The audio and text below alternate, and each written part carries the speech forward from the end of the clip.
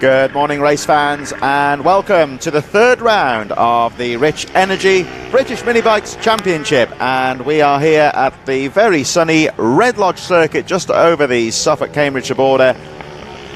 Very sunny morning here at Suffolk, just on the outskirts of Cambridge on the way towards Chippenham. And what looks set to be a very good day for racing. It's good weather, with the weather in the high teens, early 20s. And once again, we've been blessed with dry weather, very low chance of rain, and approaching perfect conditions for racing. And after a thrilling second round of the championship at Rowrah, we go all the way down south and move forward to a very important round in terms of the championship, as the early front runners look to establish their advantage at the front of the field. We will be getting underway shortly with the first race of the day. It's the AMR Moto Mini GP 90 and Junior Supermoto 90. Riders are in the waiting zone and getting underway in just a few moments' time. We are just a few moments behind schedule. The first race should have started about 5 minutes ago, so there's a very short delay, but the meeting is running as per programme. Of course, any changes we will let you know should they occur. 3 races for all of the race groups scheduled throughout the afternoon. Our morning programme getting underway shortly. As we say, of course, the AMR Minimoto GP 90 and Junior Supermoto 90 riders are preparing to go out on the track. All race groups, we're having one race this morning. We'll be taking a break around 12:30 for the marshals to take their well-earned lunch break, and then right the way through the afternoon, 2 blocks of races for all race groups as we look forward to this great afternoon of motorcycle action. My name's Chris Saurer, and once again I'll be taking you through all of the action for this third round of the Rich Energy British Minibikes Championship. I'll be joined throughout the afternoon by Derva Lane, who'll be on the mic as well, but let's have a look at Redlodge in a bit more detail. Compared to Teesside and Rowrah, the 2 circuits we've already visited this year, this is a very different prospect. It's a lot more tighter, a lot more technical, and the riders go straight through in towards the S's in the middle of the track. First corner is Senna, that long protruding left-hander that just gradually turns in on itself. It's a very fast left-hander on the right-hand side of your screen there, and it just gets tighter and tighter into a 180-degree hairpin bend. The Simpson straight round the back of the circuit, one of the few parts of the track where the riders really get the bikes open, and the start-finish line just over the line, perhaps one of the faster parts of the circuit, just coming out of Paddock Bend. Quite a fast left-handed flick where the riders go straight through onto the start straight. It's a lot slower and a lot more technical than the 2 tracks we have already visited, but it does lend itself to some good racing and good line choice, very important, especially on that first part of the lap on the infield where it is extremely tight and technical. So the AMR Minimoto 90 and Junior Supermoto 90 riders making their way out onto the track now for their warm-up lap. Will be taking their place on the grid in just a few moments.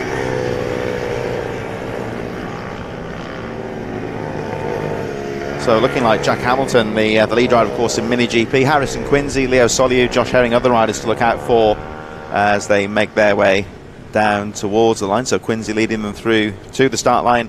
We'll be getting this first race underway in just a few moments. 12 laps for the riders, and there you can see that start-finish line straight. It's quite technical, and of course the bigger groups, the riders further down the grid will be starting around the back of the corner. So as you'd expect with a championship, all very different types of track and different venues for the riders to contend with, and you've got to be able to master them all. So last 2 riders just lining up on the line. Jack Hamilton down there on the inside, the Mini GP rider, as we get underway with our first race of the day. AMR Moto Mini GP 90 and Junior Supermoto 90 riders are on the start line now and about to get things underway. Riders are ready, and looks like we are about ready to go. So here we go for our first race of the day. Riders ready as we wait for the flag to drop, and away they go into the first corner. Everyone seems to get away okay, and a good start there from Hamilton down the inside and takes the lead. He, I believe, is the only Mini GP rider in this race, so essentially it's a Junior Supermoto affair, but Jack Hamilton leading the way as they make their way through those first corners, through towards the 180, one of the slowest corners on the mini bike calendar, and then back towards the back straight now in the Simpson straight. Here we see the riders really start to open things up as they make their way down that back straight. Hamilton then leading the way from, looks like Quincy in second place, Leo Soliu in third position, And a good start there as well for the 912. Joshua Herring also well placed. One or two new riders further down. They've got Grayson Career and Charlie Garner on the number 86 a bit further down, but already Jack Hamilton just starting to pull away slightly at the front now. Good first lap there, gets away nice and clean. He took the lead very early on, and through he goes in towards that first corner. And Hamilton just starting to break away now from Quincy. The gap was 1.4 seconds on that first lap, but already Hamilton pulling away. Quincy in second there, but he is leading the junior Supermoto riders. So there is just the one Mini GP rider in this race, and that is the race leader, Jack Hamilton. So this is the battle for second, but essentially they're battling for the lead of the junior Supermoto riders. And it's pretty close there. There's Joshua Herring in third, just starting to put the pressure on. There he is with the blue and fluorescent yellow crash helmet there. Third on the track, second in his class. So this essentially is the battle for the lead in junior Supermoto as they make their way down that back straight. And there we see Herring just having a peek down the inside. Couldn't quite find a way through. And there we go again to that really technical 180-degree hairpin just after the center corner. All very tight and technical here. Then they get back on the power. Long oak tree, that back straight. Jack Hamilton all the time pulling away. The gap has gone up to 2.8 seconds on the previous lap, and he's gone down the well and truly down the road here. As Joshua Herring again, we just see that run through into Essex there. Herring going wide into the corner. He's going to try and get past Quincy on the exit to the corner. Didn't quite work out there. So at the moment, it looks like Joshua Herring just looking at lines here, trying to find a way through, because Harrison Quincy has got the bike very well placed here. He's taking all the right lines and is making Joshua Herring work here in third place. Second in his class, of course, so this essentially second, third and fourth in the race. The top three in the junior Supermoto. And look at Leo Soliu there in third.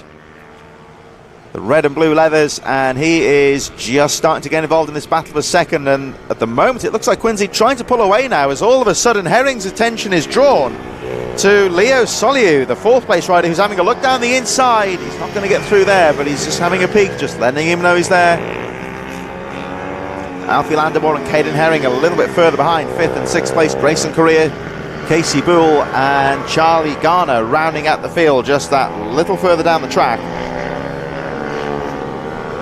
But at the moment, Jack Hamilton leading the race. He's just crossed the line now, setting 51.811, his best lap of the race, and leads by 5.1 seconds as Harrison Quincy, 7.55 in second place, leading the Supermotos, just starting to pull away slightly, although Herring closing up under braking.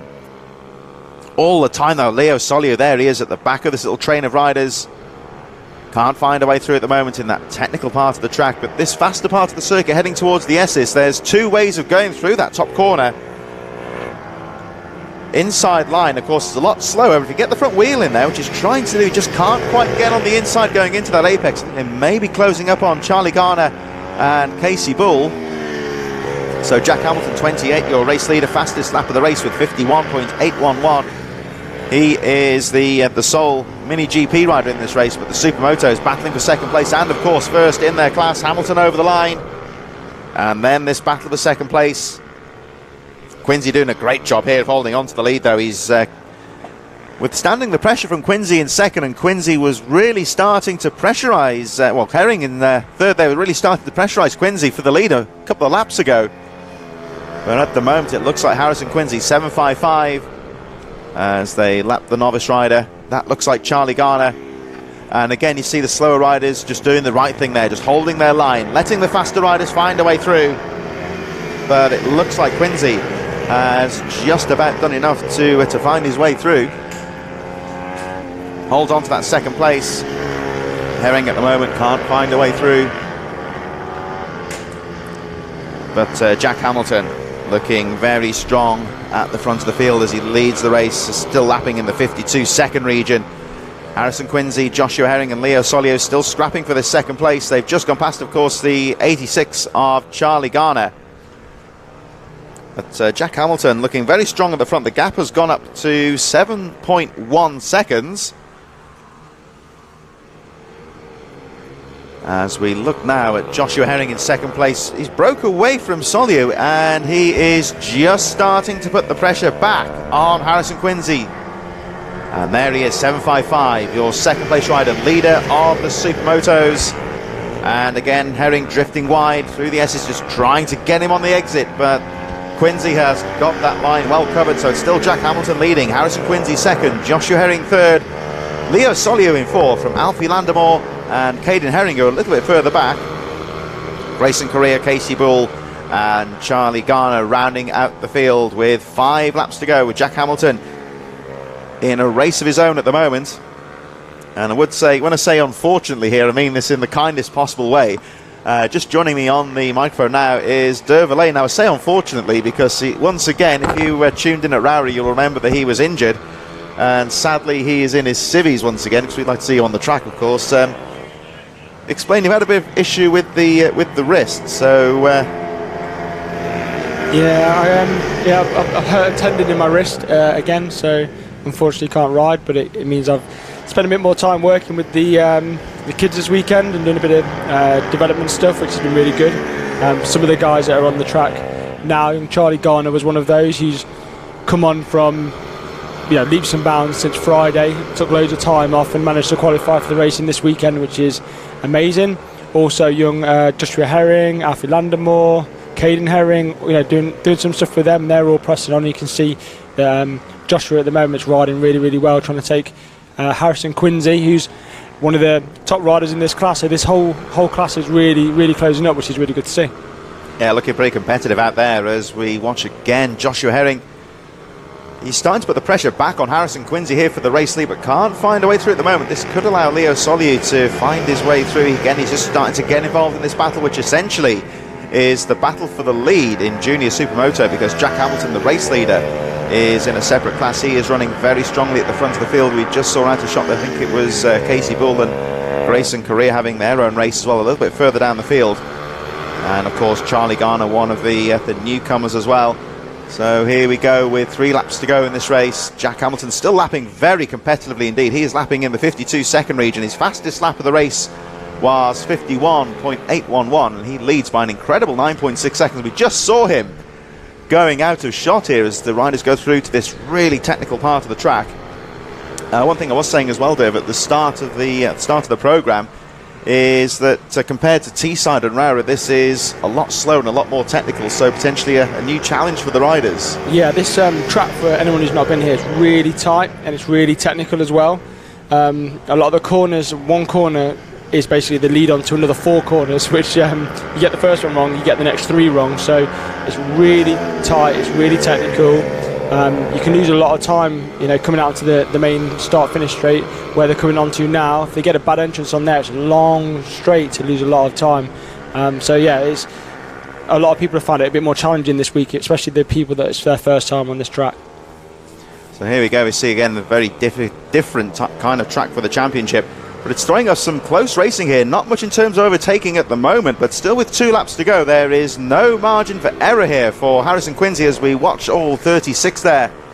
Leo Soliu looks like he's made the move. Nice little move there from Soliu to go around the outside, heading towards the back straight towards Oak Tree. I'd say that was a pretty impressive move. Yeah, Leo's another young rider who's only just really started to come to the front, but his confidence on the bike, you can see, as he's gone round the outside there, really good move, really strong move into that corner. Now he's chasing down Harrison, so he's obviously he's had his breakfast, had his Weetabix, and now he's off to try and take the lead of this class, so that's a really good move from him. Yeah, he's got through into second place there, and second in his class, and starting to re-pressurise Quincy as we focus back now on the race leader Jack Hamilton. When the flag dropped, he cleared away on the first lap and now is in a race of his own. He has got the, looks like the 58, I think, there of Grayson Correa, I believe. Is that Dave? Yeah, it looks like it.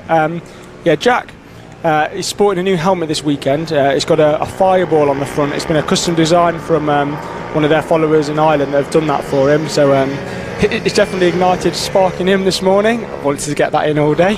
Oh, there we are. Got that one in nice and early now. Is he going to lap the slower rider there? I think he is, as the checkered flag goes out. So first race win of the day going to the 28 of Jack Hamilton. Really is going, he's got a spark in him there, hasn't he? He ran that very well. Let's have a look at that battle for second. It looks like over the line. It's going to be Harrison Quincy who comes second and wins the Junior Supermoto. Leo Soliu with that late move going through into third. He'll be second in class. Joshua Herring having to settle for third position. And there goes, looks like the 86 one of the newcomers there, Charlie Garner, completing the race in 9th position. Alfie Landemore, 918, will finish in 5th place as we wait for Caden Herring and Grayson Correa. Should be coming through any moment now. Well, there goes Herring in 6th place, Grayson Correa, Casey Bull and Charlie Garner rounding out the field in this first race of the day. And Garner with some good lap times there. Now, this is a newcomer as well, isn't it, Dave? Yeah, so on Friday, we decided to put something out there so that some of the guys that were new to the sport, adults and seniors, could get a bit more coaching. So we were lucky enough to get Danny Webb down on Friday, and he took the guys out and gave them some mentorship and some coaching, and Charlie was one of those riders, so he's brought his lap time down considerably. He needed to be around 106 to qualify to actually be able to race, and he's just been doing, I think his best lap in that was a 104.1, so he just snuck into qualifying and now he's got even quicker. So starts of his journey, but you can see that the progression's really come on. So yeah, really nice lad as well. So yeah, well done to him. I always think with these newcomers, they get like 2 seconds a lap over the course of the weekend. There's a lot of riders in the paddock who would give a lot to do that, wouldn't they? I'd kill for 2 seconds, I tell you. So here we go with our second race of the day. It is the Brad Bikes Super Minis.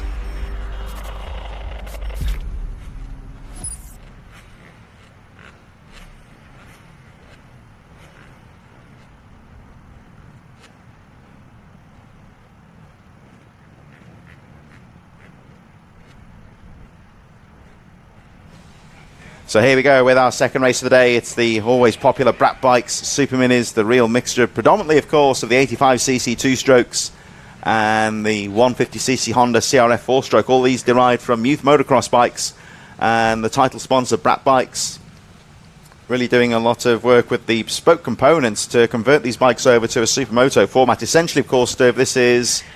A lot of people, of course, familiar with Supermoto. This is essentially a scaled-down version in a mini-bike sense. Yeah, these bikes are awesome. So it's obviously this is what I should be riding in this weekend. You've got a real mixed bag of bikes and performance in this class. It's the class where they let people go as wild as they want to go, within limits, of course. But it makes you some really good racing. So you've got there's racing throughout the field. So depending on your budget, I suppose, you've always got someone that you can compete with.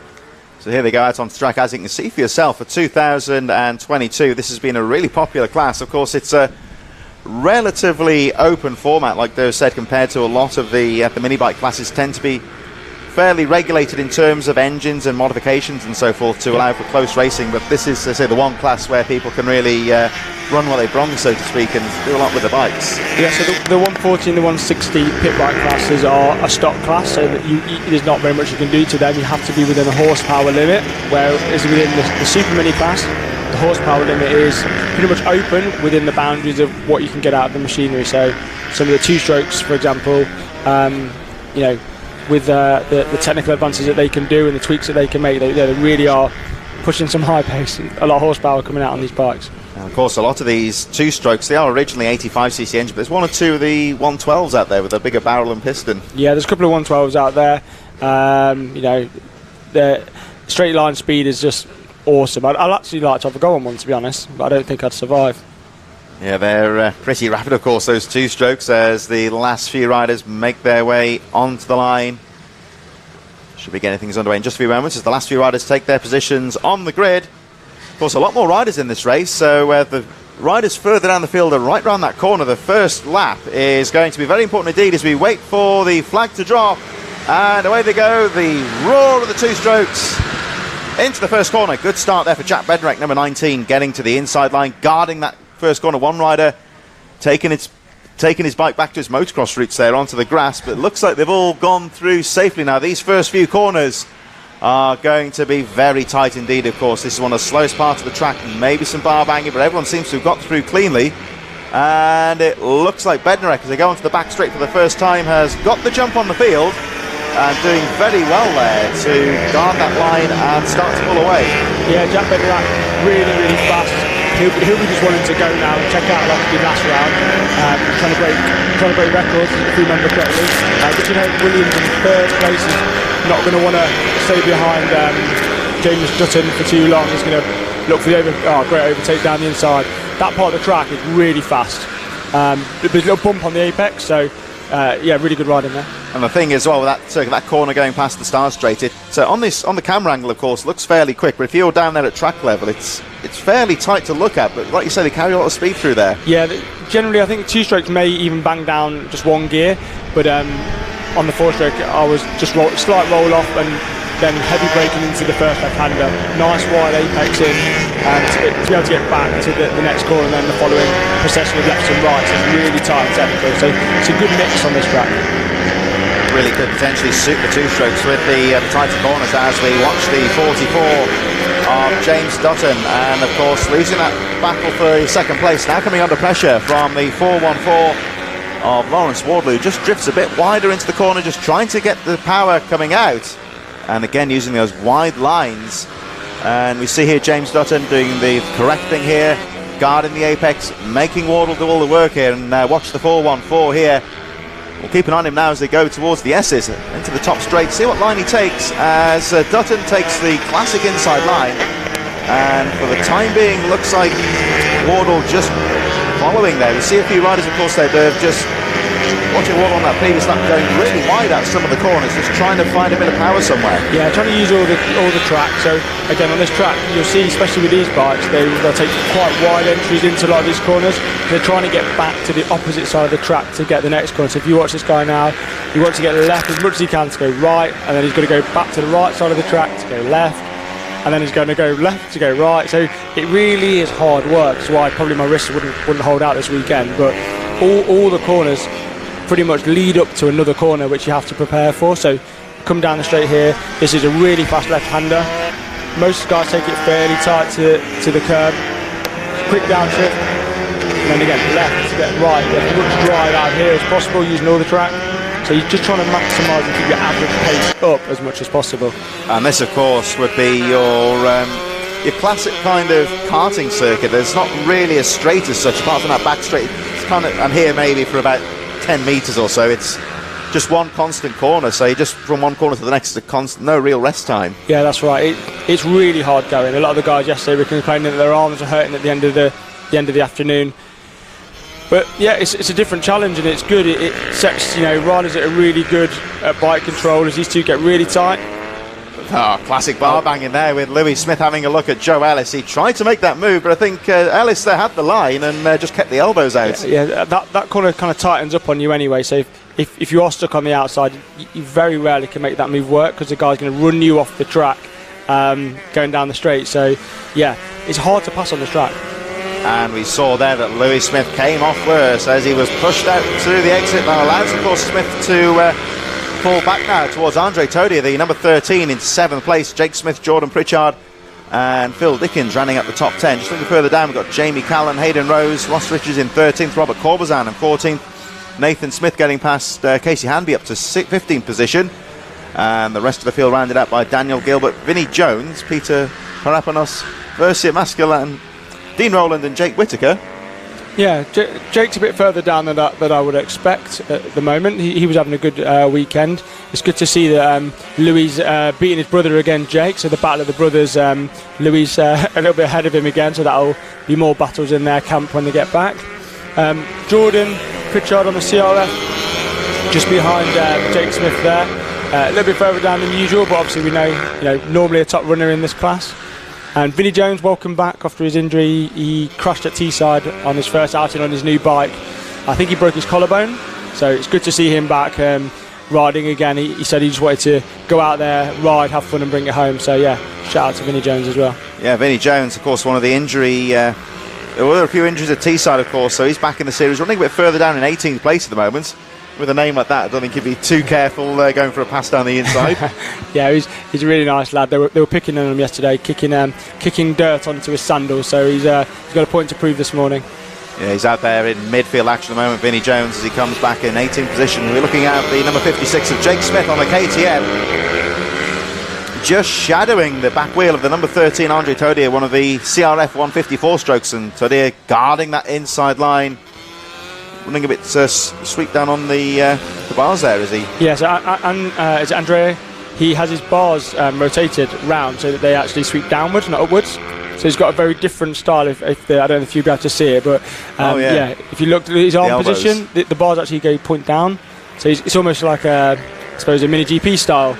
Completely different riding position for the CRF that he rides. It's really interesting to see. Yeah, it's a good point there. As we watch number 13, like Dave said, if we watch him coming through the corner in a moment, just look at his elbows, how low down they are. The bars really swept back there. We see he's proper down, almost like a mini GP bike. And of course, your classic motocross style is to have the bars fairly upright in your elbows. When we watch the other riders going through, there we see Pritchard is a good example there, number 151. If we watch him going through the corners, his elbows nice and high. That's your classic position for one of these bikes. So yeah, exactly. I suppose that's personal preference, really, isn't it? It'd be interesting to try it and see what difference it makes if someone's gone down. That's Lewis Smith. That was Lewis Smith, wasn't it? Let's see if the rider's okay.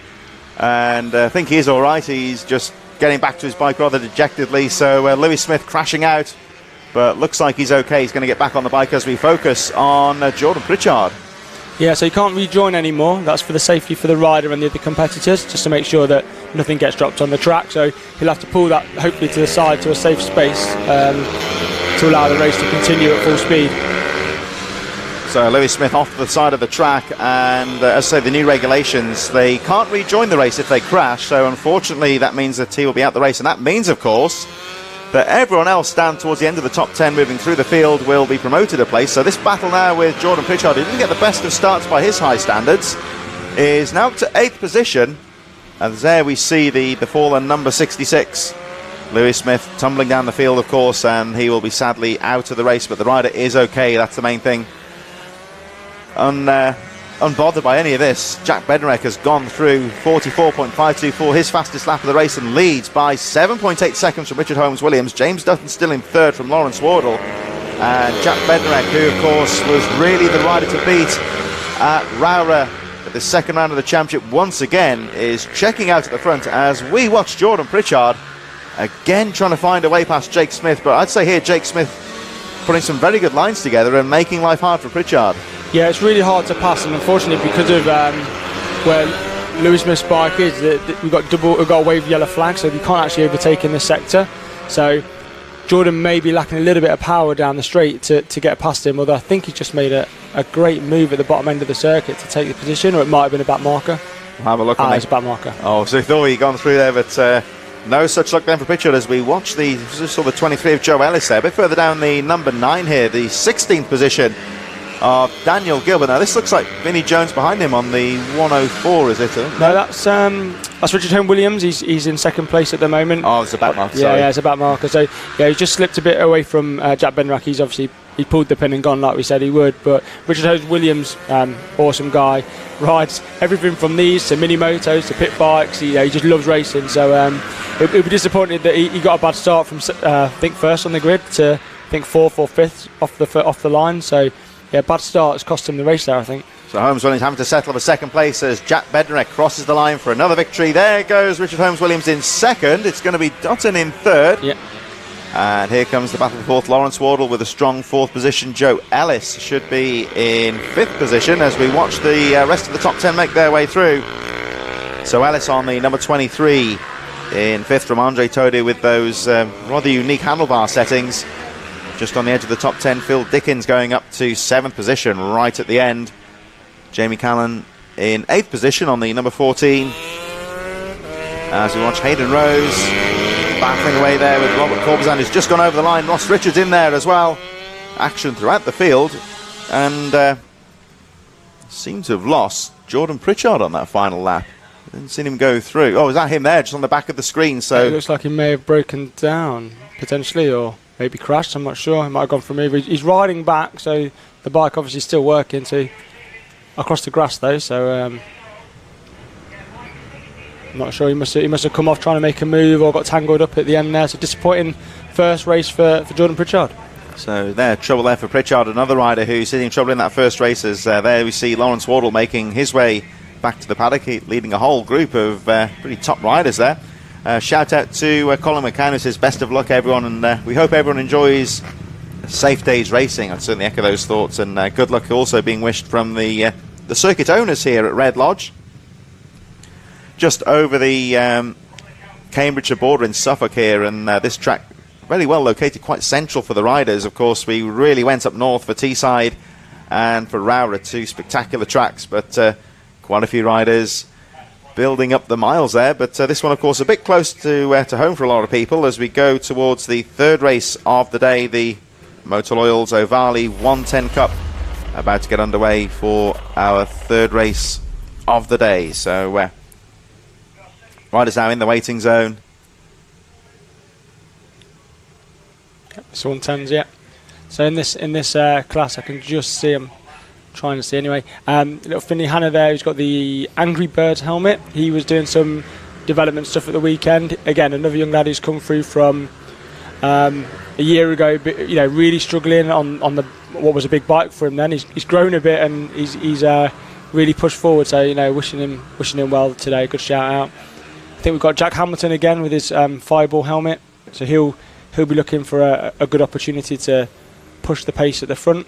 Great qualifying from Daniel Stevenson. So I spoke to him last round, and he said he wanted to have a really good round here. I think he's qualified third, so really good comeback from him as well. And again, this lovely panoramic shot gives you a real idea of how tight and technical this track is, and we see that overtaking can be quite difficult. Riders having to really work to find a way through into some of these corners. This lead through into the S's, of course, leading another corner like centre on the first corner that just tightens in on itself as they sweep down towards Paddock Bend. This is where we had one of the, I want to say highlights, but one of the moments of the 2021 season where Rhys Stevenson was battling with Peter Hickman and pretty much tumbled down that straight with his elbows and his by the top of his head, and it was a scary crash. But typical of Stevenson, of course, he was wandering around with his elbows all grazed up and not too bothered, and back out on the track. Yeah, that was a big one. So it's a very fast entry into that corner as well, and you're obviously approaching the tyre wall. So it was a big crash, but he bounced up and he was back racing in the afternoon, if I remember correctly. So the rocket, Rhys Stevenson, still delivering a year later. So here's, of course, another one of the top names in youth mini-cycle racing as we wait for the flag to drop for the Ovale 110 Cup with the Motor Oils into the first corner they go, and a nice start there for Hudson Cooper there, wasn't it, getting the jump from the middle of the field. Travis Shaw also well placed. They all make their way through the first two corners safely. Another good start, and Hudson Cooper, one rider left behind at the start, but no dramas there. I think the rider's okay. Yeah. But Leo Soliu didn't get off the line. He stalled just as a flag drop, so it's disappointing for him. But it is his first round, I think, on the Ovale, so he's still learning the bike and the bike points and stuff. And the bike point on the Ovale is quite aggressive as well compared to the pit bike he rides. I remember working with him a few rounds ago. But coming on, he's getting used to the bike, and now he's got to chase him down. So Leo Soliu playing catch-up. He's about 20 seconds behind all these riders as we watch now Travis Shaw starting to get to grips with Hudson Cooper, who got the jump on the field. They go charging over the line for the first time. And we've got Hamilton in third, who of course has already had a race win today, just having a peek down the inside now. Hudson Cooper with a great start, but he's having to work hard here as Travis Shaw again sweeping wide into the water hairpin, overtaking at a premium on this track. So we're watching Travis Shaw here. He's really having to jink about here and try and find some lines. Yes, it's like I said, it's quite a tight circuit. So Hudson's taken quite a tight line, maybe to be slightly defensive. Early on, he can probably hear Travis behind him, and Travis is trying to take a nice wide entry to try and square it off and get underneath, and that is very tight. Brave move there from Travis Shaw. Just got the front wheel in there. I'd say that was quite an aggressive pass there, but it was hard but fair, but he got the wheel in there. Yeah, he got the wheel in there and he made the move, and you see that Hudson's lost all his momentum to the next corner now, so now that's helped Jack Hamilton to get ahead as well. Yeah, so bad luck there for Hudson Cooper. He was bulked into the corner there by the new race leader, Travis Shaw, and Shaw now leading, of course, from, Hudson Cooper dropping to third place, Daniel Stevenson in fourth position, Charlie Cunningham, Parker Gisari, as they make their way through. So Jack Hamilton starting to put the pressure now on the race leader Travis Shaw.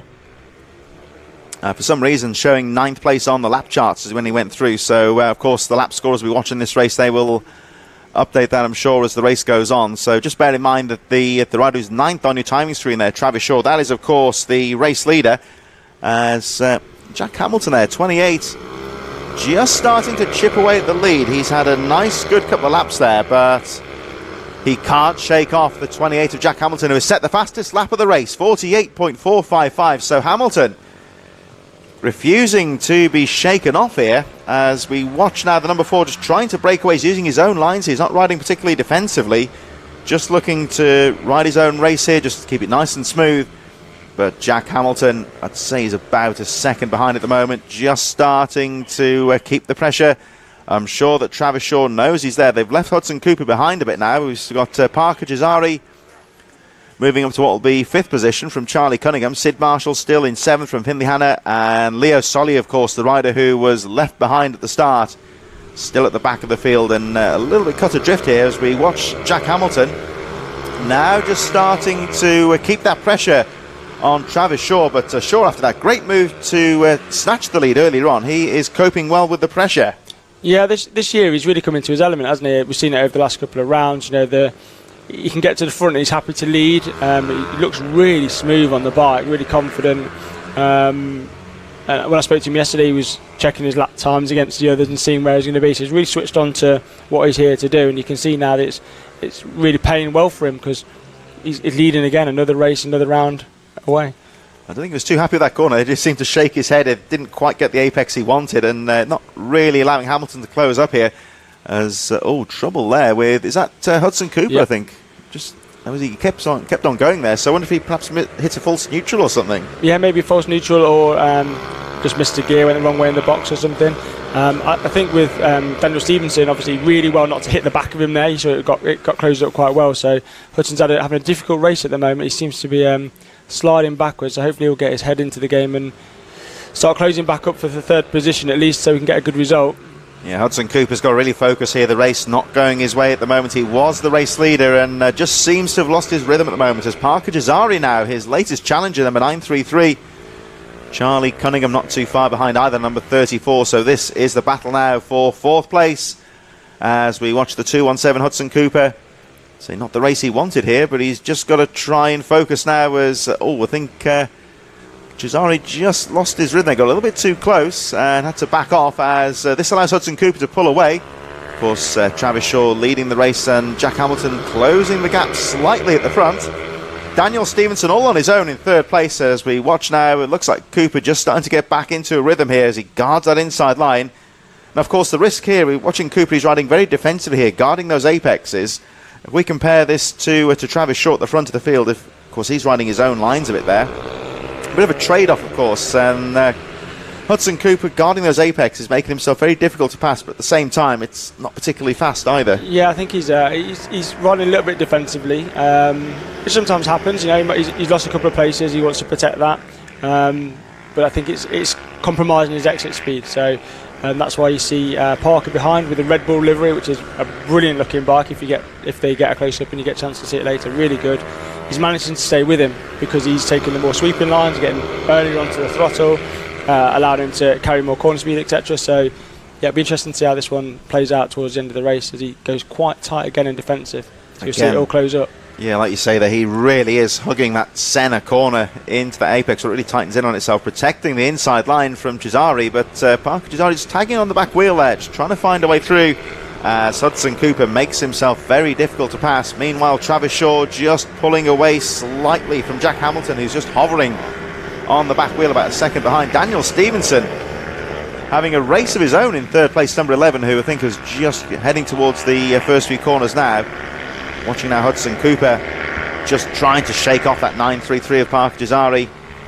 In towards the final corner they go. There he is, the 217 Hudson Cooper, the early race leader, had a great start. Just seemed to drop his rhythm, but he's recovering well here. And again, you just watch how defensive he is, really peeling to the inside line onto Senna.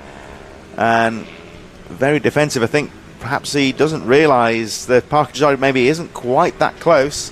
And again, this is allowing Jazari to close up as they make their way through the 180, heading towards that back straight. And Cooper again, very early into the apex, but Jazari doing well here. He's tagging onto the back wheel, but I thing with Hudson Cooper here is defensive riding. It's not really allowing him to break away from Cesari, but at the same time it's making very difficult work here for Parker Cesari to get through. Yeah, I mean, the thing is, he might be riding defensively, but still riding fast. So to make a move on this track is difficult, and sometimes, especially with the youth, when they're following, if they're not quite there, you can kind of get sucked into following someone's line. So you'll see that, for example, now sometimes Hudson will take a tight line, and Parker might follow him in the same route just to try and stay behind him, so to speak. So rather than taking his wide entry, look, you see he's just tucked in behind him. So yeah, it's going to be difficult to pass here. He's definitely got the pace to maybe go past him, but yeah, where is going to be the challenge.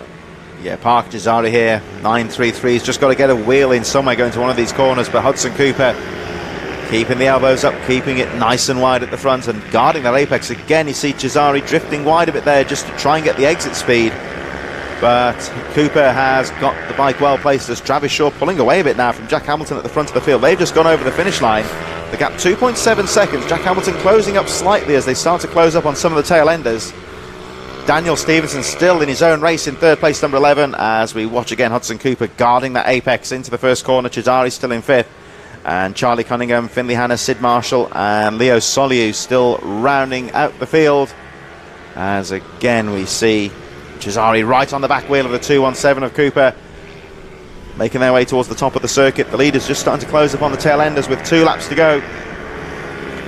But Hudson Cooper doing a great job here of holding on to that fourth place, and at the moment it looks like Cesari has run out of ideas here, can't really find a way through. Again, a bit more of a sweeping line through the corner, but as they start to close up on the slower riders, he'll be hoping maybe to try and take advantage as we watch the race leader going on to the last lap here, Travis Shaw.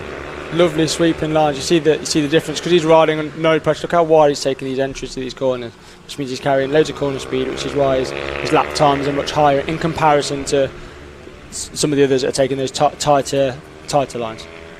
Looks like he's closing up on the number 13 of Finley Hanna, just having a peek down the inside, opting not to bother at the moment, just follow Hanna through and switching to the inside into the apex.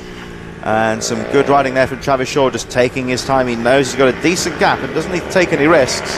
And Travis Shaw now making his way down the back straight, very fast part of the circuit, heading towards the paddock bend where they sweep through into the start-finish straight. And the number 4 of Travis Shaw takes a very strong race victory. It's going to be Jack Hamilton in second. The challenge faded, but he nonetheless gets some vital points for second place. Daniel Stevenson over the line in third. And a great ride there from Hudson Cooper after all that pressure. He brings it home in fourth place. Yeah, great ride from both the guys. They didn't give up from start to finish. So, yeah, he'll be happy to bring it home in fourth and not lose that position. Parker, really good ride. Didn't let him get away, which was good. Forced him to ride defensively. Yeah, and he'll be happy with the fifth place, I think. Yeah, good strong ride there as well from Cesari, as Charlie Cunningham, who was a factor in that battle of fourth place at one stage, has to settle for sixth position. And Cunningham, the final rider on the lead lap, as Finley Hanna, who we just saw getting lapped on the final lap, brings it home in seventh place. Leo Soliu, after that bad start, in the end picking off Sid Marshall and finishing eighth place with Marshall on the 461, rounding out the field in ninth place. So the riders now making their way back to the paddock, and Travis Shaw looks pleased with that one, and who can blame him, because he had to work hard for that one. Hamilton having to settle for second place. We're moving on, of course, very shortly to the slightly older riders and the Ovali 160 Cup. Those riders are in the waiting zone right now, of course. So Ovali been on the scene now for a couple of years, and one thing I always think, Derv, as well, is what really brought it into focus for me recently is between Rowra and here at Redlodge had the Isle of Man TT races, of course, and Peter Hickman, the importer of these bikes. It just goes to focus. There's a guy who's in the paddock milling about with these young riders in quite a few of these race meetings, as we watch the 160s taken to the track very shortly. But Peter Hickman, who obviously gives a lot of these riders the advice, we're watching him going around the Isle of Man TT at unabated speed, which seems beyond the realms of possibility. Just goes to focus some of the big names involved in this series. Yeah, there's plenty of supporters. The Ovali's obviously, as a class, has gone from strength to strength over the last few years at BMB. Pete Hickman, Simon Barr, Adele, who work with the Ovali team on hand every round to support their riders with technical, sometimes advice on how to get the best out of the bike, etc., etc. So yeah, really supportive organisation that's helping support this class with a lot of things. So the riders going strength to strength, and also using this as the platform to grow into racing. So really good.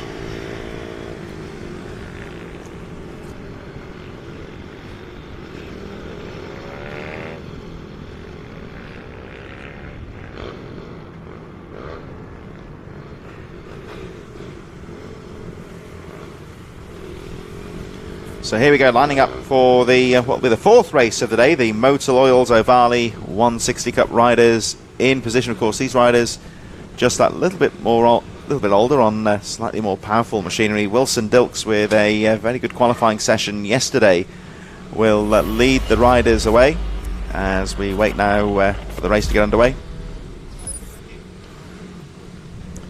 Here they come then, last few riders on the grid, and Ovale 160 in, of course, association with Moto Oils is about to get underway. Wilson Dilks on the inside with a lovely getaway. The front wheel just popping up to say hello there, but he had that well and truly under control. Ethan Sparks and Thorley Chora all getting away well. They fly through into that Senna first corner. Very quick start to the race here. Everyone getting away very quickly. Very competitive start. They all get through safely. What a great first few corners there as Wilson Dilks gets the jump on the field, but he's having to work hard. Yeah, this is a really tightly matched class, so a lot of the times for the first 4, 5, we're all within a second. So if they can all get away really well, we should hopefully see some really tight racing in this race. Wilson Dilks with a very confident line into that top corner, sweeping around the outside, just trying to break away on this first lap as they make their way down towards the final few corners. What a quick start to this race. Everyone, as Durr said, very closely matched here as they charge over the line. And Wilson Dilks leading, Ethan Sparks in second, Thorley Trevorrow in third, Tyler Humphries in fourth from Arnie Carr, Henry McCartney, Blake Wilson, Laken Payne, and Miller Buchanan rounding out the field as they cross for the first time, but only 6.6 seconds covering the entire pack on that first lap. Wilson Dilks again taking some very wide sweeping lines here, trying to get the power and just break away from this chain at the front, but Ethan Sparks is really putting the pressure on here. He's going to try and cut to the inside. Dilks has got the line covered. And the ever-entertaining Thorley Trevorrow, always a great rider to watch, is in third place. So we've got 3 top riders here, Derv, at the front of the field, and this could be a very close 10 laps. Yeah, three great riders, to be fair.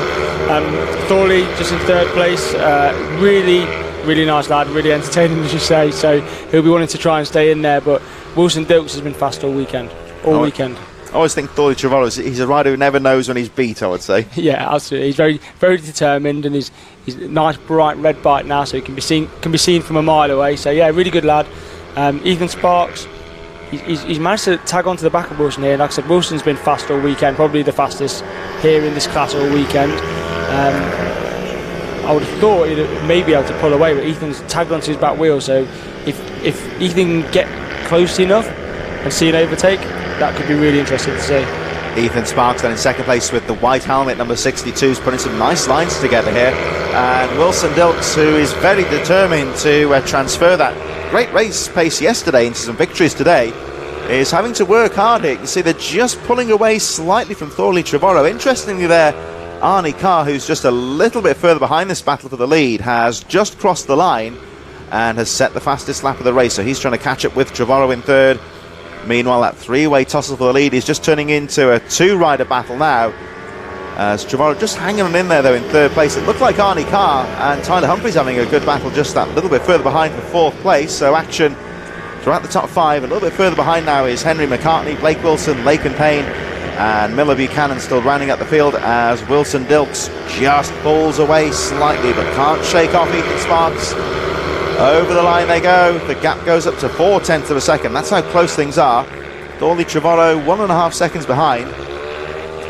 And so Wilson Dilks, like we say, of course, he's been the rider to beat so far this weekend, but Ethan Sparks making life difficult for him in second place. Yeah, he looks like he closes up a little bit during the infield, so to get him into a position now, coming down the straight, you can see that this is where I think Wilson Dilks is at his strongest, coming around this left-hander and back onto the start-finish straight. Seems to pull away a little bit, but then Ethan really closes up through the tight, twisty stuff, as you can see here. It looks like Ethan Sparks just trying to get a toe hitch, trying to follow him through what might be the slightly weaker point of the track. He's staying on the back wheel of Wilson Dilks here, and the paddock round they go through this curve to the start-finish line. Wilson Dilks has got enough here to hold on to the lead, just a little bit defensive into the corner, guarding that inside line from Ethan Sparks, but still carrying A lot of speed through, only 0.3 of a second covering the top two riders. A nice lap there, though, from Ethan Sparks in second place. He looked quick, and 45.912, fastest lap of the race. We still have 6 laps to go, and Ethan Sparks just starting to put the pressure now. Wilson Dilks drifting wide into the top corner, going to try and peek down the inside. And watch out for Sparks in second here as he tries to do something about the race leader, Wilson Dilks. Of course, he is determined to hold on to that lead, looking very quick as they make their way down towards the paddock bend. Very smooth from 85, Wilson Dilks, the race leader. Sparks drifting wide, trying to find an opening somewhere. And here they come in towards the centre corner and the slowest part of the track in towards the 180. And Ethan Sparks here, I think he's just having to search for some ideas here and try and find an opening. Yeah, absolutely. He looks like he's trying to take a slightly wider turn in to try and get on the throttle earlier. And I think last lap he was a bit closer than this lap. You can see he closes right up on here, and this really pinches with this left-hander, gets really tightens up. So really hard to make the move in there, but he's really close. A move. We hope to see a move if you can get a little bit closer. Another guy to watch is Arnie. Arnie's really catching up on third. He's right on the back now of Thorley, Trevorrow. So action for third place, as well as again we're watching Ethan Sparks. Oh, he's getting his claws out there. It was just saw him having a peek down that inside line, just letting Wilson Dilks know he's there. He wasn't quite close enough to go for the pass here, but Ethan Sparks just starting to ramp the pressure up here on the race leader, Wilson Dilks, as they make their way through the left-hander up towards Oak Tree in the back straight. And Dilks just a bit defensive there, a bit squirrely into the top corner as we watch the battle for third place now. Arnie Carr just starting to pressure Thorley Trevorrow, so it's a battle of a first and second place, a battle for third here. And Arnie Carr, who has improved as the race goes on, is really starting to pressure the third place Thorley Trevorrow. As again, let's watch Ethan Sparks as they make their way over the line. Can he make a move again? Wilson Dilks just that bit more defensive, trying to guard that apex. Oh, but down the inside goes Ethan Sparks, tries to have a go. And this is just hotting up here, I think, at the moment. Ethan Sparks, this seems to be his best opportunity going through into that centre first corner. Yeah, he seems to carry a bit more speed. I must admit, I closed my eyes, so I didn't see what happened there. And again, look at Wilson Dilks. He knows the Sparks there. A bit more defensive, you'd say, guarding those apexes, making life very difficult for Ethan Sparks. And Wilson Dilks, the race leader, had to be really confident into that first corner because Sparks was very aggressive there. And Dilks determined to hold on to that lead. Here they come through towards the paddock bend. And let's see what happens this time. We've got 3 laps to go. Will Sparks try again? Wilson Dilks knows that pass could be on though, and Dilks, oh, you saw him there, just that bit more defensive into the first corner, I'd say. Yeah, I think this is actually going to help Ethan though. You can see that Wilson's changed his style of riding. He's gone from going wide and sweepy to quite tight. So Ethan will be able to be all over his back wheel now for the final 3 laps. So if you can get a good run somewhere, get on the throttle, get tucked in behind him. As you can see, they're coming down the back straight now. Wilson's gone really defensive, trying to hold that tighter line. This is gives him a window of opportunity, but it's only a small one. And like you say, this is potentially going to affect the pace. The race leader Wilson Dilks is compromising his lines here, riding that bit more defensive and making himself difficult to pass for Ethan Sparks. I think Arnie Carr's, he just showed a wheel coming into the final corner. He didn't make it. I don't think he made it through. No, he's right on his back wheel as he crossed the start-finish line. So again, another really good battle for third and fourth here as well. And again, Sparks just having a look down the inside of Wilson Dilks, who had the confidence to hold on. And again, we see Sparks drifting wide round the outside and cutting back as they make their way in towards the straight. Ethan Sparks really having to work hard here. And again, Wilson Dilks dives to the inside, still at battle for third. And Dilks guarding that apex, making life difficult here for Ethan Sparks. And I think the move comes off worse there for Ethan Sparks, who just drops behind slightly. Still that battle raging for third place between Thorley Trevorrow and Arnie Carr. And 1 lap to go in. Wilson Dilks just breaking away at the front. Yeah, it looked like he just made a little mistake going into the that tight left-hander, sorry. So he just dropped a few bike lengths. Arnie Carr is all over Thorley, trying to make this move. I think he knows it's last lap now, so it's kind of all or nothing for a podium place. So we may see a move coming into after the end of the long straight at the end. Here come the leaders, and Wilson Dilks at the moment has just done enough to hold on to the lead, and he can afford to be a bit quicker into the top corner this time. Half a lap to go for the race leader, 85 Wilson Dilks. Ethan Sparks still there in second, so it looks like the challenge has faded as Dilks makes his way down towards the paddock corner for the final time. Arnie's through. Arnie's gone through into third. On the last corner, someone come off?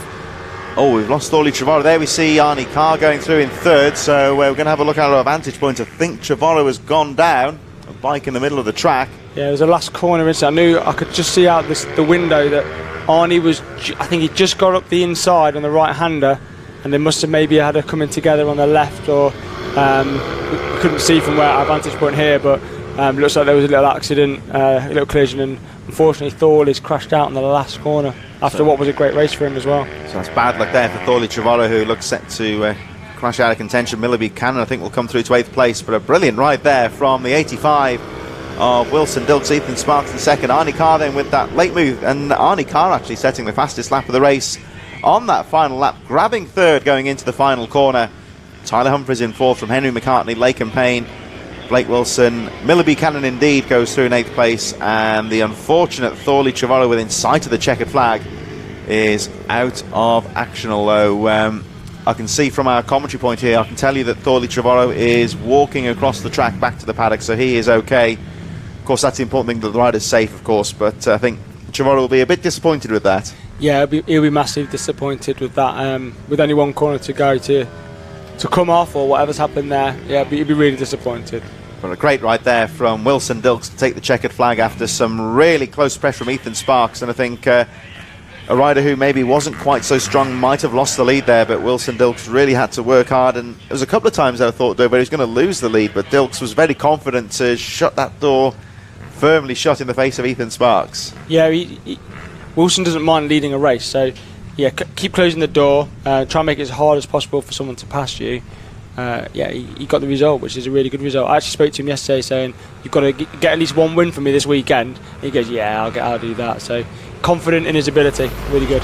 So there he is, good ride there from Wilson Dilks as we move on to our next race, the Pit Bike Spares Minibike 160, incorporating of course the veterans class, and this one of our biggest races of the day. Of course, the veteran class also included in this for 2022. So out onto the track they go. Much like the Super Minis, I think the first few corners here could be very tight indeed. We saw a few times in 2021 when we visited Redlodge, there was a bit of incident in the mid-pack in those tight few corners, and of course that's the risk. Everyone jostling the start, very important indeed, and that's where there is the potential, of course, for a bit of bar banging, and you don't want to go down, of course. Yeah, there's quite a few bikes in this race, so it'll be interesting to see as they navigate the first lap, really, because it doesn't really open up to the back straight. So the first succession of tight lefts and rights, it'll all close up and people will be very, very close. So hopefully they all make it through and they can all get to the end, but it will be a challenge, put it as a challenge. So the Minibike 160 riders lining up on the grid now, and of course, like we say, the start, very important, riders getting themselves into position. So Holmes Williams, of course, one to look out for on the 126. Dean Bednarek in there as well. Nathan Gardner on the 254, one of our established riders on the scene as well. The last few riders just making their way round the final corner and getting themselves into position. So on such a tight technical track, the first half lap will be very important indeed. Last few riders, I believe, are on the grid now, so it looks like we're about ready to go. Of course, such a big group of riders that we're straining to see the start at the back of the grid, but they are ready, and we wait for the flag to drop, and away they go. Everyone seems to have got away okay as they charge into the first corner. Fight for the lead as the pack go piling through that first corner into centre, and this is going to be a very frantic few corners here as they all jostle for their positions. The treble 2 there of Harvey Lathrop with a good jump on the field, and here they go through 180 the first time. Will they get through safely? The answer is yes, and the treble 2 of Harvey Lathrop getting a good jump on the field here, started well. It looks like a very good start to the race.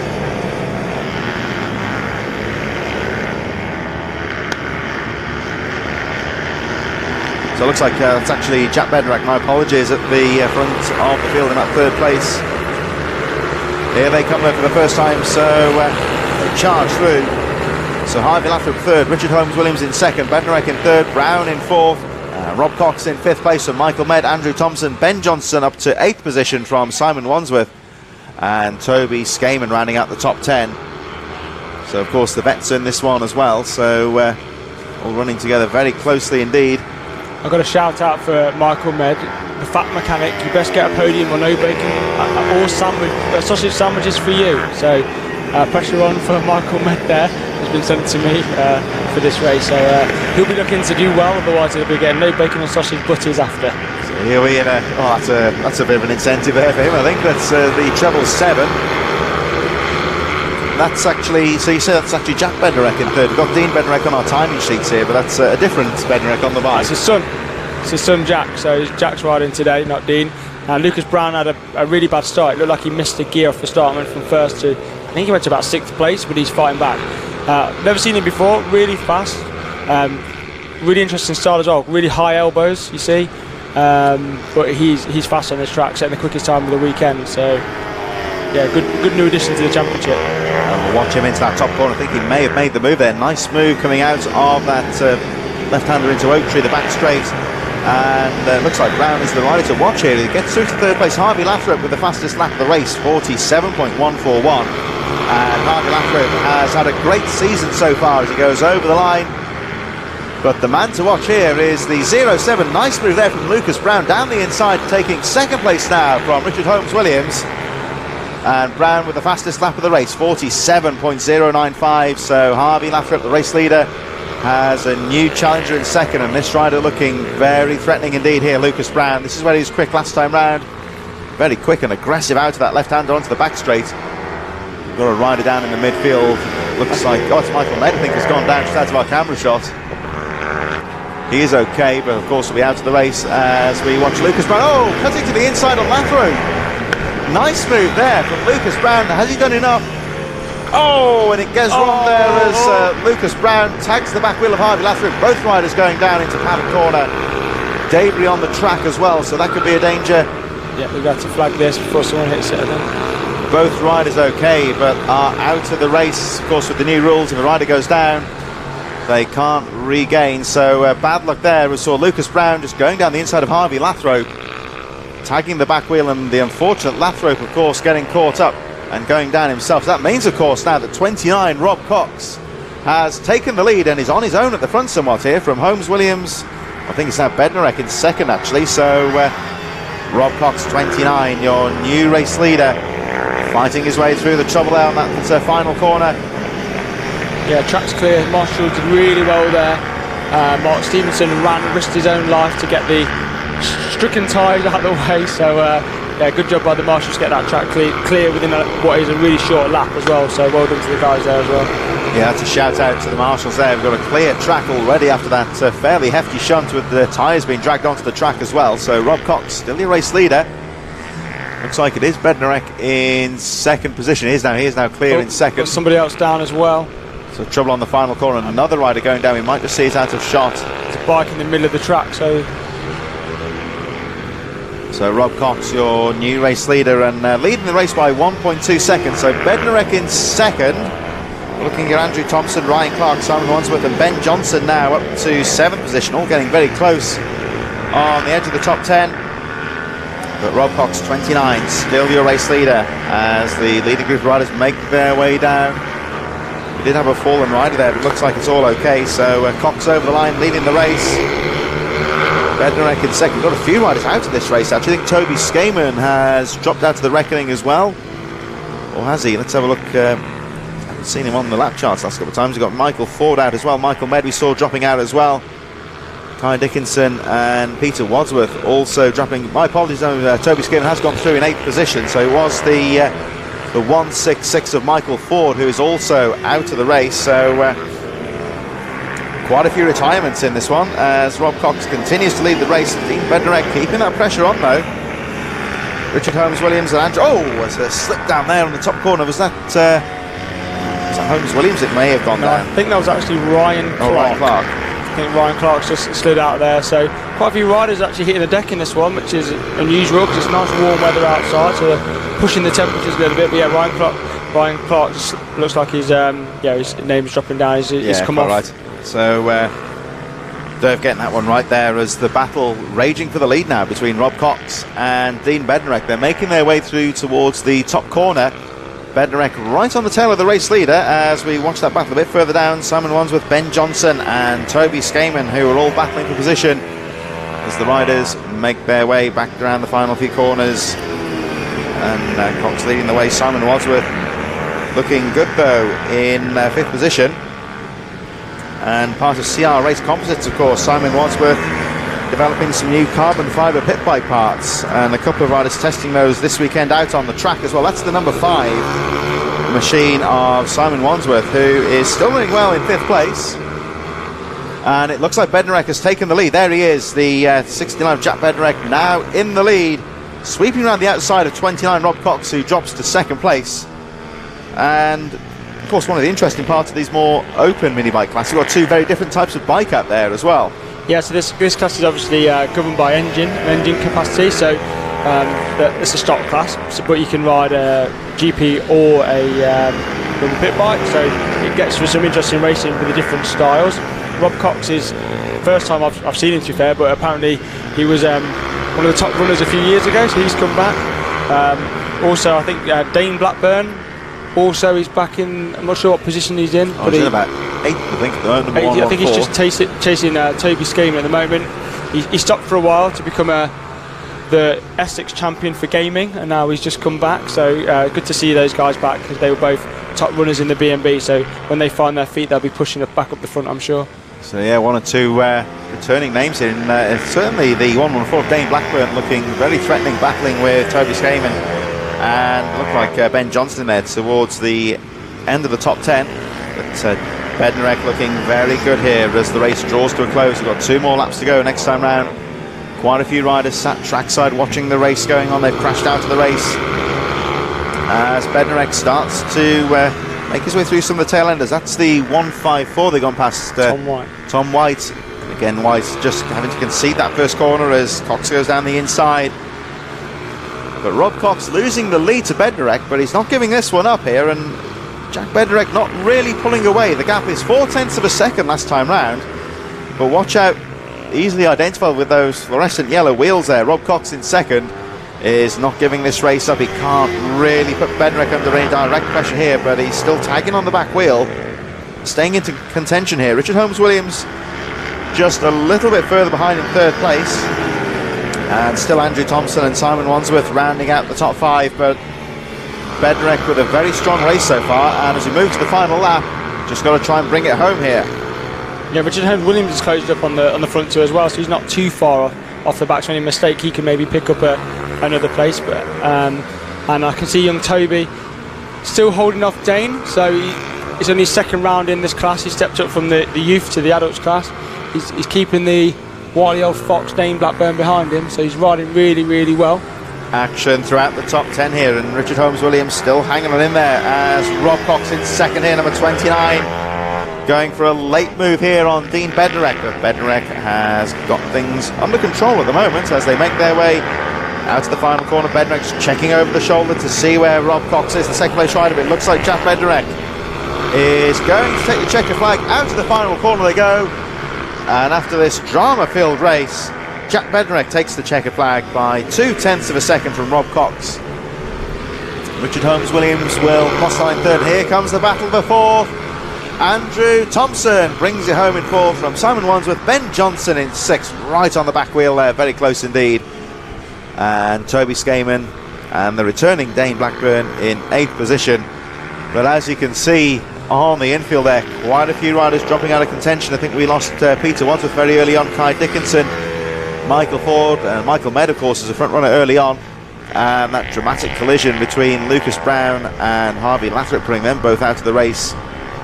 Michael Nealons, Nathan Gardner, and I think Ryan Clark was the other faller as well. So quite a lot of retirements in this race. Really became a race of attrition, you would say. And looks like Michael Med and pushing his bike back to the paddock. Most of these riders I think are okay, But one of the things, of course, this year, Dave, one of the new safety regulations changed the rules. If a rider falls off their bike, they can't rejoin the race, and should explain what the thought behind that is. Yeah, so I think when you race motorbikes, the habit is you crash, and these bikes do crash really well, to be fair. You jump back on and off you go. But what you don't sometimes realise is you're dropping oil, or your brake lever's been damaged, so you go to grab a handful of brake in the next corner, it's not there, for example. You don't notice because you're in such an adrenaline state of wanting to get back. So you don't want a rider to crash, jump back on, ride to the next corner and cause an accident, or alternatively you don't want them to be leaving a trail of destruction behind them that another 20 people are going to ride over. So it's more about protecting both, really, the rider that's crashed and also the riders that are going to follow that incident through. And that's why, of course, you see a lot of riders in the infield in that race. They are okay, but in the rules they're not permitted to carry on. It means, of course, that just adds a little bit of extra dimension to some of these battles into the corners. If you get it wrong and you drop the bike, you are out of the race. We saw, of course, there Brown and Lathrope colliding at the front of the field, and both riders, we saw, they appeared to be okay, at least looking at the camera footage, but both, of course, unable to continue. So we move on, of course, to our next race of the day. It's the Ugly & Co. Junior Supermoto 140. The riders in the waiting zone and should be out on the track in just a few moments. We have 4 more races to go before our Marshall's lunch break, of course. The Marshall's doing a great job, actually, of keeping that Pit Bike Spares mini bike race going, because there was a lot of debris on the track after that collision at the front. So the Marshalls, of course, will be taking their well-deserved lunch break in I'd say about 45 minutes time or so after the next 4 races. We have the Ugly & Co. Junior Supermoto 140 coming up in just a few moments.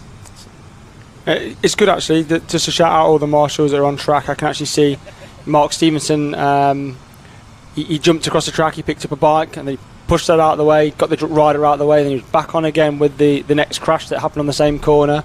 He's now blowing all the dust and the debris off the track with an air blow. It's just stuff that you don't see if you're watching from home, is all the hard work that the marshals are doing. You know, we had a bit of a spillage at the weekend of oil on the Friday practice, and there were loads of marshals out there cleaning the track, got the brooms out, etc. So yeah, well done to all the marshals and the supporting network of the B&B. You know, of course, a lot of the marshals follow the series as well, so they know the nuances and what goes on with bike racing as well. And like you say, little things like the moment on the final corner, they're currently out there with the air blowers. They're not gardening, they're just literally blowing the dust off the track, because that collision in that previous race, it brought a lot of debris and dust onto the track, stones and whatnot. And of course, there he is actually with the blower just going back to the paddock. And it's fairly self-explanatory, I'd say. Of course, that incident on Paddock Bend, there's a lot of stones and rubbish on the track, so we want to keep the track nice and clear for racing. Yeah, because that's the thing, because of all the dust that hit the track, the next bike or 2 bikes that come through that corner hit that dust, got no traction, no grip, and you've seen another guy crashed a lap later, maybe on the dust, and he's obviously gone for medical assistance at the moment, so hopefully he's okay. But yeah, it's one of the pitfalls of the racing side is sometimes after a collision, the damage to either the track or the dust or what it brings on, it impacts the people further behind you, and that's what we try and avoid as much as possible. Well, actually, going away from mini bike race for a moment, that takes me back to, if you've never seen this, look it up on YouTube, where Kevin Schwantz, back in the 500 Grand Prix days, crashed on some oil at Donington Park, and he saw another rider crash, and he got so annoyed he kind of went up to the marshal, grabbed the oil flag and started waving, standing on the track and waving it. So he was I think it was a rather snoozing marshal, I think, and got him into action there. Exactly. And this next race is going to be a really, really good race. It's going to be quite exciting. You've got, again, some really fast riders at the start of the grid. So you've got, I think, Arnie Carr on pole, George Bowes on second.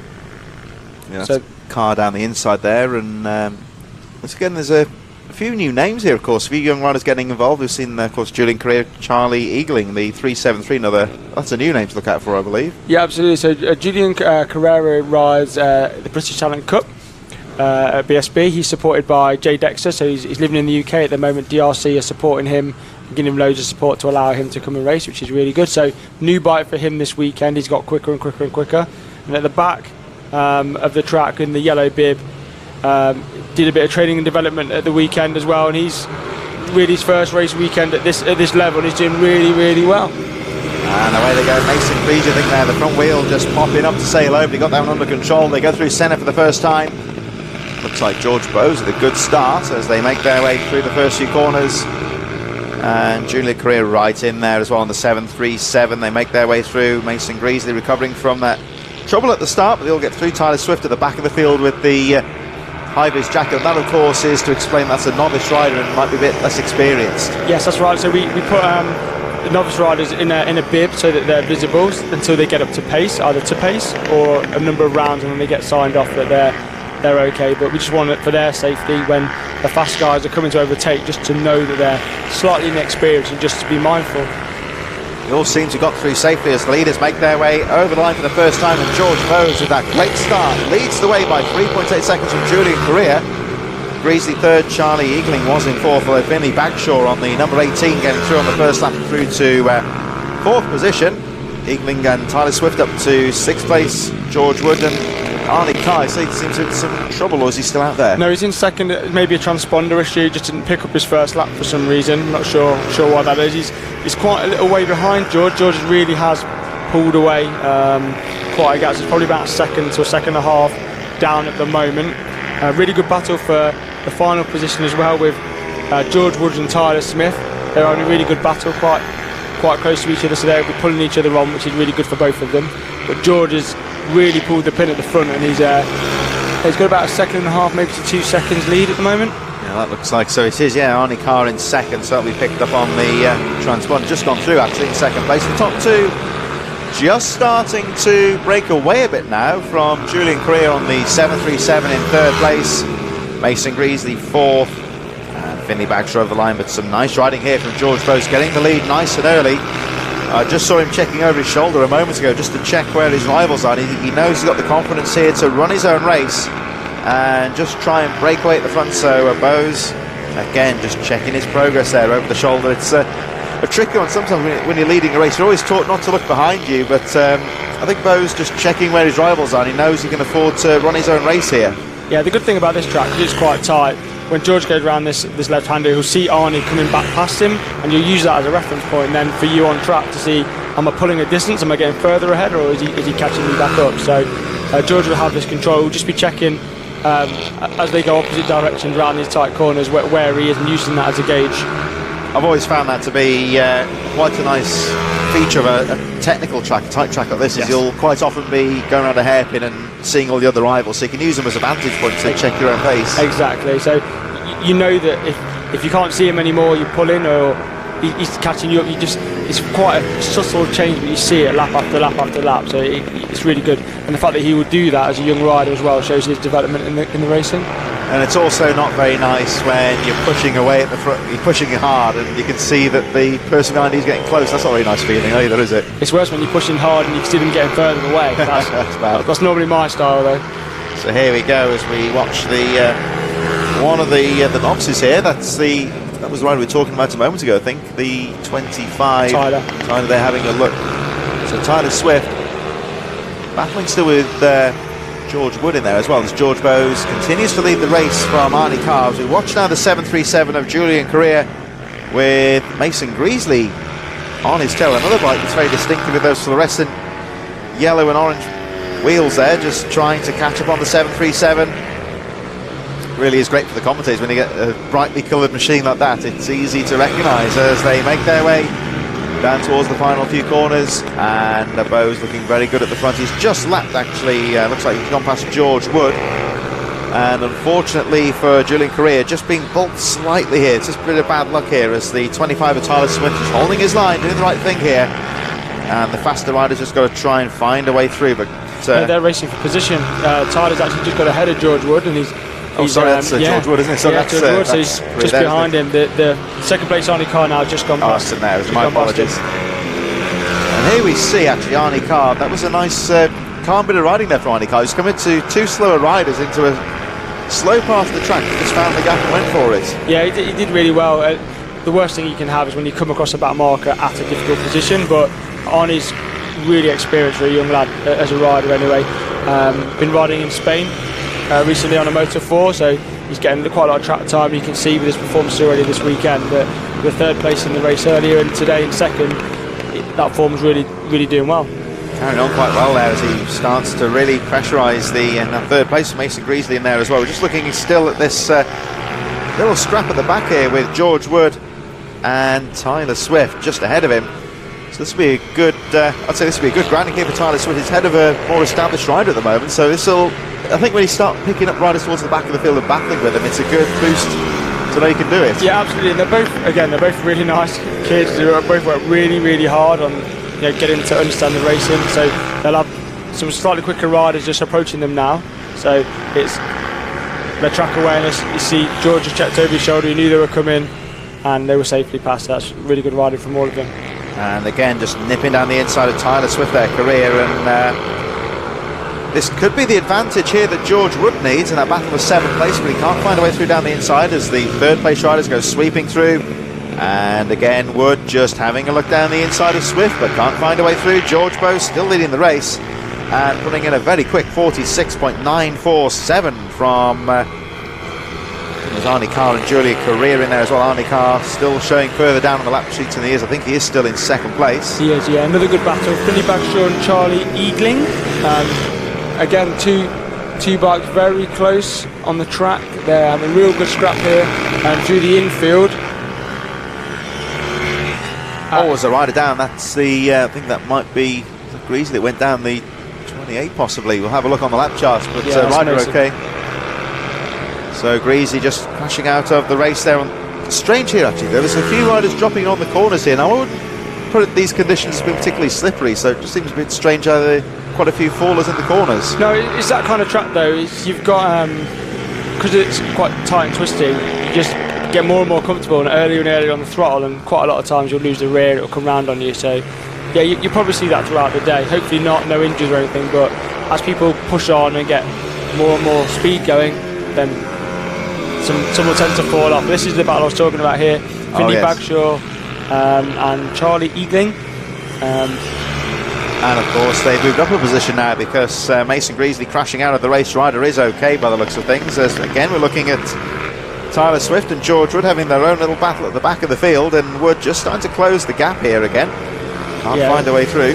This one's going to go right to the end, I think. Like I said, it's really good to see though that especially for Tyler at the moment, he's put in a lot of work over this weekend with the development plan stuff that we were doing with him, and he's managed to put in a good performance. And George won't give it up though. He's very committed, he's very hard working, so it will go to the end. It'll be a good battle to see who comes off with it in the end of the race. And they are about to be lapped by the leader as George Bowes makes his way through centre of the first corner, visibly quicker of course, maintaining a good pace. Arnie Carr still there and Career in 3rd. Charlie Eagling and Finley Bagshaw still having that great little battle. Here they are, and the 373 working hard here to keep those two riders behind him. George Bowes still maintaining a good pace up there, lapping in the low 47s. There'll be 1 lap to go next time round as we watch the that's Arnie Carr there, isn't it, down the inside. These two really maintaining a good pace, and again Carr just being bulked on the inside by the 373 of Eagling, so he's taken his time just to find that line and get through. So again, just a good racecraft there from the getting past the slow riders. He could have forced the issue down the inside, but he just took his time and found the line with 1 lap to go. Yeah, no point risking it now. I think he knows he's safe. He's had a really good race, so he doesn't need to force the issue. Just make sure he brings the bike home for another 2nd place. So George Bowes with a clear track in front of him. He's had a very easy race at the front, but he's worked hard to find some good lines, maintain a good pace at the front, and the 67 of George Bowes through the S's for the final time, making his way back down towards the finish line. And here he comes. He's got more corners to go for number 67. And round the final corner he goes, over the line, and George Bowes takes the checkered flag. Very good race win for him there. Waiting now, of course, for Arnie Carr, who they seem to have lost a lap on the timing charts, but should be coming through in 2nd position. So Carr through, and then Career, Charlie Eagling and Finley Bagshaw in that great battle, and it looks like Tyler Swift has held off George Wood, and of course with Mason Greasley dropping out will finish in 6th position. So he was 2 laps down, of course, but as a newcomer, that was quite a good ride there from Tyler Swift to stay ahead of George Wood. And both of those riders, of course, they're the back markers, still lapping fairly well under a minute there, 56.736. Tyler Swift's best time was Arnie Carr. He knows where the cameras are, doesn't he? yeah. Give the camera a little wave. Give his fans a little wave of that. So there he is, Arnie Carr. We'll be seeing him later, of course. And there is the race winner, George Bowes, who had, when we say an easy race, of course, that's not to belittle him at all, but no. He had to work hard to make that race his. Yeah, he did, but he, as you saw from the previous race he was in as well, he's riding really, really well. He must really like this circuit. I spoke to him just before he went out for his first race. I said, how do you feel? Are you feeling comfortable? Are you feeling smooth, etc.? And he was really relaxed. So should be, for him, if he carries on in this form, a really good weekend for George. So George Bowes looking good with a good race victory in the Ugly & Co Junior Supermoto 140. We move on now, of course, to Ugly & Co Mini GP 140 and 50s. A lot of the mixture, of course. We've got Barley's in there, Bucci as well, these sort of Mini GP style bikes, and they'll be out on track for their formation lap in just a few moments.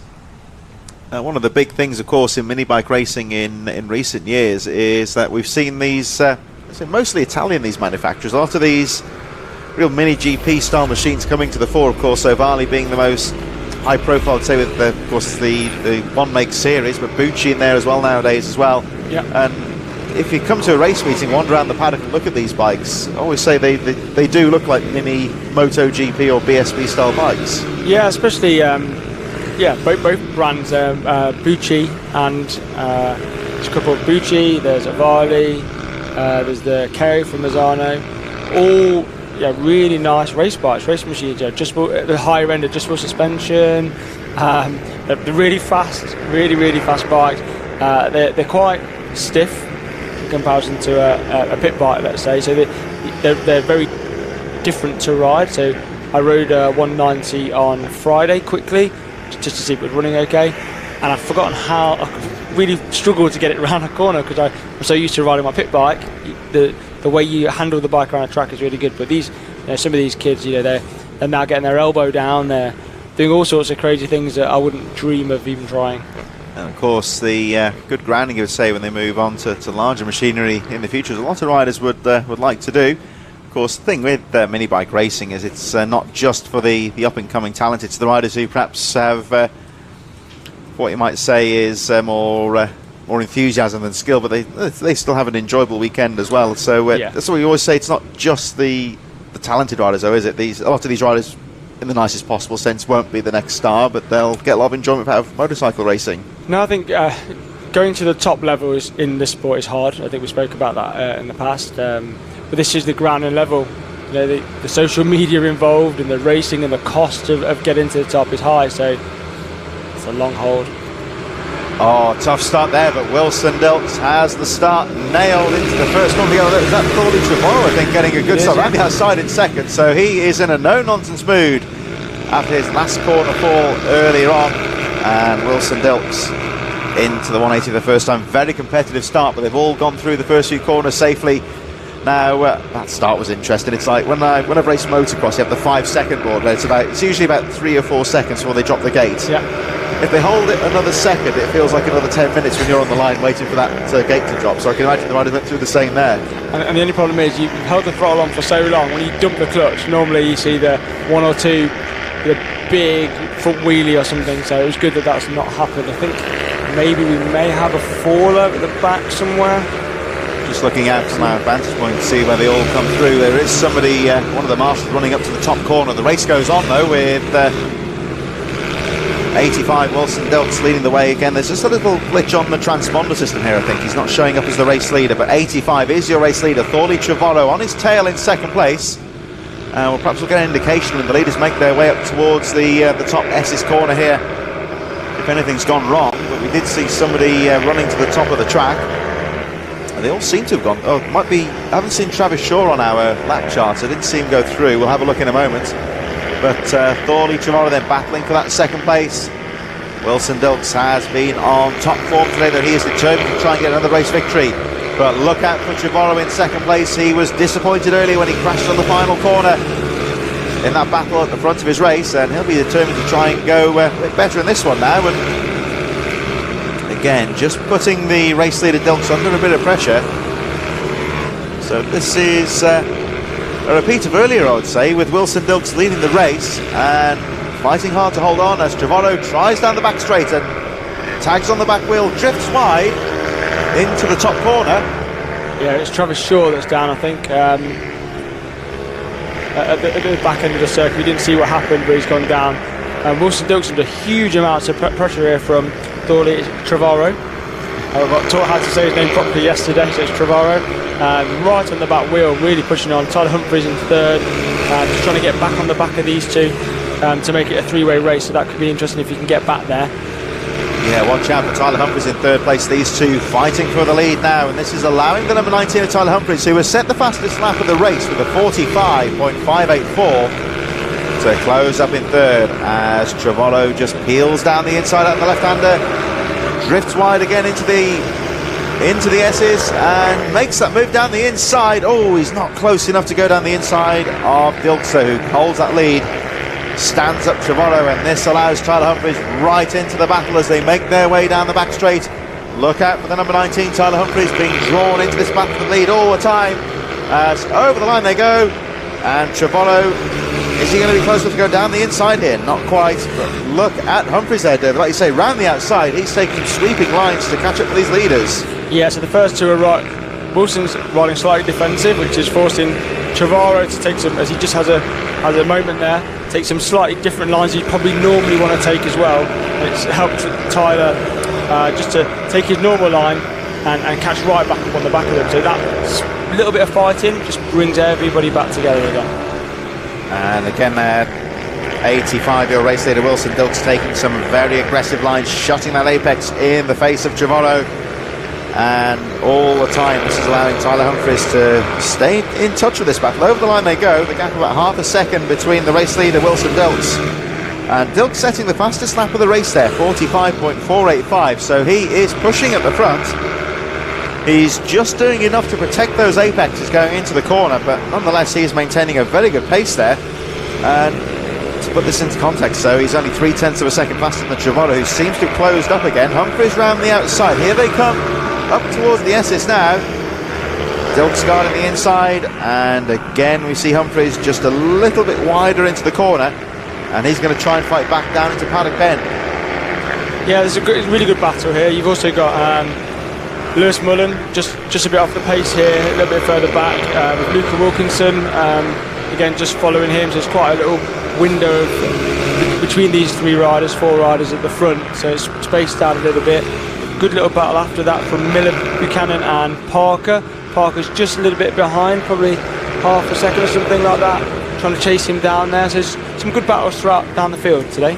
And this could be hopped up here because it looks like they're closing up on Billy Carter, who may hear them coming. Now, of course, Carter holding his line. This could be Trevorrow's moment. Oh, look at Thorley Trevorrow around the outside. Is he going to make that one move? Yes, he is.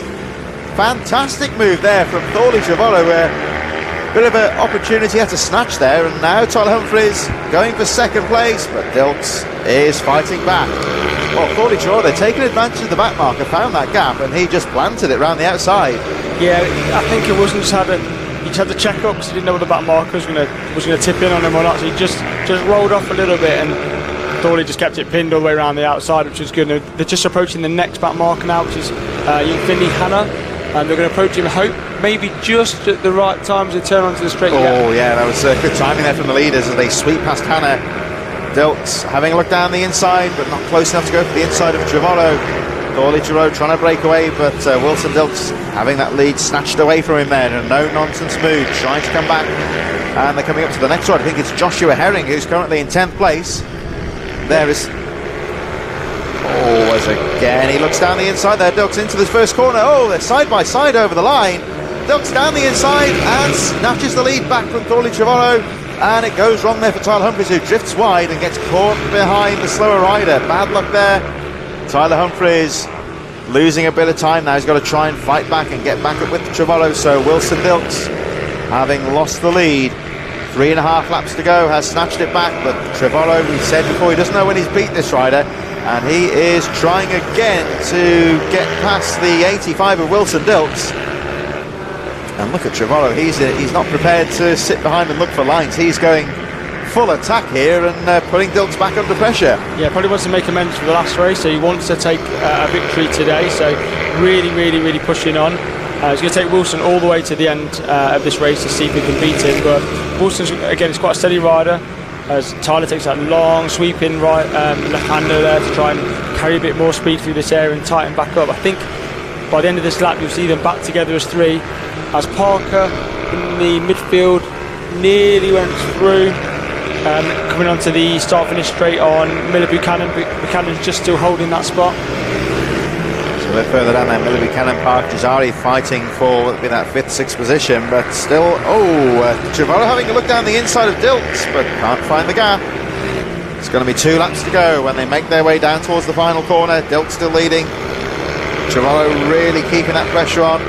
And Tyler Humphries in 3rd is poised and ready to capitalise on any mistake from these top 2 riders. And Dilks, he just seemed to get a bit screwed there and missed the apex. That could allow Trevorrow back in. It looked like he had to have a second go at getting it down the gears, actually, so it looked like he struggled to get it stopped because he didn't quite select his gear correctly, so that closed them all back up. But you can see Tyler worked really hard to get back onto the back of these 2 that are fighting at the front.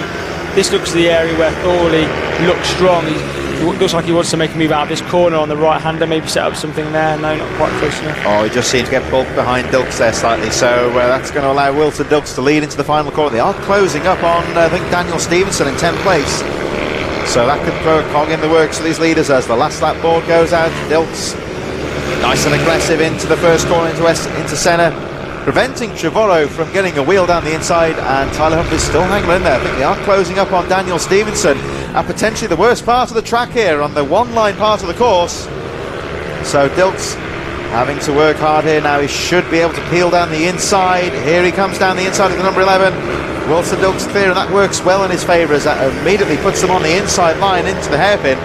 And Thorley Trevorrow right on his tail is going to go down to the wire. Yeah, I think Wilson's just got enough pace here to keep him behind as they come into the last area, but really good close racing, really good racing. So Thorley will be disappointed not to have, once he got ahead, you see him shaking his head as he crossed the line, but really good race by all 3. There's plenty of overtakes, opportunistic, is that the word? That's a difficult one to say, isn't it? But really good racing from all of them there, well done. And here we see the number 76, the machine of Luca Wilkinson, coming down towards the final few corners. Very smooth and neat, a little bit quieter race compared to the top 3 there, but Wilkinson will bring it home in a strong 5th position behind Lewis Mullen. Looks like Miller Buchanan in there as well. Parker Jazari further behind Charlie Cunningham. Finley Hanna and Billy Carter go through there, a lap down, 12th position for Finley Hanna. Parker Jazari then in 7th place. One thing I noticed there with Wilson Dilks, of course, losing the lead when he was going through past the back marker. For the race leader, when you're closing up on slower traffic, it can be difficult because you're the one that's got to be make their presence felt. When the back marker gets lapped by the leader, they're kind of almost conditioned to expect faster riders to come through. Yeah. So Dilks with a bit of hard work there. Yeah, I think if you'd have caught him maybe 3 metres earlier, going into the corner rather than mid-corner, I think it'd have been alright. But because the lapped rider was literally mid-corner, just about to tip in, if Wilson had gone in there, he'd probably have had a crash. So the fact that he had to slightly roll off to be seen just unfortunately compromised that corner for him. But he didn't give up. He stuck in, and half a lap later he's back ahead. So really good, sensible riding, and shows that sometimes it can happen. You can get knocked, but you can still get back. Especially on such a tough course to overtake, such as Redlodge, as we said earlier in the programme, of course, compared to Teesside, especially, of course, and Rowrow, where it's all about speed, a lot of fast sections on those tracks. This is the complete opposite. I'd say this is pretty much the slowest track on the calendar, but of course that presents its own challenges in itself. There's no real straight to have a pause or a rest. It's just corner into corner into corner, and you see the riders constantly having to battle. As we go through towards our next race, it's the Supermoto Minibike 140 Group 1 again, another very strong class, a lot of top riders in this one. And yet again, like we saw with the Vets and the Super Minish, for example, I think the first 3 or 4 corners are going to be extremely important. Yeah, going to be chaos. So 140 always gives us good racing, as you know. Stock class, sponsored by Moto, pit bike spares, who support quite a few bikes on this in this race, which is great.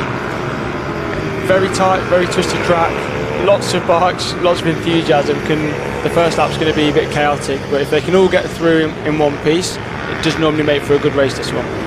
So the riders now making their way out onto the track. They'll form on the grid in just a few moments. This is the penultimate race in the first block of racing. Don't forget, of course, we will be pausing after the next race, and of course is to allow the marshals to have their lunch break. Then we'll be right the way through the afternoon with the remaining 2 blocks of races. But we're going to focus now on the Supermoto Minibike 140. Quite a few long-established names in minibike racing in this one, of course, and joined by a few newcomers, of course, the most notable of which is the treble 2 of Harvey Lathrop, who lines up in second place, I think alongside Ben Lord. And of course Lathrop, we're disappointed after crashing out earlier on. You can see, well, you can't see on the camera, but from our vantage point you can see the leathers with the telltale scuffing all down the side. He's been down fairly hard, but rider okay, that's the main thing, of course. And Lathrop will be determined to fight back as the last few riders form on the grid starter, making sure they are ready and in position. I think we're about ready to go. The grid is ready, flag goes up.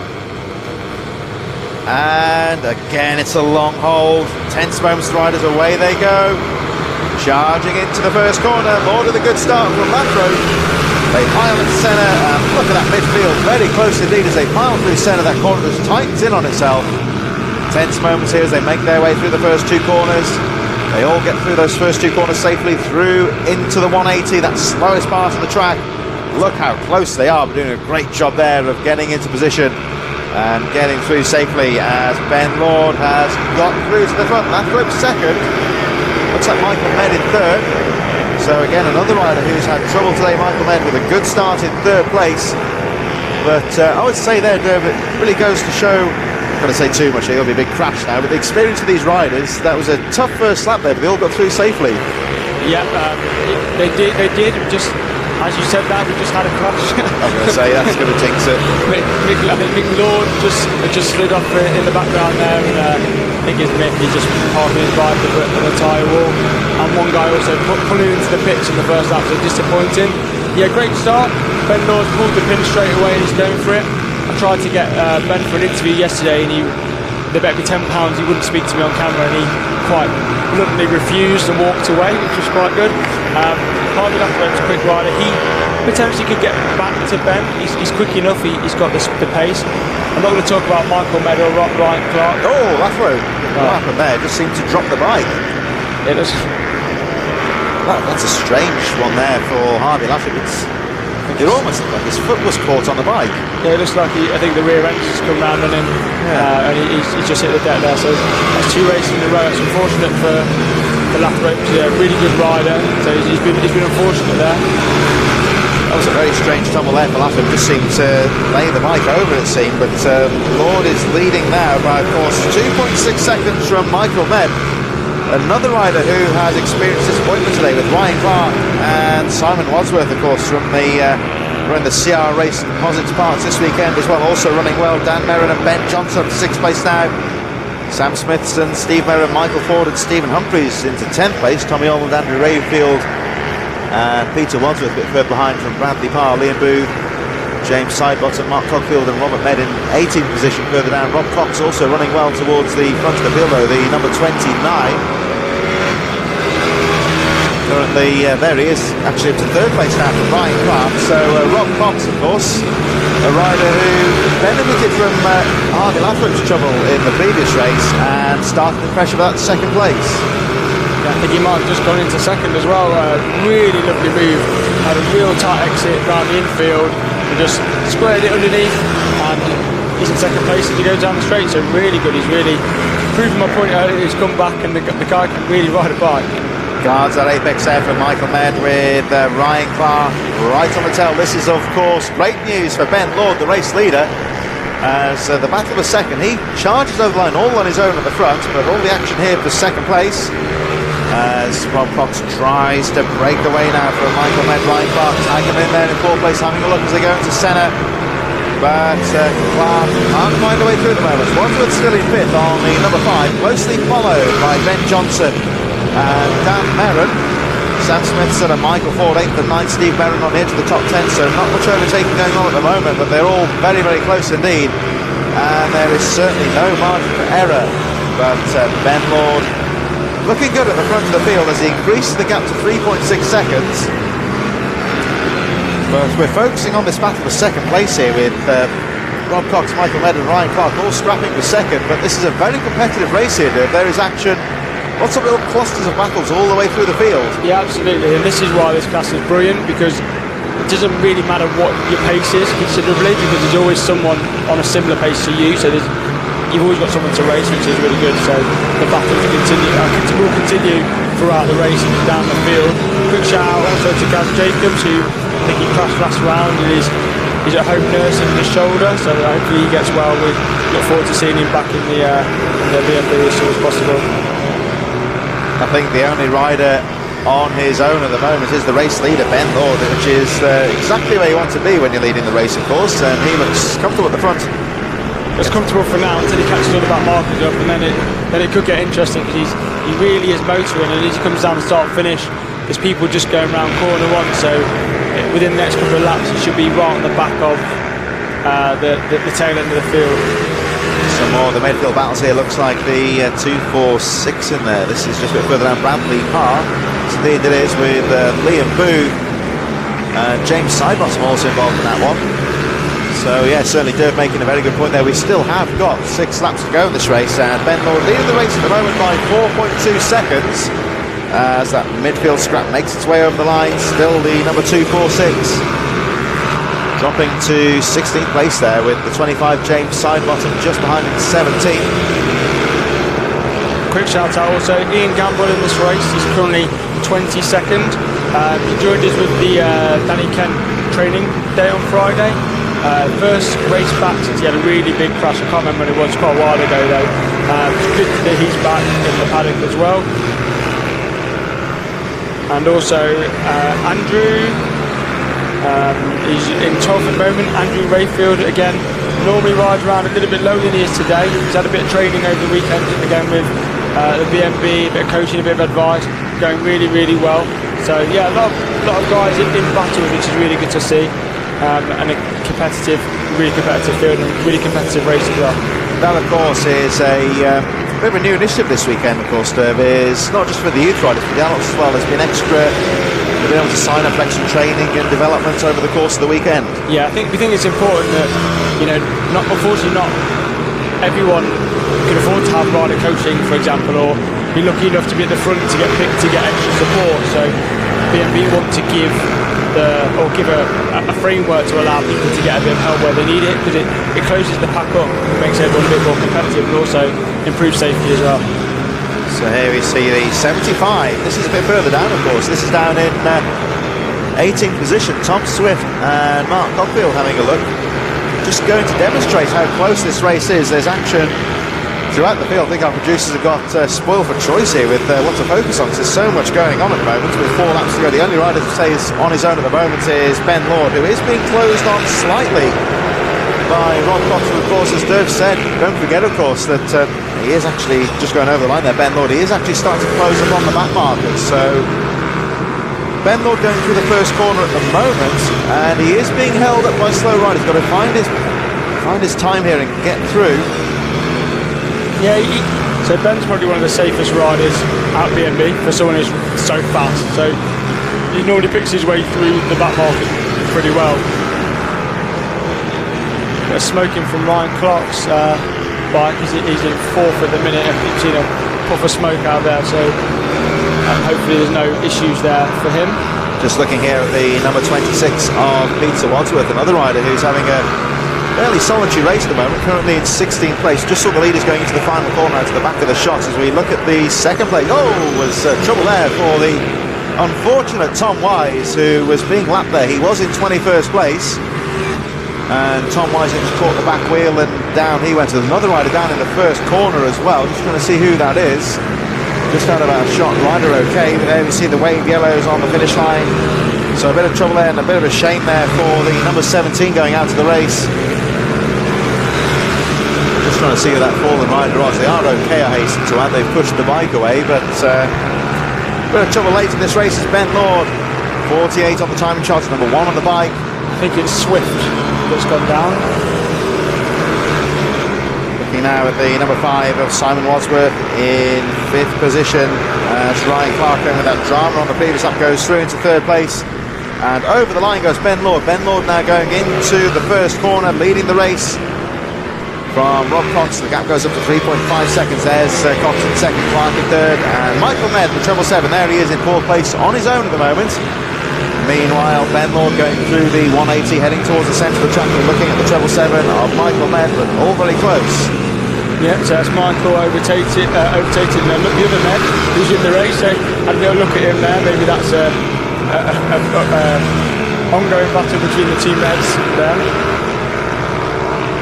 Ben Lord, meanwhile, making his way around the final few corners. Number 1 on the bike, 48 on your charts, of course. There's the 246. That's right on the lap as number 1, Ben Lord, around the final corner. Been a great race for him in such a close, competitive race. Not so for Ben Lord, who takes a comfortable race victory. Who's it going to be in 2nd place? So it's Rob Cox in 2nd place. Ryan Clark is going over line in 3rd. Made him 4th. And then we should be seeing Simon Wadsworth in 5th. And there he goes. So Wadsworth in 5th. Very close there with Dan Merrin and Ben Johnson. And Sam Smithson just a bit further behind. Michael Ford, Stephen Humphries, Tommy Ullman just on the edge of the top 10. But as you'd expect, they're over the stock class. Some very close competitive racing. Yeah, it was a bit frantic that one, try and pick out who was where and stuff. So it was spread out across the whole track. But yeah, really competitive racing. Not too many incidents either. A couple of fallers, but really good race. Really good race by Ben. Went off from the front, stayed calm, brought it home really well. Unfortunately, his brother ended up sat on the tyres. So I'll make sure I catch him for an interview later. See what happened there. But he's okay. All riders are okay after what was a very good 140 race. Yeah, very close indeed, and certainly congratulations to Ben Lord for winning that dramatic race there. You have to say hard luck to Harvey Lathrope, who crashed out early on. Rider okay, but of course under the rules you'd say fairly reasonable in terms of safety. He's not allowed to continue. That was Tom Swift, we just saw pushing his bike back to the paddock, as well as the finishers make their way back to the paddock. And of course Harvey Lathrope, we'll see him later on, of course, he's okay, but he'll be a bit disappointed with how the day's panned out so far. Yeah, not ideal. He's at the front. I think he got taken out in the first race, and then we didn't see quite what happened, but he coming around the right-hander at the back of the circuit, looked like maybe the rear of the bike just stepped out on him, and down he went. But he's okay. He pushed it back to the pits, and he'll be back for the second races after lunch.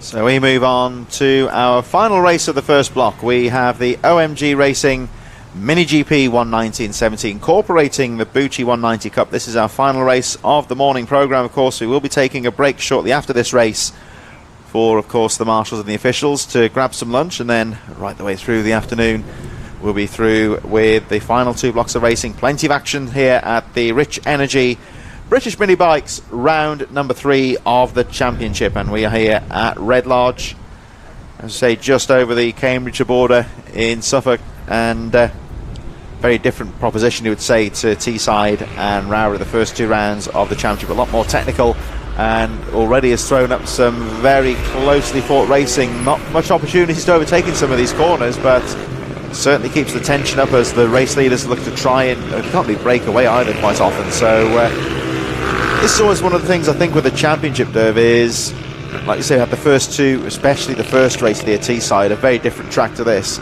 Yeah. If you're a champion, some riders might prefer this type of track, of course. Others might like the wide open tracks like Teesside. But if you want to win the championship, you've got to adapt and ride all of them. Yeah, sometimes it can be just as much as finishing races and taking as many points as you can. There's a lot of talent here, isn't there, as you've seen. We're still destined to get you out on a bike. It will happen one day. But yeah, lots of talent, and this race, for example, is a brilliant example of that. So you've got 2 classes in one. You've got the youth riders, and you've also got the adults. They're all riding on the same track, so it throws up some really interesting battles, because the kids aren't shy. They'll be trying to push through, and the adults also want to try and win as well. So on the front row, I think you've got Andrew Thompson in pole, I believe, or is he in second? I think that's Andrew. That's 19 Andrew Thompson on the inside. So it looks like he's on pole from George Bowes alongside him. Of course, Bowes has already had a race win today. Sometimes what we find as well is the power to weight ratio of the youngsters as well. It makes them very aggressive and very quick out of the corners. Yeah, absolutely, and you'll see it down the back straight with the kids as well. They really do fly on these machines. These are powerful machines. So. And here we go. One rider very slow off the line there, but they all get away safely. Into the first corner they go. Bit tight into that first corner, bit of bar banging, but they all seem to get through that first corner safely. Nice start there though for George Bowes, who come very quickly on the outside, and looks like Luca Wilkinson right in there as well. Yeah, Luca Wilkinson's had a great start, so he went from about third or fourth on the grid and leads now into the back straight, followed by Andrew Thompson. So both of them had really good starts. George Bowes slipped back a little bit, which he actually dropped down to about fourth now, isn't he? Fourth or fifth after the first couple of corners. He's not had the best start. Brian Hamilton also with a good start, and then Izzy Carter looked like she may have had some struggles off the line. Shout out to her. Never gives up. She's a warrior when she comes to racing. Every time she's here, she gives it her best. So we're wishing her well for this race. So trouble there with on that first corner rider down. So Luca Wilkinson looking strong, but there's trouble there with trying to pick who that. I don't think it was Thompson. Was it? No. Mead, was it Mead? Scott Mead? I think Scott Mead. Yeah, possibly. He's gone down. So unfortunately for Scott Mead, he's had a good weekend so far. There's somebody else down as well. Andrew Thompson's gone down as well. So both of the adults have gone down in that corner. So Andrew Thompson and Scott Mead are out. Luca Wilkinson's still in first place. I'm not sure who's now in second. It's changing so fast we can't keep up. Yeah, very close here. Luca Wilkinson then with drama behind him. Looking strong at the front of the field, he goes over the line, and so with that trouble last time round, it means that Blake Wilson in second, George Bowes in third, Brian Hamilton then in fourth position on the number 90 Kobe Garbett. And so Bowes, recovering after that poor start, is starting to pressurise that rider at the front of this little chain, number 8, Blake Wilson. So you'd say effectively this is a youth race now. The adults have crashed out. Tim Patterson will be loving this because he'll be sitting in 7th place and he can just bring it home now, and he'll take first. So that's great for him. But no, the youth, this is really good. So lots of different bikes here as well. So you've got Luca on the Avali at the front on the 190, George Bowes on the Bucci 190, and I believe just by the sound as it goes past, Blake Wilson's on a 2-stroke, which potentially could be a metric as you heard it go past. Nice move there actually from George Bowes, 46.547, the fastest lap of the race, and going past Blake Wilson down that back straight towards Paddock Bend on the corner. Now we've seen riders get that wrong in the past, and that's a very difficult part of the track to make a move. Yeah, it is, but he set it up from the corner before. He had a really good exit, lined him up, and made the move stick, and you can see he's already starting to pull away. So George Bowes is fast this weekend. He's doing really well on this track. But the guy who's chasing Luca Wilkinson also, he's got the bit between his teeth and will want to take the win. So if George Bowes can get on the back, he's currently the fastest guy on track with a 46.5. We'll see as they come down this time. So let's have a look. Luca Wilkinson has got distance on the track, but it goes down to 1.1 seconds as George Bowes again sets the fastest lap of the race, 45.907. The gap is 1.1 seconds, although you don't really need a stopwatch to say that George Bowes is closing on Luca Wilkinson, but as we've seen so many times today, catching up is one thing, getting past can be another. We still have a long time to go in this race. We've got 7 laps at the end of this one, so plenty of time here for George Bowes, who seemed to get away okay off the line, but lost out on the first 2 corners. He's recovered well here, but he is still in second place, and Luca Wilkinson, crucially, has the lead here.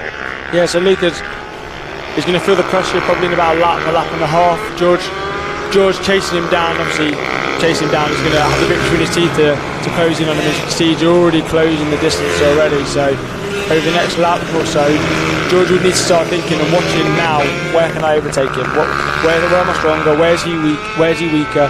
And look to try and make a safe move so that they can both get to the end of the race. To me, it just looks a bit like George Bowes carrying a little bit more speed into the corners, I'd say. Yeah, he's a bit bigger as well, so actually moving the bike around might be a slight advantage on Luca. He's still quite small, Luca is, incredibly talented, but George being slightly bigger might just help him in those corners, just move the bike left to right and move his body position to get him just that little bit more speed around the corners. 6 laps to go, and George Bowes again stringing some fast laps, lapping under 46 seconds, but Luca Wilkinson knows he's there. Blake Wilson is 2.1 seconds down in third, and he could yet capitalise if these two start to hold each other up. But Luca Wilkinson, I think, knows that George Bowes is there now. He'll hear that machine behind him, Mapucci in second place. And let's see what Wilkinson can do. Takes the sweep on the outside. This could be where Bowes could have a look down the inside. Has a peek, but not close enough to go for the pass. And Wilkinson guards that apex as George Bowes tags on the back wheel. Now, this is where Bowes made the move to second place. Can he do it again? That's a nice exit out of the corner. But Wilkinson's got the momentum to hold on to the lead going through into the paddock corner. And George Bowes again on his tail, having a look down the inside. And Bowes, I think he's just trying to get the power on the exit there. Yeah, Luca, like I said, he's a little bit smaller, so he's going to be fast in a straight line. So I think George's best opportunity is going to be into a braking area. He's going to have to park the bike on his inside and give Luca something to think about, so to speak, to get that move done.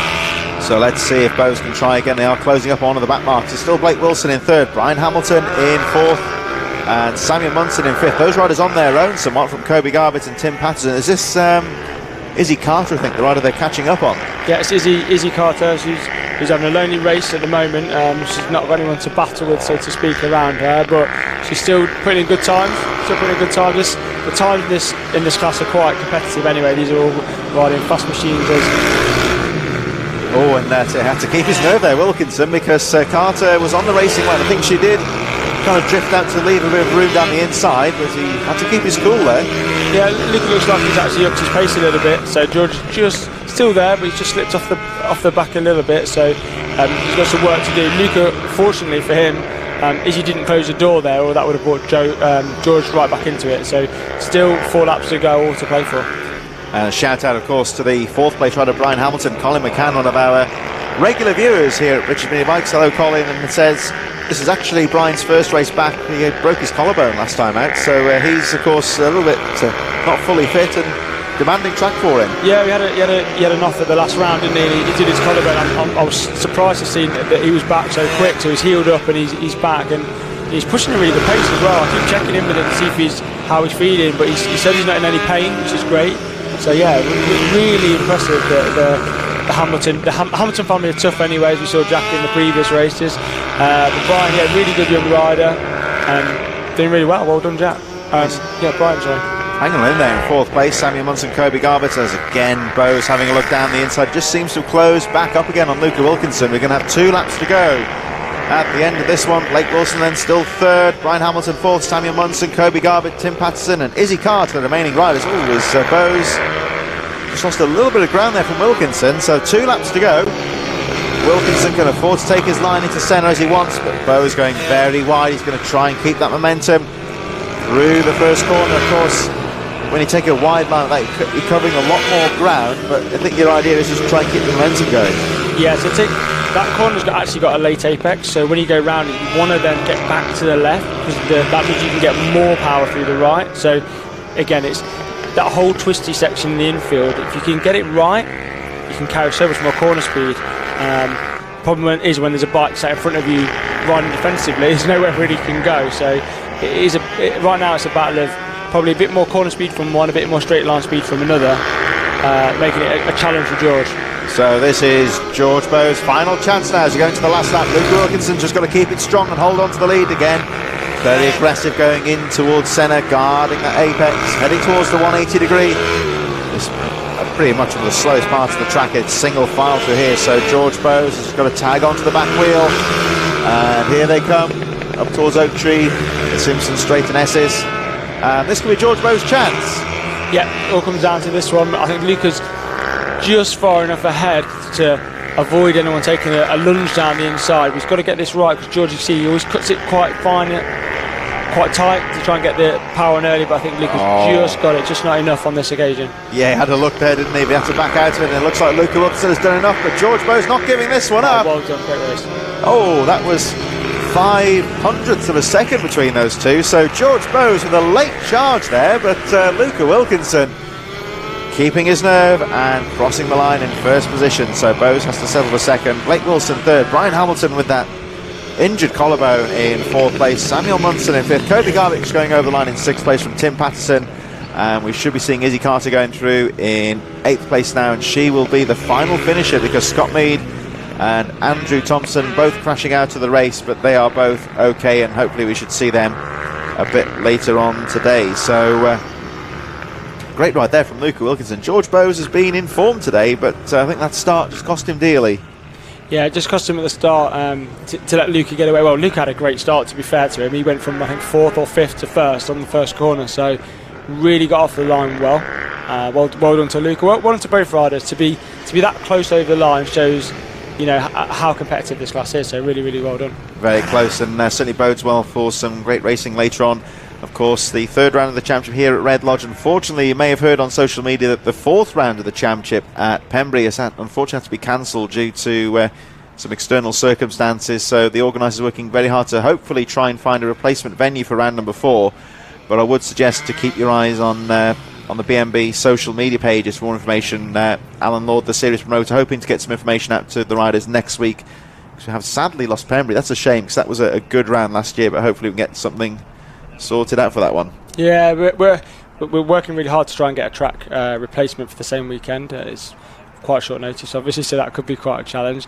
But the idea is that we're going to let all competitors know, hopefully close play Monday, by the end of Monday evening, of what the status is. So I'd certainly suggest that keep an eye out on the Rich Energy British Minibikes Facebook page for more information about the next round of the championship. We're going to take a pause here at round number 3 here at Redlodge, and of course you'll see in the background there are marshals making their way back to the paddock where they'll get some nice warm tea. I think it's a bit windy out there as well, so it's not as warm as it looks, and I think a bit of lunch.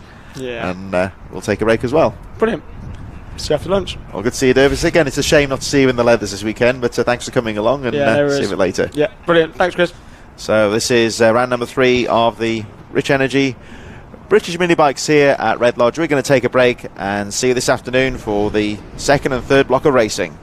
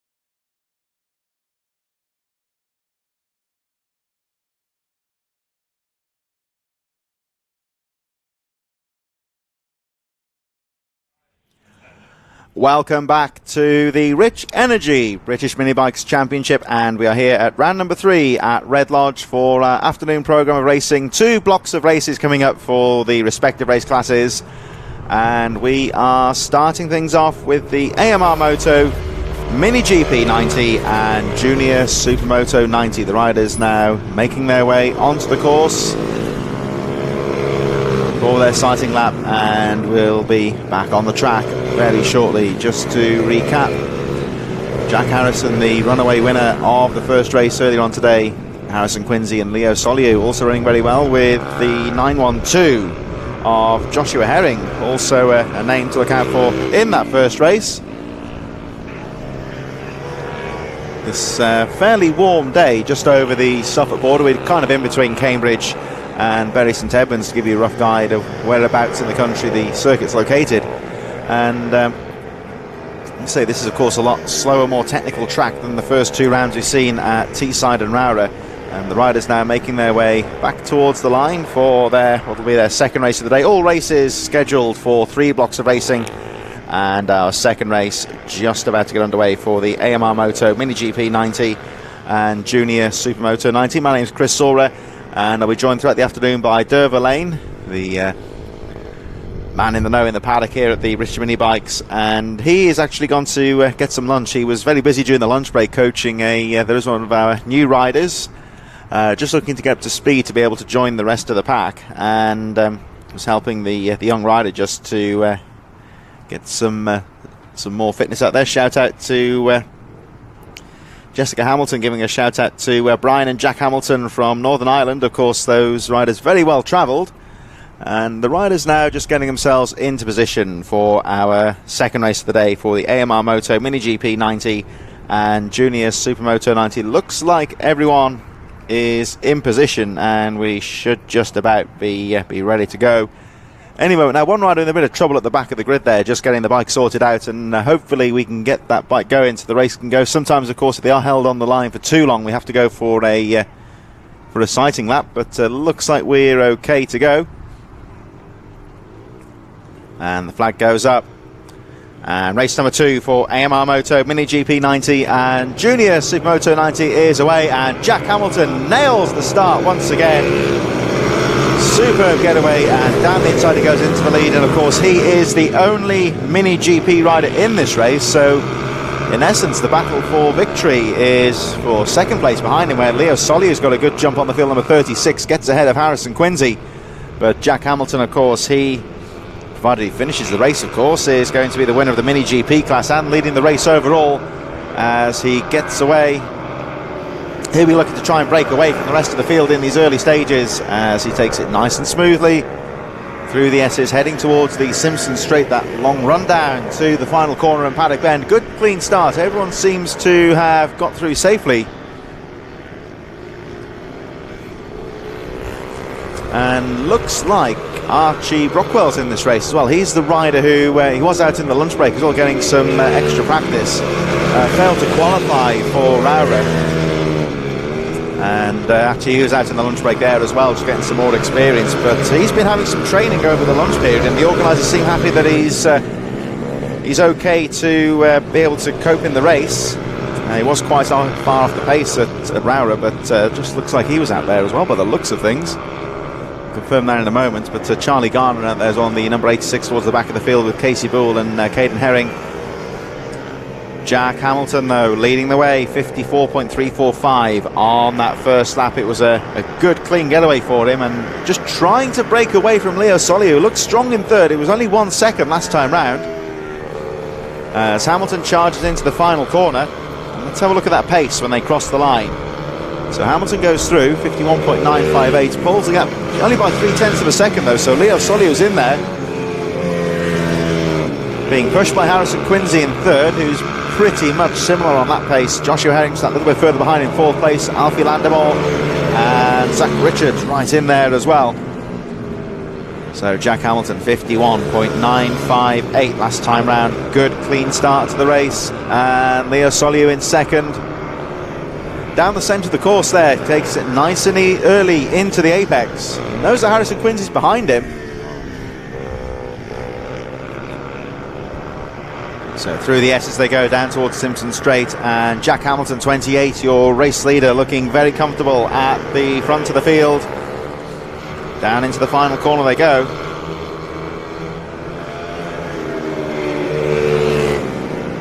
So Hamilton over the line, the gap goes up to 2.1 seconds from Soliu in second, who is being pressured by Harrison Quincy in third. Quincy right on the back wheel of the number 36 Soliu, and then we've got number 912 Joshua Herring in fourth, Alfie Landemore still in fifth place, and further down the rest of the field made up of Zach Richards in sixth, Grayson Greer in seventh, Caden Herring, Casey Bull, Charlie Garner, and I believe Archie Rockwell out there as well. Meanwhile Hamilton then 2.1 seconds at the front, and there we just saw him going out of shot as we see the number 36 Leo Soliu again defending here from 755 Harrison Quincy. And you see Quincy just taking that sweeping line out of the S's, trying to get some more momentum to find somewhere to get down the inside, possibly under braking of Leo Soliu. Told Archie Rockwell not in this race. I thought I saw him on the grid there, but it looks like he's a non-starter. So hopefully we'll see him at the next round of the championship. But Leo Soliu holding on to that position. Quincy again just having a look down the inside. One of the main overtaking points is off the start-finish line into that first corner known as Senna. It's a long left-hander that gradually turns in on itself, and the rider leaves the door open on the inside to get the line into the late apex. There's every chance to try and steam down the inside. That's what Quincy perhaps is going to try and do next time round, but he just can't get close enough to find a way through at the moment. And Leo Soliu holds on to that second place, although of course he is leading the junior Supermoto 90 class. And a bit further down, Zach Richards, Caden Herring and Grayson Correa having their own scrap for the sixth position. Hamilton's just gone over the line, the gap now 3.3 seconds, still Soliu, Quincy and Herring. And there we see, sweeping through there, the number 28 through the 180, Jack Hamilton. And there's the battle for second, Quincy having a look as they go through the 180. They were lapping some slow riders. I think it was Charlie Garner and Casey Bull. Quincy remains in third place again, just trying to get the drive out of the corner. Soliu cuts across to guard that apex. Still Jack Hamilton leading, he lost 3.3 seconds, so it looks like he has pulled away that little bit more. Joshua Herring also involved now. I think he's just trying to close the gap, having a look down the inside of Quincy. So when they lap the slower riders, that has bunched the battle for second to fourth place up that little bit, and it's a repeat of race number one. As Jack Hamilton increases the gap to 4.7 seconds. He just saw him going out of shot there at the front of the field. As we watch this great battle for second place. It's a very technical track here at Redlodge, not that much scope for overtaking, but lines can be found, and you'll see riders really having to work a pass. And again you see just Soliu just guarding the centre of the track, you'd say, nice and early into the apexes, not leaving that inside line open.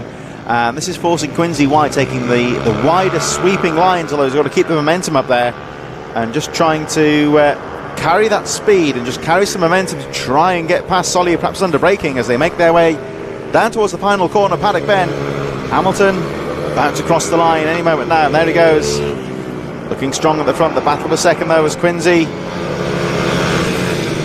Again, can't find his way down the inside. Leo Soliu's got that inside line covered and guards the apex, just watching in fourth place with the black leathers and blue helmet, the 912 of Joshua Herring. He can't find a way through at the moment. Jack Hamilton holds on to the lead, number 28, but still the 36 of Leo Soliu in second place. They are closing up on some slow riders. I think it might be Casey Bull, Grayson Correa just ahead of them. The riders in 8th and 9th position, which will put the pressure back on Leo Soliu. Jack Hamilton meanwhile is clear of those slow riders and away on his own at the front. He's making his way down towards the final corner, but all the action here is still for second place, and the lead of course for the junior Supermoto class.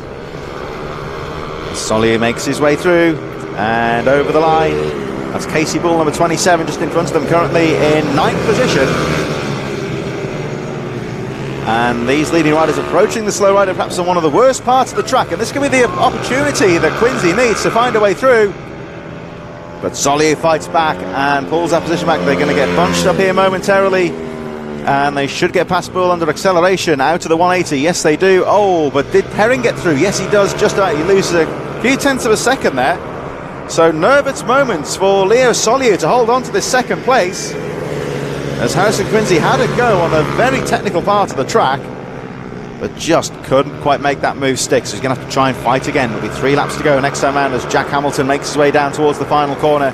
He'll be going over the line any moment now and leads the race quite comfortably. And of course, he is the sole Mini GP rider in this race, so he's unchallenged at the front. The action still for second, and the lead of the junior Supermoto class still Leo Soliu, the lead in the way. Joshua Herring getting back now with these 2 front runners. Still in 4th place, 3rd from the Supermotos. And Herring at the moment can't find a way through. Quincy again just cutting back on the exit of the 180, trying to find some extra traction. And you see again Soliu peeling across quite early. Got the confidence there to take a wider entry into the corner. Just trying to keep that momentum up through the S's as they head towards the Simpson Straight. And right on the tail in 3rd place, or 4th in the race itself, of course, is the 912 Joshua Herring. Alfie Landemore having another solitary race in 5th position on the number 918. He's running quite steadily there in 5th place, all on his own. Zach Richards and Caden Herring a bit further behind. And then Grayson Correa, Casey Bull and Charlie Garner currently a lap down. They are in 9th and 10th position. Jack Hamilton, the gap goes up to 5.6 seconds between first and this battle for 2nd place.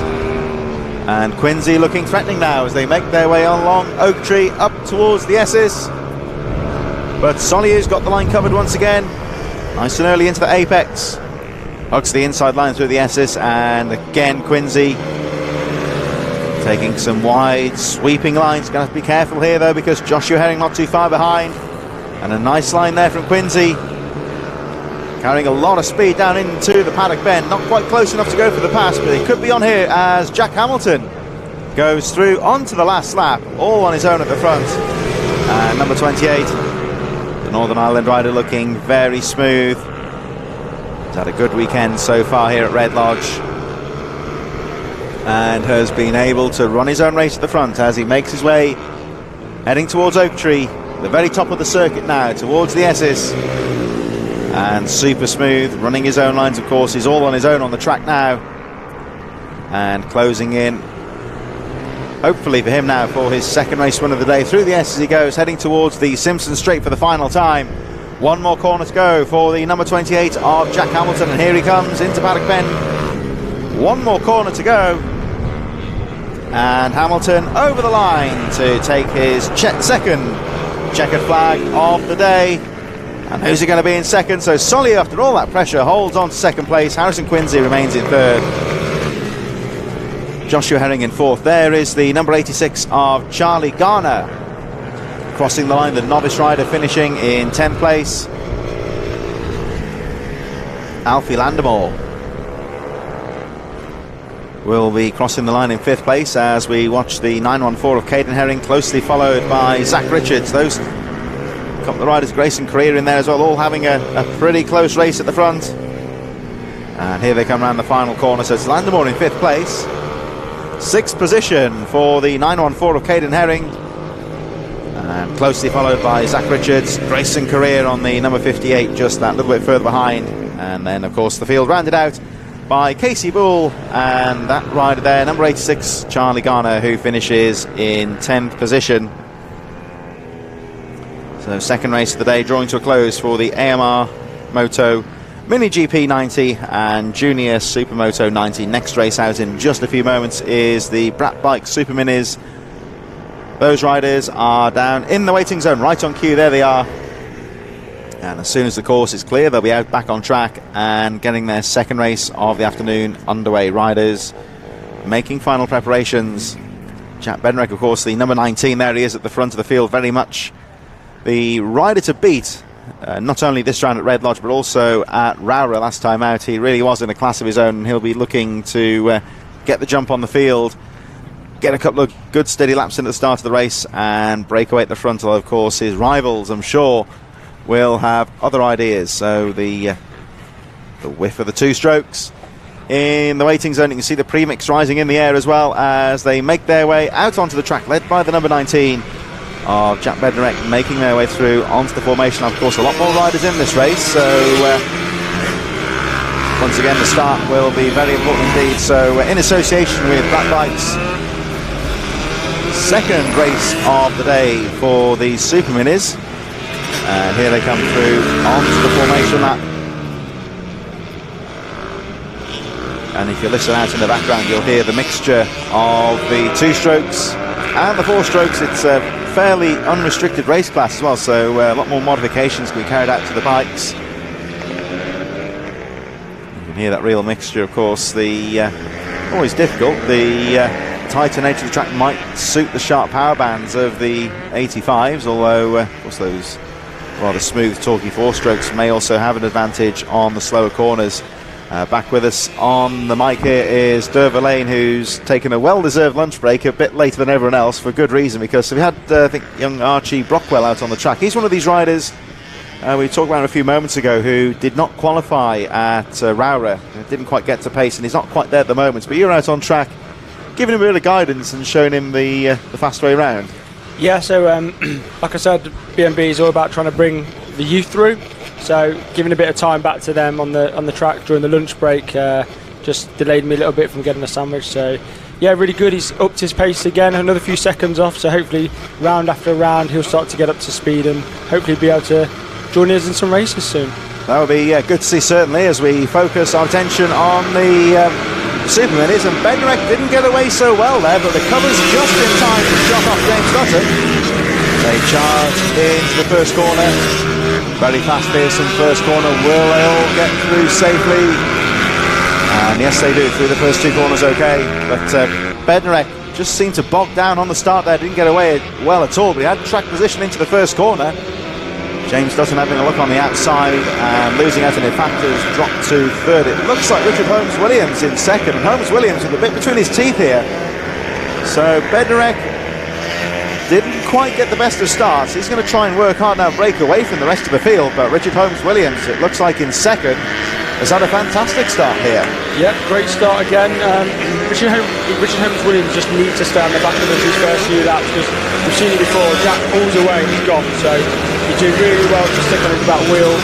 These two are quite evenly matched for race pace on a good day, so if you can stay there, I'd love to see him make a move and really make Jack fight for it today. I did notice as well that Jordan Pritchard, for whatever reason, actually started from the pit lane. He was kicking his bike over as the flag was dropping, so he's managed to get out and get a couple of places off the bat, but he's made it difficult for himself this first race.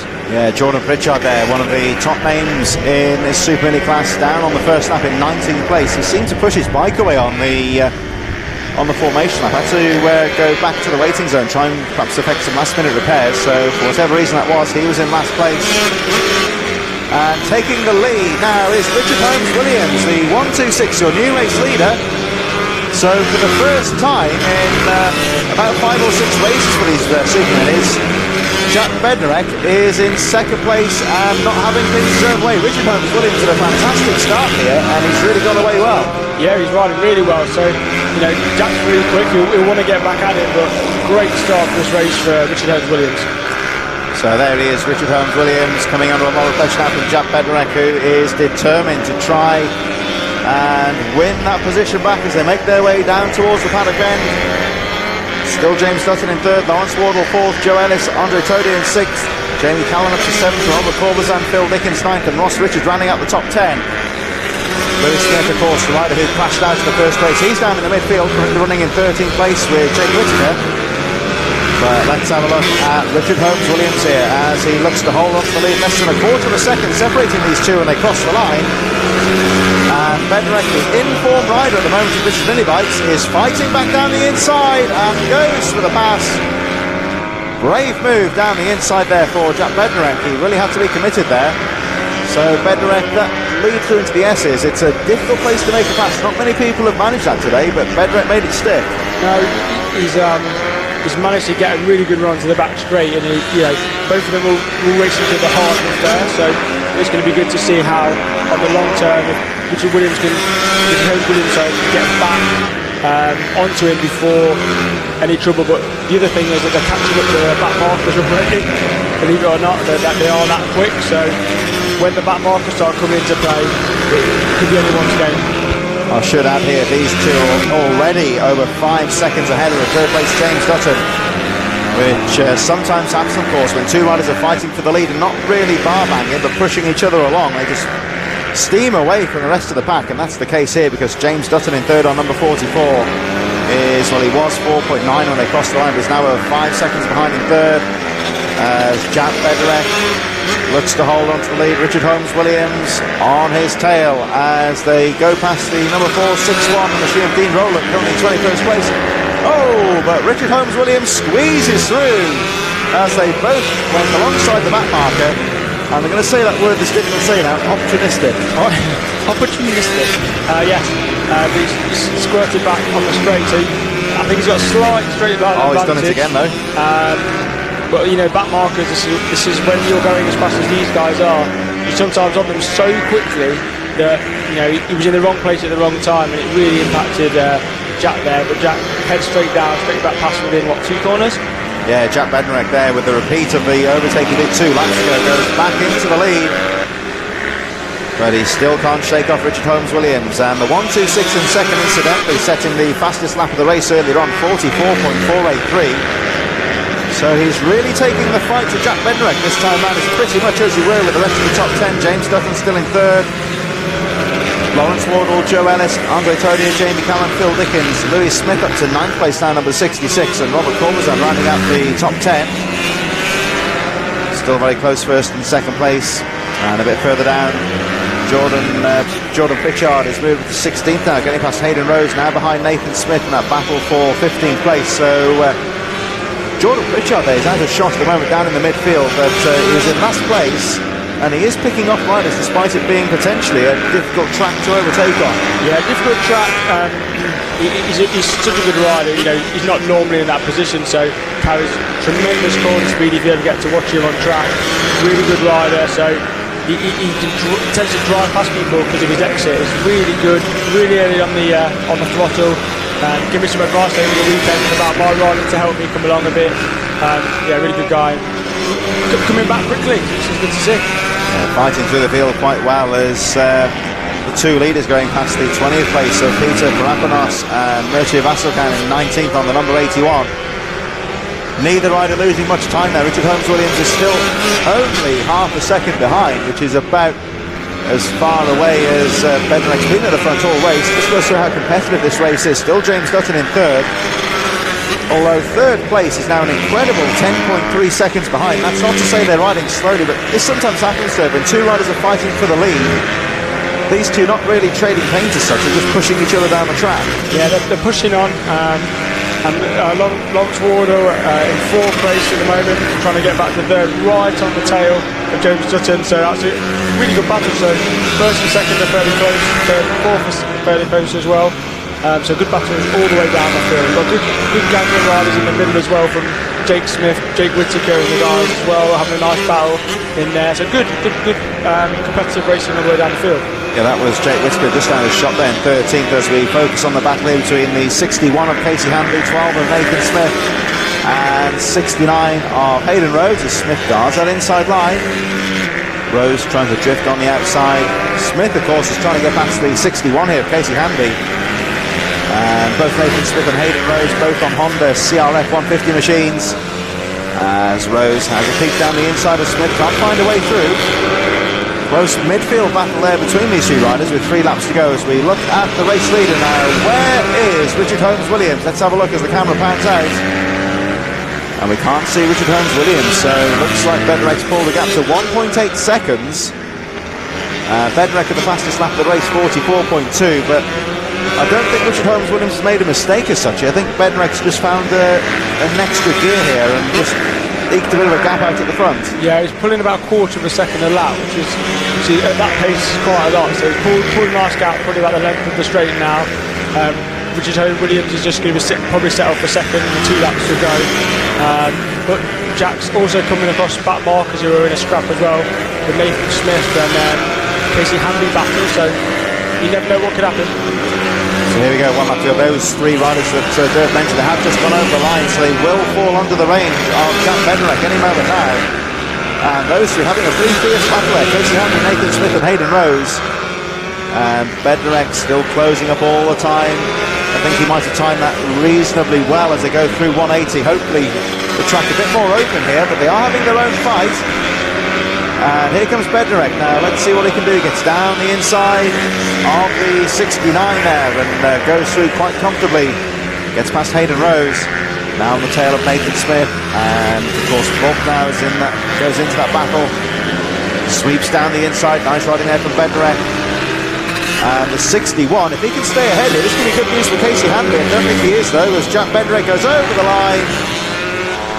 Takes the checkered flag, and Richard Holmes-Williams in second place. 5 seconds, although that's not really a fair representation of the race. It was fairly close as we cut back to the 66 here of Louis Smith. Now, I mentioned Louis Smith a few times in this race, Dave, making his way through the field. He's had a good recovery after a disappointing first race. Yeah, had a little spin-off, which is unlike him, let's say, especially with him battling his brother who's also in the race. So again, I like to keep a track of them to see who's winning. So he's won the battle this time with his brother coming over the line. I think in 11th place, just crossing the line now. So yeah, good race for him. Kept on 2 wheels. So we're looking to continue to move forward as the weekend progresses. And of course, as the afternoon goes on, we will see the Super Minis one more time a bit later on. That race scheduled to get underway at 3:40 p.m. But in the meantime, Jack Bednarek taking a hard-fought victory there from that man who's just gone past the camera now. Richard Holmes-Williams in second place. And James Dutton on number 44 in third. 414 Lawrence Wardle, who's run so well this year. He finishes in 4th place. Joe Ellis in 5th. Andre Tadea in 6th. Jamie Callan, Louis Smith, Phil Dickens and Jake Whitaker. Rounding out the top 10 in that second race of the day. Meanwhile, down on the grid now we have the Moto Oils Ovale 110 Cup, and the young riders making their way down to the waiting zone. Last few riders getting in position, so from a fairly open run what you brung type class we get all manner of bikes. This one of course Ovale, a 1-make series, and of course one of the things with Ovale here, Dave, I'd say is that these bikes, they're I think most of the mini bikes are to some extent, but these Ovales are pretty much off-the-shelf races. They all look different in terms of the graphics, but these essentially are the same bike. Yep, this is very tightly scrutinised class within the Ovales to make sure that it's as competitive and as equal as possible, because that's obviously what makes for good racing. And then after they finish the race, they get taken into a scrutineering area where they just check that everything that should be on the bike is on the bike and everything that shouldn't be on the bike isn't on the bike, just because they want to make the class as competitive as possible, so you don't see any other brands being able to compete in this cup. So yeah, it normally makes for good racing, and you can really then see the difference in the riders and who's really at the front and maybe who's got development to have. And of course that's one of the things that happens in BMB. A lot of the riders, even the ones at the front, always looking to develop, and coaching of course available to a lot of these riders to try and improve their speed and their racecraft. But the man to beat, looking very strong in that first race of course, had a good race, was the number 4 of Travis Shaw. He'll be looking for another good ride. Hudson Cooper was helping you out with the coaching at lunchtime. He had some, by his standards I would say, would be fairly slow speed laps helping out young Archie, and he seemed to be enjoying his role as coach as well. Yeah, so we wanted to get someone that could tow Archie round to try and bring on his pace a little bit. Hudson volunteered and did about 7 or 8 laps at a moderate pace to try and bring his pace along. So thank Hudson for that. Did a really good job. But that's what it's about. You know, these kids are happy to help other kids out and share the knowledge and share the skills. So well done, Hudson. Let's see how Hudson Cooper gets on. Don't forget, of course, he had that brilliant start in the first race. Struggled a bit as the race went on, but he'll be looking for another strong result in this second race as we wait for the flag to drop. And away they go. Oh, nice getaway there from Hamilton. The front wheel popping up there, but he timed that very well. Hudson Cooper with another strong start, gets to third. And Travis Shaw drops to second. Has a look down the inside of Hamilton, but can't find a way through.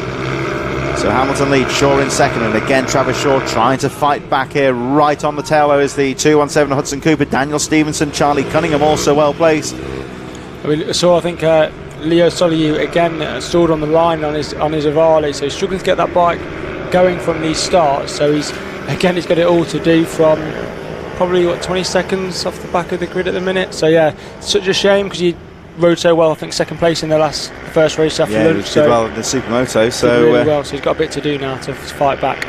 Bit of work to do then for the number 36, who again is cut adrift at the back of the field. Meanwhile, Travis Shaw getting to work here from trying to get past Jack Hamilton. Of course, took a quite a comfortable opening race win in the Mini GP 90 and Junior Supermotos, but having to work hard here. Oh, nice move there from Travis Shaw, who just seemed to squeeze out Jack Hamilton there. It was a well-worked move, and well, Travis Shaw just seemed, it was like, he almost had like a block pass there where he got alongside him and just gave him the choice of either shutting off or having to go onto the grass. Yeah, he's really confident at overtaking his Travis. You've seen that in the last couple of rounds that we've had here.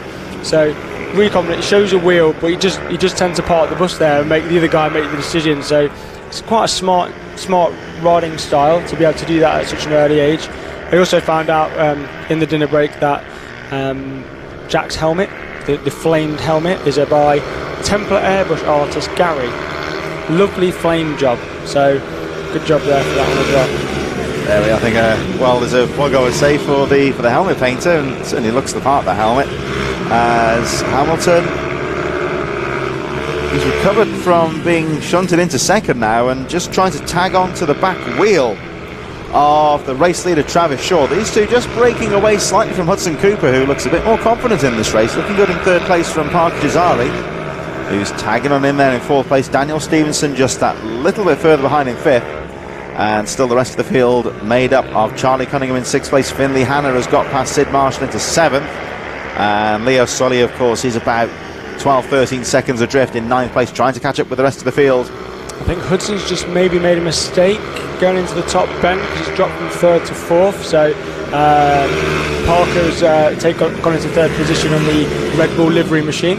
So Parker Jazari up to third position now as he gets past Hudson Cooper. Meanwhile, Travis Shaw, fastest lap of the race was 48.626, but these two riders, according to the lap charts, are pretty much identical on pace, and we still have 8.5 laps to go, so this race still far from over.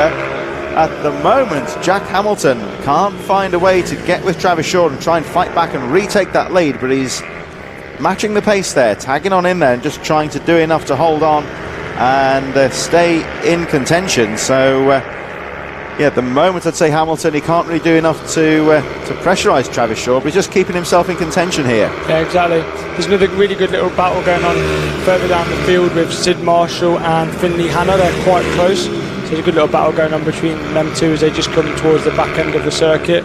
Not too much between them. I know that I spoke to Sid earlier. He's really trying to work on his race lines and they're trying to get his pace up. So really good job from him. He's got like a Patronus looking livery on his leathers and his bike, so that looks really cool. Actually, Sid Marshall, he's lapping about 53-54 seconds as a rough guide, so he's not a bad pace run. I think sometimes just the confidence. Some of these riders seem really quick on the straights, but just obviously it's a learning game, of course, just trying to get the confidence to carry a bit more speed into the corners and they're a bit more aggressive out of the corners, but keeping on two wheels, of course. I think some of them it's their first time on the circuit, first time on this bike on this circuit as well, so it always throws up challenges. Daniel Stevenson's having a really good race as well, down in fifth place, just following Hudson Cooper as we come through into the infield. So that three battle, any mistake could be anybody's there for the fourth place position, but Daniel Stevenson's definitely got some pace and really closing up on Hudson car keeper as he come onto the back straight. So the number 11 there, Daniel Stevenson, the man on the move at the moment as the riders make their way past. I think that's Sid Marshall. I think they've just gone past the 461. Oh, he looks like he's struggling to get it stopped on the right at the top of that long left-hander. It tightens up and you kind of have to go down a gear, so your engine braking pulls you into the tight left. It looks like he's really struggling at that part. He's lost two paces and 2 laps on that area, so good for Daniel Stevenson. He's pushed on and now he'll chase on Parker, but yeah, it just looks like he's struggling a little bit just to get that bike stopped and turned at that point. Yeah, Hudson Cooper looked a bit uncomfortable going into the S's, I would say, then just seemed to leave the door open for Daniel Stevenson. In fairness to him, is putting together a nice turn of pace as the race goes on. He's set a 49.028 last time round for the number 11 with the black leathers there, Stevenson. That is his fastest lap of the race so far, and I would say visibly looks like he is catching up on Parker-Jazari, and Stevenson I think looks very confident around the S's there. Seems very quick as we look back with our leaders, and Travis Shaw maintaining the lead, although Jack Hamilton has now set the fastest lap of the race, 48.438, and it looks to me with just over, possibly approaching 4.5 laps to go any moment now, that Jack Hamilton just seems to have found a few tenths and is certainly keeping the pressure on Shaw. Yeah, Shaw hasn't pulled away, so he's managed to keep within that touchable distance, so he's got something to chase, which is good, whereas obviously Travis is just trying to keep looking forward, trying to keep consistent pace.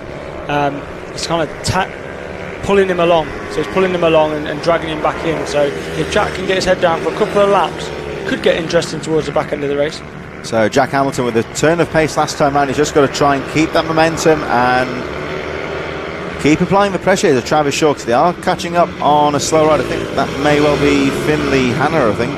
That's Leo recovering from his bad start. Yeah, oh, so bad start, didn't he? So he's still quite far behind. He's catching up on the Finley Hanna and Sid battle, so he's done really well to be closing up and not give up, so to speak. So he's done really well there. But bad luck there. He bulked Jack Hamilton on the corner, so bad luck there for Hamilton. I don't think Solly did anything wrong there as such. He just ran his own race, but just bad luck there for Jack Hamilton. Yeah, it's unfortunate. It happens quite a lot on this track because it's tight and twisty. So he's probably dropped 7-8 bike lengths now on Travis. So it's quite a big gap. So that's definitely broke the toe. Put it that way. Yeah, that looks fairly accurate, I'd say, because it looks like Travis Shaw. Let's have a look at the gap when they go through, and yeah, it's gone up to 1.7 seconds now, and that a little bit of bad luck there from Hamilton, costing him 1.3 seconds on the previous lap. As again we look at the ever-improving Daniel Stevenson, who just seems to be getting quicker and quicker as the race goes on. Yeah, he's caught right back onto him, and you can see again the effect that we had earlier on, where he's taking wide sweeping lines, the guy in front is taking his tighter line. So in theory, Daniel should be carrying a bit more corner speed if he times it right. So a good run onto the back straight, and then just trying to pick a good spot to make a good move with the back marker again, maybe coming into play. And let's have a look. That's Leo Solio again, who of course was lapped a few moments ago, now falling into the clutches of Parker-Jazari, who is still closely followed by Daniel Stevenson, and Jazari gets the front wheel in there and gets past Solio, who separates the two riders now. So that could be a good move there for Jazari, because at the moment Stevenson hasn't found a way through. 2 laps to go, and it's going to be very important here for Daniel Stevenson to get down the inside of Solio, which he does so.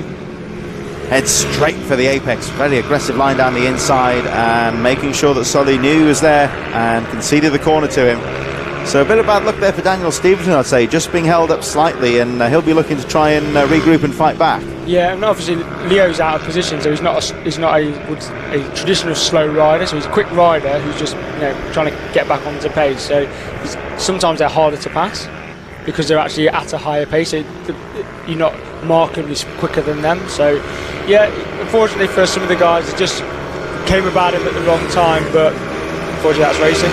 Yeah, it's just the way it goes sometimes, I think, and certainly going quite well here for Travis Shaw, who maintains that gap. He's just got that break at the front, and he's taken advantage here, so he increases the gap to 2.1 seconds from Jack Hamilton. And they are closing up on another one of the back markers there. That's Finley Hanna just in front of Travis at the moment. I think Travis should just not quite there, so again, has to roll off a little bit, has to think about the corner. Oh, just playing his cool there, wasn't he? Yeah, good. And Finley saw him and gave him the space, which was great. And then head down and off we go again. But Jack's still got to get through the same back marker, and it depends where he catches him, whether he'll catch up time. But the time's actually gone up to 2.1 seconds now. So Travis riding really, really well. And there we go, as Travis Shaw takes the checkered flag in the end by 2 seconds from Jack Hamilton. There goes Sid Marshall in 8th position in that battle for third. Parker-Jazari just about holding off Daniel Stevenson. Looks like it's going to be Hudson Cooper in 5th place, and yes indeed it is. And the rider we saw just a few moments ago there, the number 34 of Charlie Cunningham, will be the last rider on the lead lap, finishing in 6th place. good strong position for him. Finley Hanna, Sid Marshall and Leo Solier finishing a lap down in the 110 Cup, but Travis Shaw there being pushed hard by Jack Hamilton, and I think 1 or 2 opportunities came his way and he certainly took advantage. Yeah, he did really well. He's quite excited on the screen, revving his engine. Don't overdo it, you don't want to be blowing one of them up, but yeah, really good race for him, and he's had a couple of rounds now of consistent top performances, so one to watch for the future maybe. Yeah, Travis Shaw certainly in a good vein of form at the moment, and yeah, he could be looking for another victory later on today if nothing else, and improving as the season goes on. Yeah, he's doing really well. This class, again, it sometimes throws up some unique results, but in general, the front guys, the Leos and the Travises of the world, they're performing really well. Hudson had a few difficulties in that race, but he would normally be nose to tail with the other guys in front of him as well. So, yeah, good performance all round. We're about to get on the way then with the slightly older riders in the Moto Oils Ovale 160 Cup. They make their way out onto the track, and like we saw in Moto 1 earlier on today, this was a very competitive race. We saw Wilson Dilks taking the win from the number 62 of Ethan Sparks, but there really wasn't much in it. 1 second separating those, and the likes of Arnie Carr and Tyler Humphries of course ran very well. Wilson Dilks had the benefit of a good start, and well, I think any one of those 4 riders could realistically take the checkered flag, so I think again in a few moments time the start is going to be crucial. Yeah, it's really important here because of the nature of the track. If you can get out, in the first couple of places, you've got a real good chance to pull away from the rest. But I think if you start getting bogged down into scraps and battles quite early on, yeah, it can ruin your race really. But you've got Arnie Carr towards the front, Wilson Dilks, Tyler Humphries, Thorley. All of them could win a race. So the start is really crucial. I think Ethan Sparks as well in there as well this time. So any of the top 6 can win. And of course, one thing to note here is that Thorley Trevorrow, of course, he crashed out in the first race, so he'll be starting. There he is in the red machine at the back. He's right at the back of the grid, so he's going to have a bit of work to do in a very important first lap as the last few riders now in position. It looks like the riders are ready to go. And oh, trouble here though for is that Arnie Carroll when they're on the front? No, it's as Wilson Dilks just behind the Marshall. But whatever the problem is, it all looks like it's sorted out. One rider to take their place. I think that may possibly Ethan Sparks in there as well on the inside. So let's hope they can get this sorted out quickly before they send the riders out again. Yeah, so basically one of the guys, I think one of the kids missed the warm-up lap and he came to take his position at the front, but obviously you can't do that because you didn't do the warm-up lap, so you've got to start from the back. So he's been pushed to the back of the grid, which is... I think it's looks like number 8 on that one, so that's Blake Wilson, I believe. Yeah, I think so, I believe so. Oh, and Thorley Trevorrow is being sent to the front of the grid now. I thought he'd be at the back, so... Yep, confusion here. We may need another warm-up lap. They've been on here for quite a while. I'm not sure. Let's have a look at what the officials decide here, because the riders have been down on the start line for a few moments now, and it may be the case if they get held for too long, they might just send them round again. But the riders look ready to race, so just watch just keep an eye on the clerk of the course and the race director here down at the front as we look to see what's going on. A bit of confusion with the starting grid there, but so just while we're waiting, you'll notice again that we've tried to stagger the grids. So bikes, there's a mark on each grid position. So on the front row they're on the left, on the second row they're on the right. That's so that if anyone stalls or anything like that, the riders that are coming through from the back can see exactly who's where and what. So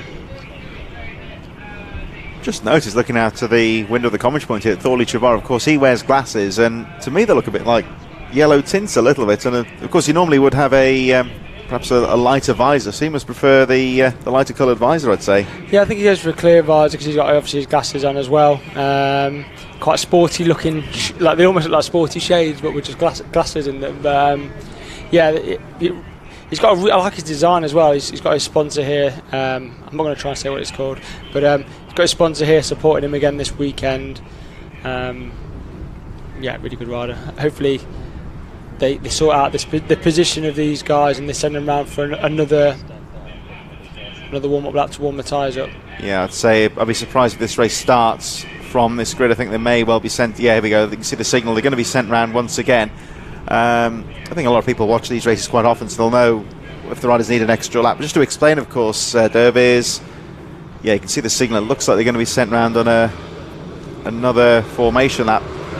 Basically, the rider's been there for problems. There was a bit of bike trouble, I think. Yeah, so out on the warm-up lap there, you just saw that one of the guys who came from the back got off before the guy from the front, and he just clipped his front wheel, which sent him onto the grass. I don't think it's come off. I can't see from where we are. Oh no, he's still going, so he's okay. It was Arnie Carr there, just nearly got clipped as he pulled off. So nice warm-up lap. Get the tyres a bit more heat before they send them out at full pace into that first corner. I think it's just for the safety of the kids, really. Make sure that they all can get round and there's no risk. Just confusion on the start and the positions. With Thorley crashing off, I'm not sure. Yeah, we thought to be at the back, but then they seem to bring to the front. So what the rules will be there. But yeah, essentially, of course, all the time that's been sorted out, the tyres are cooling down all the time. Absolutely. So there's every chance that you'll go into the first corner and have no grip. No grip. Yeah, you probably would, to be fair. Even in this environment here, you'd probably still have some grip. But you know, like I said, it's about just getting everyone into a safe starting position, get them onto the grid, get them going in a safe environment, so that no injuries or anything like that. So. Well, it certainly looks a bit more drilled this time. Everyone seems to be in the right position here, so hopefully we should be able to get the race underway, although that's Arnie Carr again on the inside. It looks like he's having some trouble with that bike. He had bike failure at the first start and lost the engine at the start of that one, nearly came off the machine, but looks like the rider looks happy. They are looking at that bike, so looks like riders are ready to go. Here we go. It's going to be a start this time. The flag goes up. We wait for the start. And O'Varley 160 gets underway. Nice start on the outside for Wilson Dilton. I think he's going to sweep under. Oh, he tried to take the lead there, but Carr down the inside shut the door. Ethan Sparks did a great start. He lost a bit of ground off the start, but then managed to squeeze it back up the inside of Wilson just on that first corner, so he's gone up to second with Wilson third. So good start. All riders get around the first couple of corners, which is great. Yeah, they're all through safely, and good recovery there from Arnie Carr. The bike just didn't want to get away there, and I think he was in second place going into that first little kink, but he had the line into the corner, pushes Wilson Dilks wide, and the unfortunate thing for Dilks here in third, he's lost out, of course, because the excellent Ethan Sparks went down the inside. Yeah, it was very keep trying to say it, but opportunistic of him to just take the opportunity when it came open. So the door opened and he just shot it straight down the inside, hard on the brakes, got it turned, took advantage of Wilson. He just got held up a little bit. Really good start, just was in the wrong place, so he'll be looking to get on the back of these guys. Wilson, obviously, in the 140 race earlier, took his first ever win in the 140 race. That's the first time he'd ever won a race on the 140 class. So good weekend so far for him. I've been really happy with that. And Wilson Dilks saying third. This, I think, is one of the first times where he's had to fight from behind here, and at the moment he can't do much about Ethan Sparks and Arnie Carr. And Carr just seems to have some drama before the start of the race, but now that the flag's dropped, he seems to be in his groove quite nicely here. And Ethan Sparks in second at the moment can't do anything about him. Thorley Trevorrow still in fourth place, a bit further behind from Tyler Humphries. And Humphries this time can't really get involved in the battle for the lead. Henry McCartney, Blake Wilson, Laken Payne and Miller Buchanan rounding up the field just that little bit further behind. But here again, Ethan Sparks, a couple of laps into the race now, and just starting to wind the pressure up here and keep Arnie Carr honest at the front. Yeah, Arnie's riding really, really well. I mean, that bike looks awesome in the neon yellow as well, so it really just you can really see who he is and what he's doing. It looks really smooth. He's obviously been doing a lot of training in the early parts of this year. It's really coming and paying off by the looks of things, because he's pulled the plug at the start, and Ethan Sparks is desperately trying to get onto him. He's currently the fastest guy on the track, is Arnie. And these riders really carrying a lot of speed off Simpson straight through the paddock bend into this centre corner. This long left-hander that just tightens in on itself. And it looks like Wilson Dilks has broke away a bit now in third. 1.1 seconds covering the top three. So Tyler Humphries dropping back a bit now, number 19, as we watch Ethan Sparks just trying to find a way through. Wilson Dilks just that little bit further behind, not close enough to go for the lead at the moment, as Ethan Sparks tries to find a gap down the inside of Arnie Carr as they make their way in towards the S's, heading now towards the Simpson Straight. And yet again, Dave, we'll watch this camera angle in a moment, just how much speed these riders carry through this corner. Yeah, it's really quick, and bike on, he's run a little bit wide there as Arnie. It might give a chance for Ethan at the inside. I think he just had, you see the bubble as he goes through there, so Arnie's now got to get it back together. I think he just touched his front wheel into his back wheel there as well, so he's really close racing, but Ethan back is at the front now, so Arnie's got it all to do, but he's right on his tail, so that's going to make it interesting to see what the pace is like going up this front straight. I think Arnie's slightly more pace, but getting past now is going to be the challenge for him. And Ethan Sparks has to be brave to make that move stick, but look at this from Arnie Carr out of nowhere, finds half a gap in the S's, got the front wheel in there, snatches the corner away from Sparks, and back into the lead goes Arnie Carr. Wilson Dilks watching in third place, just over a second behind, but he'll be looking to try and get involved. Let's see what the gap is, and they all cross the line. 1 second covering the top 3 riders. Tyler Humphries still in 4th, Thorley Trevorrow in 5th, Henry McCartney, Blake Wilson, Laken Payne, and Miller Buchanan just a little bit further behind, rounding out the field. As Arnie Carr again forcing his way back through into the lead, but look at Ethan Sparks in second. He is certainly not giving this one up. And Tyler Humphries obviously passed Thorley Trevorrow about a lap ago, and now he's just lapping slightly faster than the leaders, so he's quite a length behind, but he's in a bit of free air, so hopefully he's got 7 laps here. Hopefully he can try and close that gap. It's a quite a big gap, but he's in clear air, and he's done the overtaking he needed to do to get that position, so that's locked away now, so that should be good. Ethan Sparks fastest lap of the race there, 45.682. Still Wilson Dilks in third, just 1.2 seconds behind, but Tyler Humphries lapping just a slight, only a few tenths of a second slower than these top 3 riders, so he'll be looking to try and put a couple of strong laps in to try and get involved in this battle for the lead, as Arnie Carr 83 holds on to the lead. Ethan Sparks goes wide on the entrance into the SS. He's going to try and get the momentum to find a way through on the exit here, but Arnie Carr's got the bike well covered on the apexes there. Here they come back towards the Simpson Straight, and let's see what Arnie Carr can do as he tries to break away, and again Sparks is going to go for the cut through on the inside. Carr's got the line covered at the moment. Let's see what he can do going into Senna. And oh, that was brave riding there from Arnie Carr. I think he knew that Ethan Sparks was coming there and guarded the apex nice and early.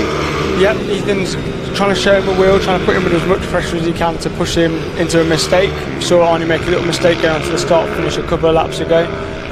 Ethan, all he can do now is pressure. See if he can force him just to run slightly wide so he can show a wheel, park the bus in there and hopefully get past him. But Arnie's riding really well, covering every apex, positioning his bike well. And again, Ethan Sparks trying to find a gap down the inside. Overtaking is possible down the Simpson Straight in towards the paddock bend. 4 laps to go when Arnie Carr leads the way. They've left Wilson Dilks behind a bit now, and it's turning into a 2-way fight for the lead, as again Ethan Sparks has a little look down the inside. I think Spencer Rollins is going to try getting into 180. Oh, you can see what he's going to try and do there, try and get alongside and going into this 180. Oh, but he's caught the back wheel of Carr there. I think he's stayed on the bike. Now what he did is round that tight right hander has got like a white wall around the outside. Oh, he caught and the they wall. take it as tight as they can to try and cut underneath them. I think he's just caught his shoulder on the wall, which pulled him off the bike. Okay. So feet in the air, hanging on for dear life, but managed to land back on the bike. So he didn't come off, didn't crash, but he's probably cost him maybe half a second, 3/4 of a second there. Might be the advantage here. Let's have a look at the lap times when they cross the line. So Arnie Carr goes through, and it's a little more than half a second. That's how close this race is, though, because he's already fallen behind a bit now. That's how close it is. Yeah, it's fallen back a little bit, which is a shame. So he lost on the last lap. Arnie Carr did a 45.9. Ethan's right on his tail until that point. Ben Johnson delivered a 46.4. So yeah, nearly just over half a second. So yeah, it's a shame, but that wall, it sucks you in because you want to stay really tight around there, stay right on his back wheel so you can try and get underneath him on the exit. Just cut it a bit fine.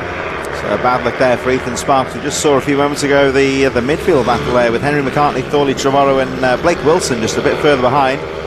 As Arnie Carr gets the power down, flies over the line, 2 laps to go in this race. And Ethan Sparks just trying to close the gap. He has pulled a bit of time, just a handful of seconds there, maybe a couple of tenths, but not very much. Thorley's just overtaken Henry McCartney going into the last bend on this lap as well, so he's back up now to 5th. Henry drops down to 6th place. So Henry McCartney in 6th, still Blake Wilson, Laken Payne and Miller Buchanan running out the field with 1.5 laps to go here, and Ethan Sparks is back with Arnie Carr. This is a very tight race, and Ethan Sparks has done very well to challenge once again for the lead. Wilson Dilks is 2.4 seconds behind in 3rd. Can't really do much about these 2 leaders. It is so competitive at the front. Here we go then with 1 lap to go. Let's see what Ethan Sparks can do as they go towards this technical part of the track. Arnie Carr's got the line covered here, but Ethan Sparks... Oh, and Arnie Carr high-sided there. Did well to stay on the bike. And how close is this race to have just a small mistake like that? Oh, and Ethan just had a mistake, nearly fell off again as well, so they're really pushing hard. Arnie went really tight around that first corner to protect the line, but that meant he had really tightened up the exit, and when he went on the throttle he just lost the rear, managed to stay on the bike fortunately, and then Ethan in return in the wall, where he hit the wall the lap before, just had a little slide from the rear as well, but managed to stay on as well, so both really lucky to finish the race. So high tension in this final half lap, and it looks like that small mistake from Arnie Carr has allowed Ethan Sparks to go through and take the checker flag. So it's a race win for Ethan Sparks, Arnie Carr in 2nd. Wilson Dilks almost snatching 2nd, chasing him to the line in 3rd place as we see Tyler Humphries, and then here's this battle with Thorley Trevorrow and Henry McCartney just behind in 6th place. And we should be seeing the number 8 of Blake Wilson. There he goes in 7th place, just ahead of Laken Payne, and I think Miller Buchanan just about stayed on the lead lap as well. So is that Buchanan there, I think? Yes it is. So 29, Miller Buchanan will be the 9th place rider, but I say still very competitive here. They're all, despite how fast that race was at the front, they all stay on the lead lap.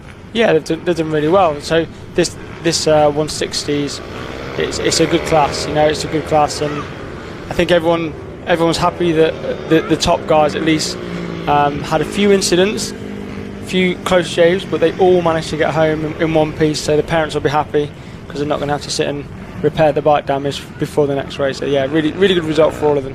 Yeah, I was going to say they were really pushing at those last couple of laps, but staying on the shiny side down, as it were, as Miller Buchanan, last rider on the track, just on his cool down lap now. In the meantime, the Pit Bike Spares Minibike 160, this class of course incorporating the veterans class, they're in the waiting zone and about to get underway.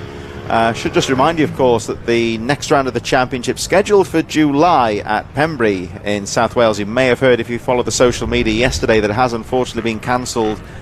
Some unfortunate outside circumstances, meaning that the series can't go there this year, although it is hopeful it will return for 2023. What I would advise, if you're on social media, of course, to follow the Rich Energy British Minibikes Facebook page, where hopefully looking perhaps Monday to get more of an update as to when and where that round will take place. Yeah, we're hoping to let everyone know on Monday, just to we're going to do everything we can to try and get another track to replace that one. It may happen, it's quite short notice, but Alan, the event organiser, is doing everything he can to do that. But we'll try and get updates out to everyone. Hopefully close it by close of play in the evening on Monday. Worst case, maybe Tuesday next week.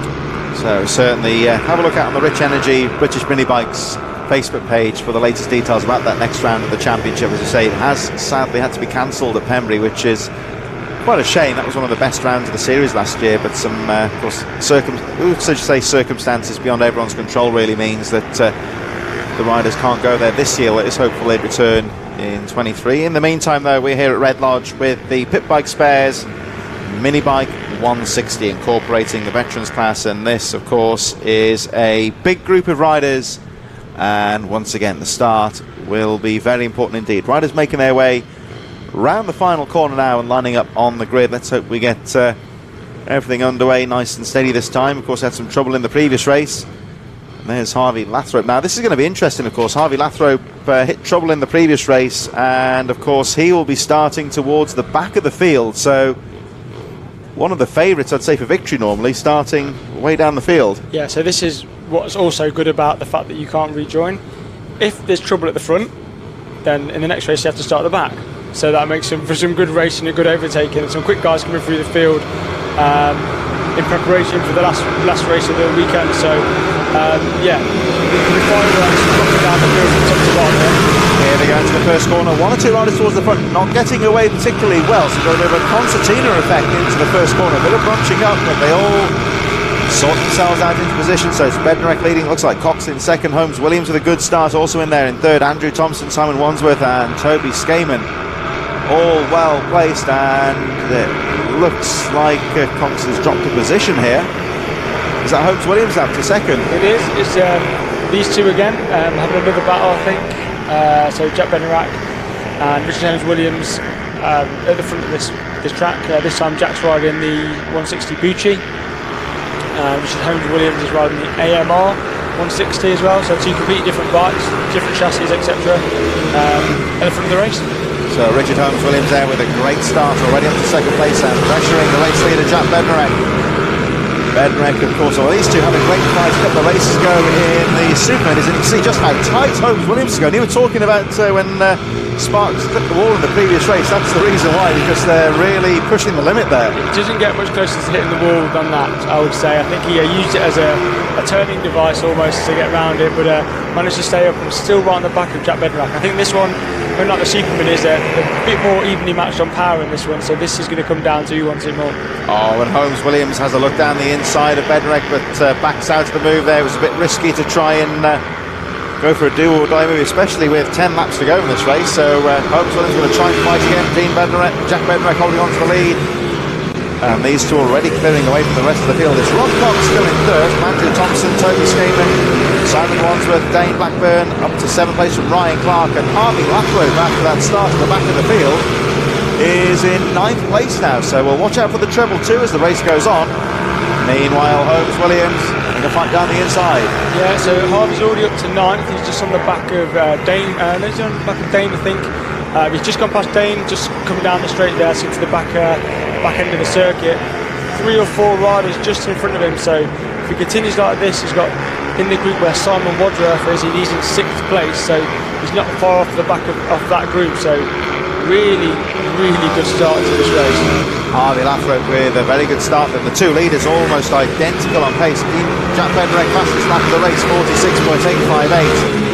But Holmes Williams only a few thousand, and again, look how close he goes to that wall. Richard Holmes Williams really precise through the hairpin. It's still Rob Cox in third, Andrew Thompson, Simon Wandsworth up to 5th place now, Toby Skaman, Ryan Clark, Lathrope in 8th, and let's see what Holmes Williams can do this time as he goes through the S's. He just seems to get a good drive, and again goes wide, cuts across out to the S's to try and get alongside Bednarek, but not quite close enough to get a wheel in there and snatch the lead.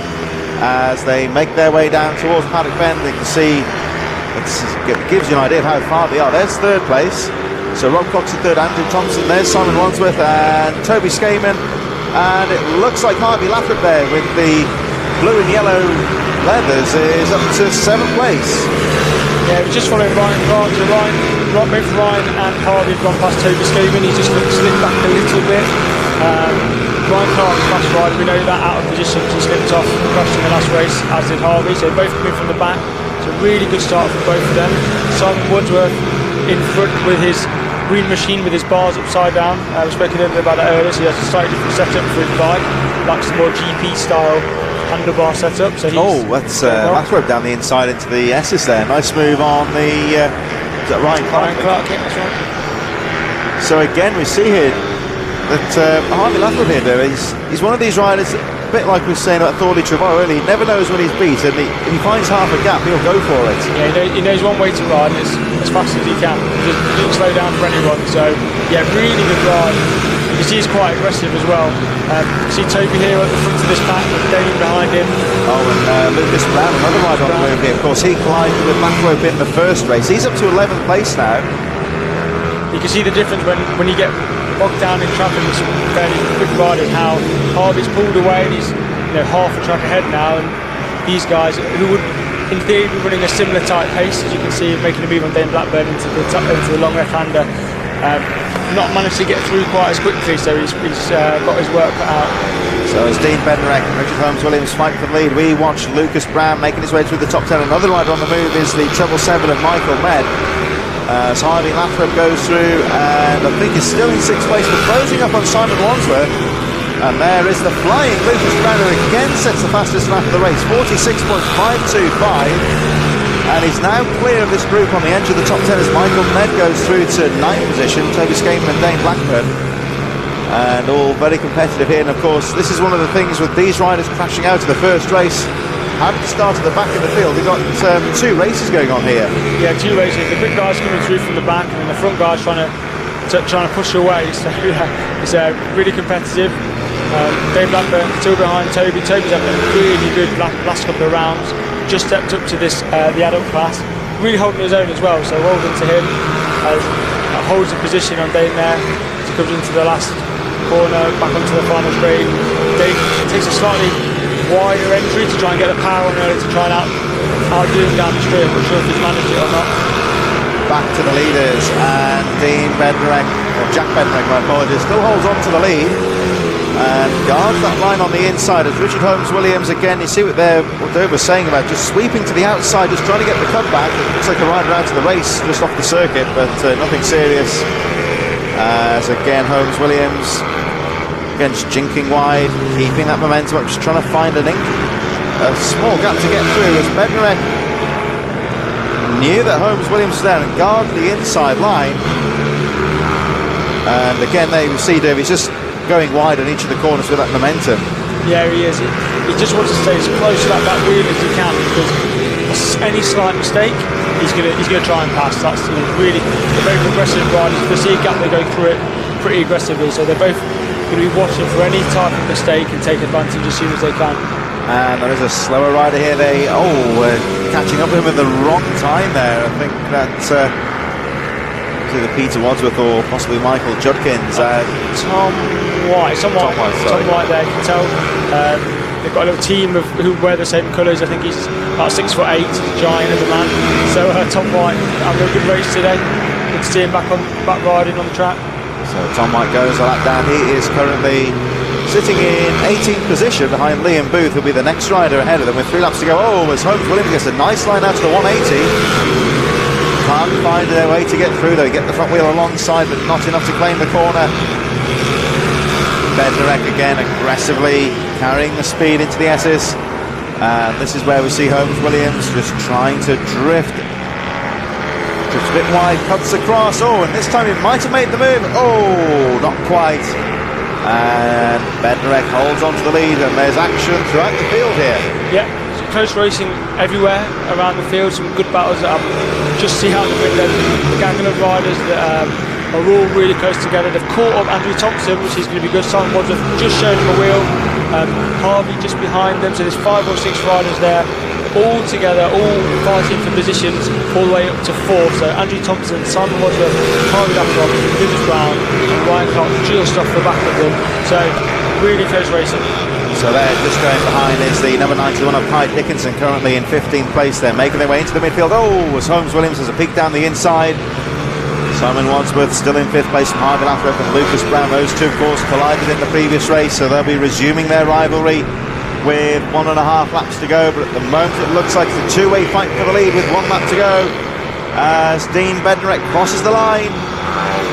And Holmes-Williams is going to give it one last go again. So why? Lucas Brown's just taken Harvey at the back end of the circuit, so now he's down Simon Wadsworth. Harvey Lathrop just behind them as they come across the line again.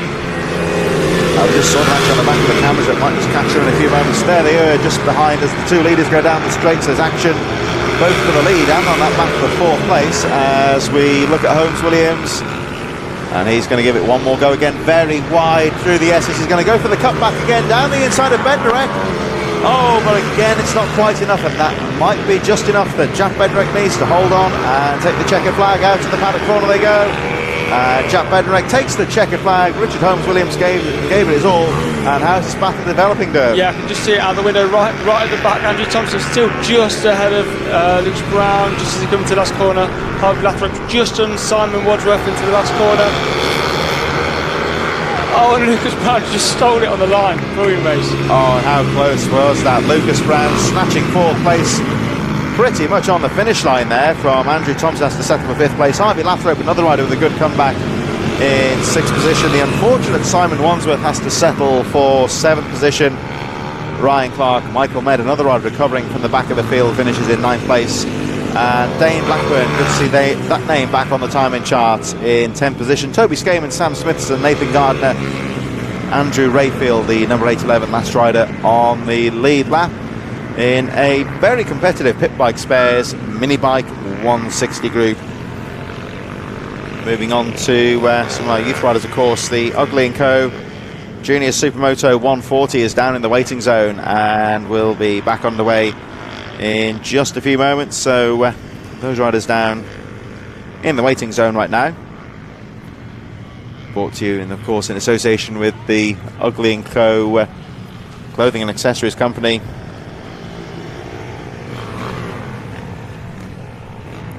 Of course, just to remind you of the age of these riders. Ugly & Co. Junior Supermoto 140, riders age between 9 and 14 years. So again, lots of young riders out in the racing, and of course all the time learning their racecraft. So a real mixture of age groups here. These, of course, well into teenagers, some of the older riders in the race group, of course. So you do see some of the size differences between some of the older and the younger riders. So Junior Supermoto 140 down in the waiting zone right now, and we saw some pretty competitive racing. George Bowes, of course, looked in good form earlier on this afternoon, but I'd still say any one of 3 or 4 riders could potentially win this race.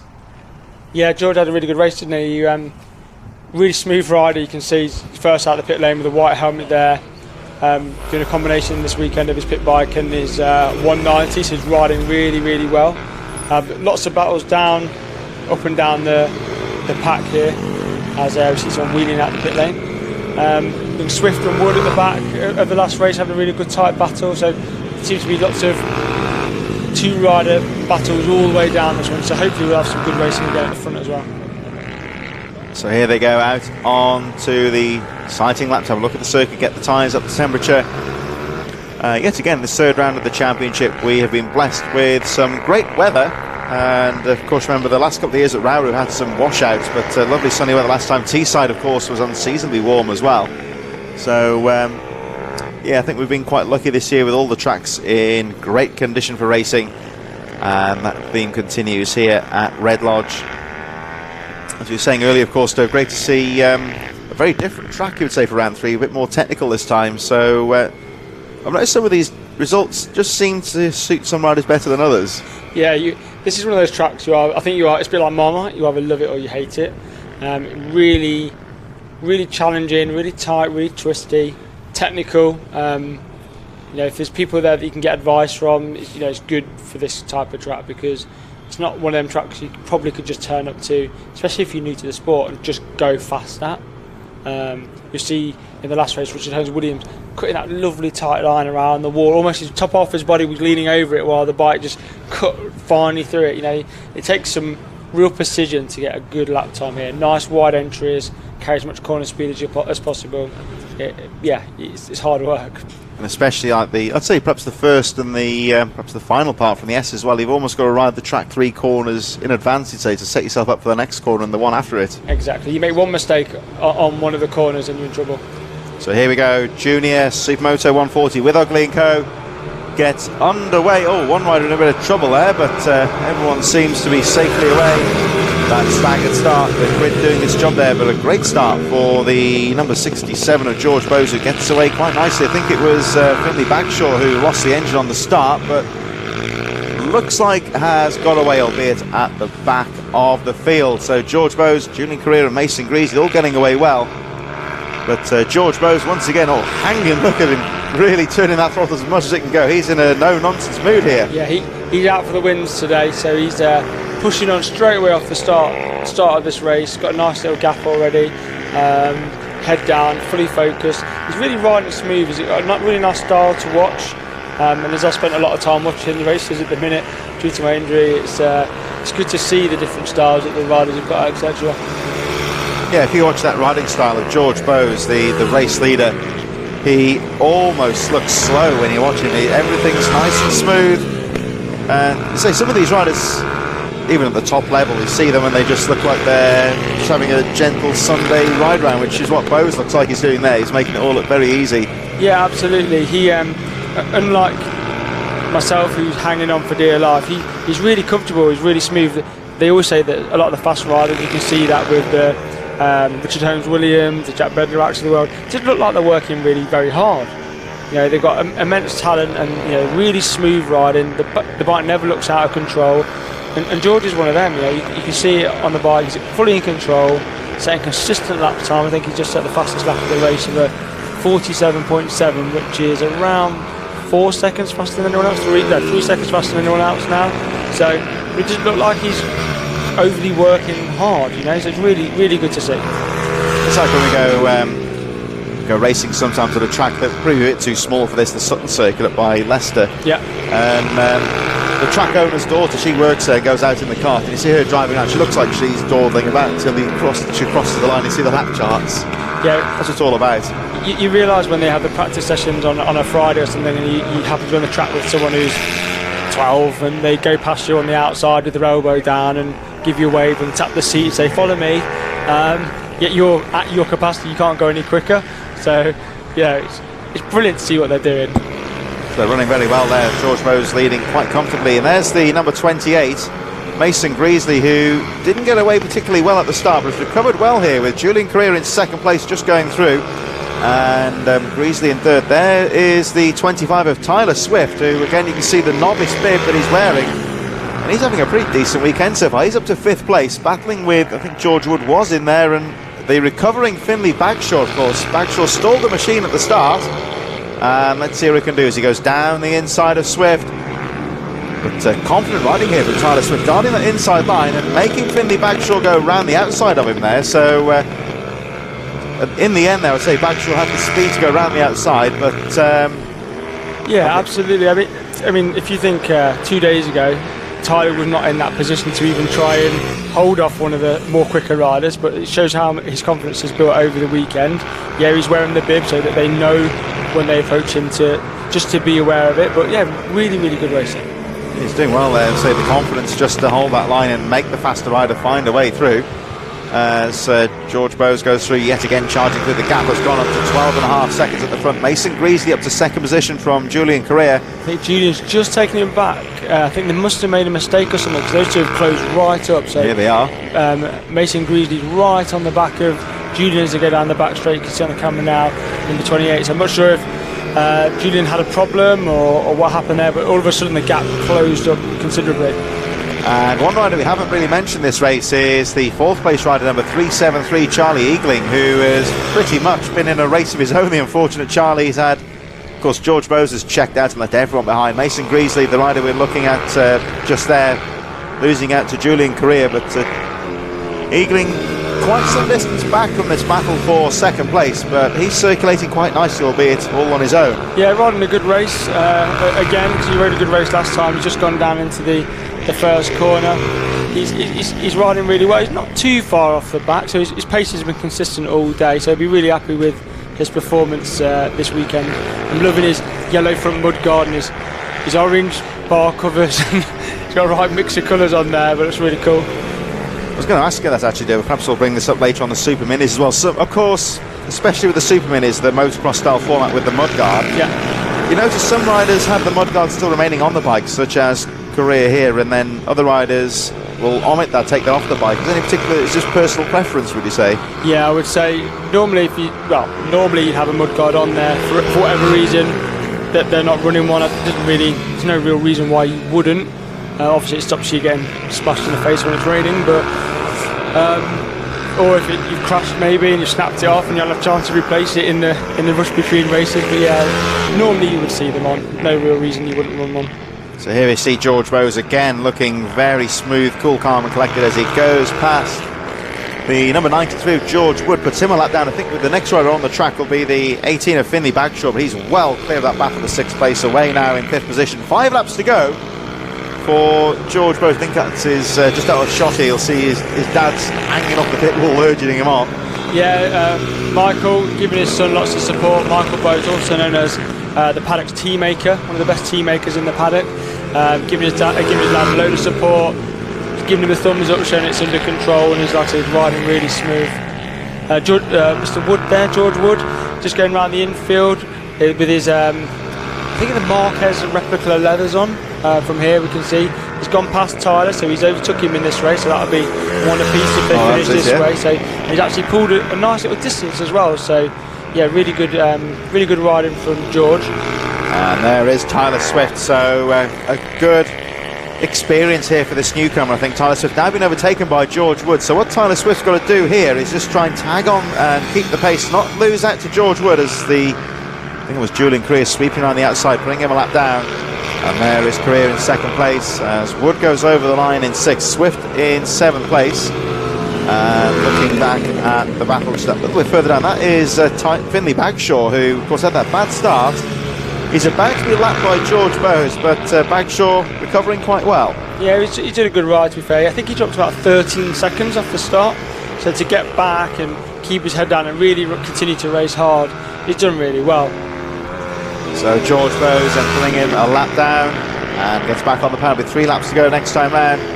And George Bowes again, and just watch him riding around, he just makes it look all so easy, looking so smooth, calm and collected. You can usually tell with a fast rider they look slow sometimes because they're really not doing anything too urgently, but getting everything smooth and right, and that's what Bowes is doing. He's setting some consistent time so far. He does seem to have dropped the pace slightly on that previous lap, and actually Julian Career may have closed the gap slightly, only by a few tenths. The gap goes down to 12.8 seconds, but George Bowes, I think of course he had to get past Finley Bagshaw there, so just taking his time and maybe just losing out slightly. Yeah, I think you can see, so as he comes around the back of the circuit, he'll be coming back on the guy in second place. He'll know where he is, so he'll know could almost be about half a lap ahead at the moment, so he'll see him there and think he doesn't have to force the issue, just has to ride now, bring it home.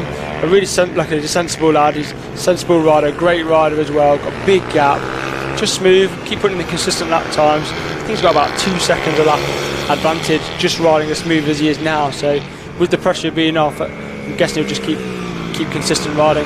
Just maintaining his own fairly decent pace at the front there. George Bowes, who jumped away at the start and hasn't really been challenged in this race. Julian Career still in second place on the 737s, just going through the first corner as George Bowes goes down the Oak Tree Straight, heading towards the S's.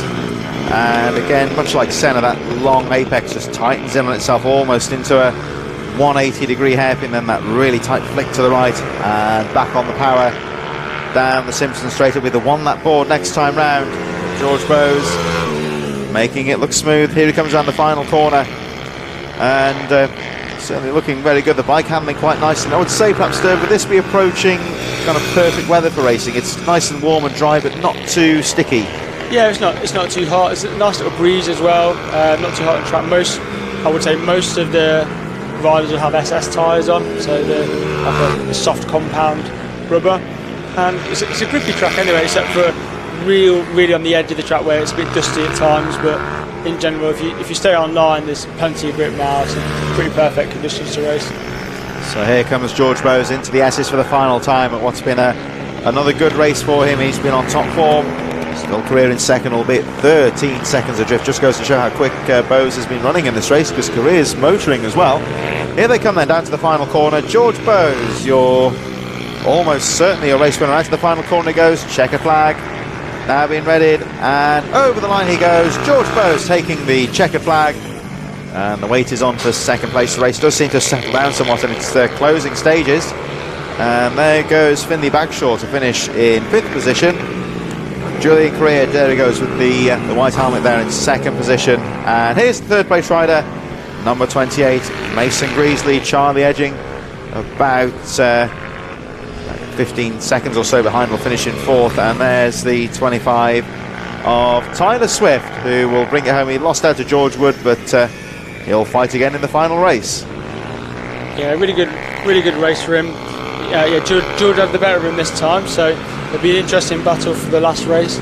But all riders fairly consistent on lap times as well. If you look at their lap times, they've all slightly gone a bit quicker, had a few more battles, but yeah, star of the class on that one was definitely George, who led from the front, was put under pressure for a little bit, but then he just got his head down.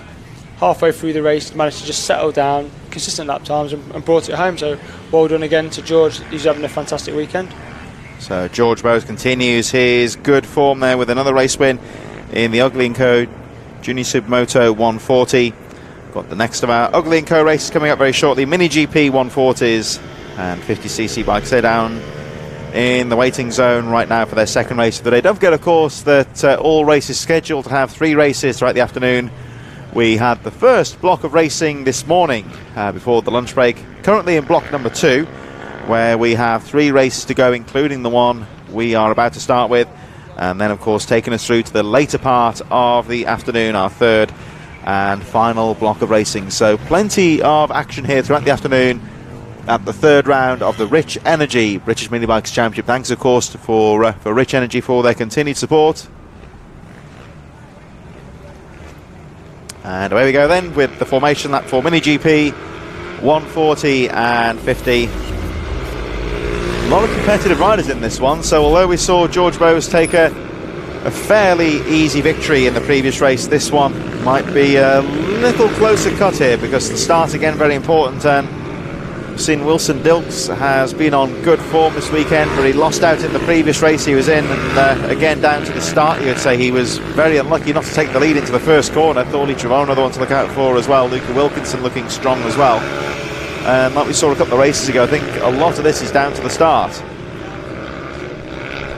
Yeah, we have to turn my mic on. Yeah, absolutely. The 140 race from earlier on today, I think Wilson took the win in that one. So that was his first ever 140 win, from what I understand. I got a message through just to let us know. So he'll be well happy with that as well, because obviously it's really competitive. But yeah, the class in this field is fantastic. So you've got Wilson Dilks, you've got Tyler Humphreys, you've got Lewis Mullen, who comes over from Ireland every week. He's a really good racer, part of the Vision Track Academy. Luca Wilkinson, fantastic young rider, rides in 3 classes at BMB, really coming along. Thorley in 3rd place, who had the unfortunate incident earlier in the day. So it's just class all the way down the field. So we're really hoping to see some good results. Last few riders just taking their positions on the grid further back. Yeah, Travis Shaw's starting from the back, so I think we lost him on the first lap of the last race here, so he's starting from the back of the grid this time, so we know that he can run a good fast pace in this class as well. So we'll be interested to see how far he comes through. Hudson, Daniel Stevenson also towards the back of the grid as well, so speed all the way from the start. Here we go, we wait for the flag to drop.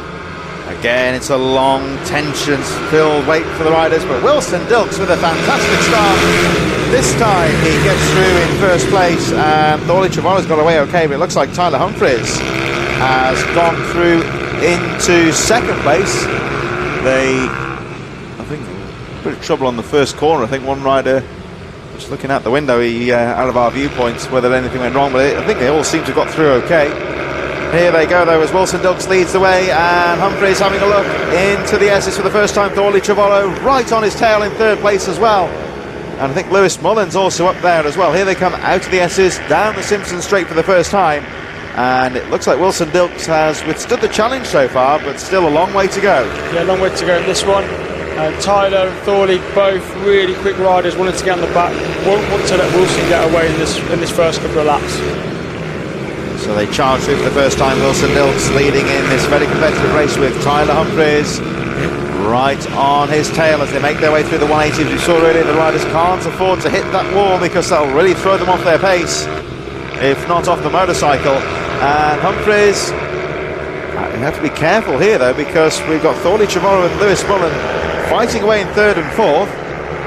So Tyler Humphreys here in 2nd place, potentially in a difficult situation. He's got to keep the leader under pressure, but at the same time he can't be too gung-ho about it either, because he's got 2 riders right on his tail, and any mistake could let them through as well. Travis Shaw incidentally up to 11th place, battling with Daniel Stevenson, Joshua Herring and Finley Hanna. And Wilson Dilks there very aggressively guarding the inside line. Yeah, he doesn't want to ride too defensive at this point. He just wants to try and ride his own race, but Oh, big high side. So that's Tyler Humphries. Took a really, really tight line through that right-hander. The rear of the bike let go, and he's right in the middle of the track. So the marshals are just trying to.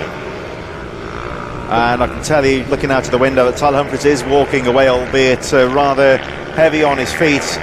Fair to say he'll have winded himself there quite badly. So Humphries off the track, so I think the race should hopefully be able to continue. But what a shame for Tyler Humphries, high-sided quite heavily off the bike. He has. He's landed right on the, looks like on the bottom of his back to his hips kind of area. Looks like he's in a fair bit of pain. He's back on his feet again as Wilson Dilks gets back underway, and I'm sure you've been in that sort of situation. I've done that on the motocross bike before. When you get high-sided off the bike, you're okay, but it's like you just can't breathe or do anything for a few minutes. No, I must admit, I've fallen victim to a high side or two. He was really unlucky there, because actually he'd closed the gap quite a lot, and he'd taken that slightly tighter line, and from where we're stood here, you can actually see on the track where right where he hit looks a little bit dusty. You can see it's a little bit brown on the inside. Just as he peeled through there, the back end came round on him, and he got spat to the moon, which is really unfortunate, as Alan Lord comes and gives me a tickle when I'm trying to talk on the commentary.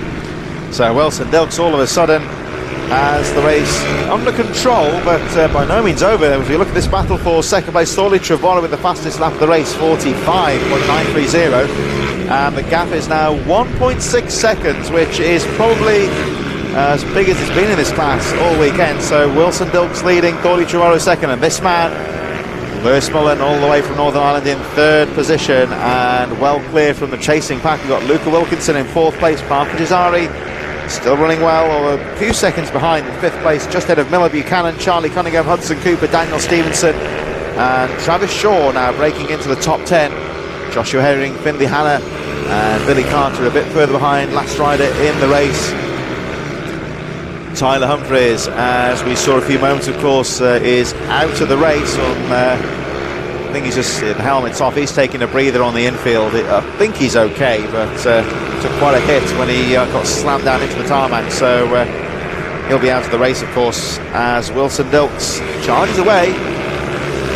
Thorley Trevorrow, meanwhile, in second place, is desperately trying to break away now from Lewis Mullen, who is keeping that pressure on in third place, and Mullen doing all he can here not to let Thorley Trevorrow get too far down the road as the leaders make their way down towards the final corner. Wilson Dilks just nipping down the inside, starting to pick up the back markers now. I think he's gone down the inside of Billy Carter. There is Dilks all on his own at the front. I think he just afforded himself a brief glance there just to check where second and third place were.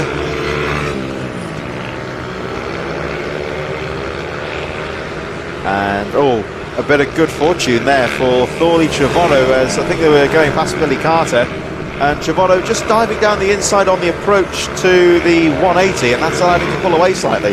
Yeah, you see a lot of the quicker guys, they have this habit of being able to turn the bike really tight, really get that bike turned, and get the power on really early, which is obviously what Tyler was trying to do on that lap where he crashed. Just getting on that throttle early, getting that bike stood up, just gives you that little bit of, sometimes just gives you enough to get underneath before the next time they turn. So some of the really quick guys can do that really, really well. Here's the 42 of Thorley Trevorrow. The gap now 2.9 seconds. There's Tyler Humphries. You'll see him on the infield, just taking a breather on the crash barrier. So Dilks leading, Trevorrow still second, Mullen third. Luca Wilkinson having a strong race still in fourth, albeit 12.4 seconds adrift. He's all on his own because he's a comfortable 8 seconds ahead of Miller Buchanan in fifth place, and it's still Parker Jazari, Charlie Cunningham, Daniel Stevenson, Travis Shaw in ninth, who's just gone over the line, and Hudson Cooper any moment now should be rounding out the top 10, just gone through in 10th position. But Wilson Dilks having a good weekend so far, looking very strong as he goes over the line. Trevorrow still second, and there he is, Thorley Trevorrow looking strong in that second place, although can't do much about Wilson Dilks. No, he's just a little bit off the back, but he's riding really well. You can see he's quite, like I said, he's a really good rider anyway. You can see that coming up to the back markers on the infield. I think it's Joshua Herring. It's his first weekend on the Avali, so he's again another young rider coming through, riding really well. But yeah, he's a really good rider. Lewis Mullen, you can see on your screen here, like I said, one of the guys that come over from Ireland, again part of the Vision Track Academy, who've got 3 or 4 riders here this weekend, all performing really well. Just trying to get on the back of Thorley, but Thorley's setting a good pace, and although he's not losing ground, he's not gaining ground either. So holding station, but Lewis will never give up. So we'll see if we can get back to it. That'll be the good challenge. He seems to have closed up a little bit coming around the first couple of corners on this track. Yeah, the gap has gone down to 0.4 of a second between Thorley Trevorrow in second and the charging Lewis Mullen, but none of this will be bothering Wilson Dilks with what will be 2.5 laps to go at this stage. And I think he knows he's got that cushion at the front. He takes a nice sweeping line through the S's, nice and smooth, keeping the power on and staying out of trouble. So Wilson Dilks wouldn't like say he can afford to relax at the moment, but he can certainly afford to run his own race and not worry too much about the people behind him as he makes his way through. Got another rider just in front. I think that's the Hudson Cooper. Yeah, Hudson Cooper. Just give him a little bit of space there, so it's quite intelligent riding there from Hudson. Give him a little bit of space so he didn't get into the fight with the front runners. Second and third, not close the gap too much, but second and third are really close on the track, so it'll be interesting if Lewis can get back onto that better wheel. He's not far off that marker. Hudson, who's not slow either, he could come into play here if they catch him at the wrong time. He's carrying a lot of speed around the back end of the circuit, and Lewis and Thorley are catching him at a fair pace.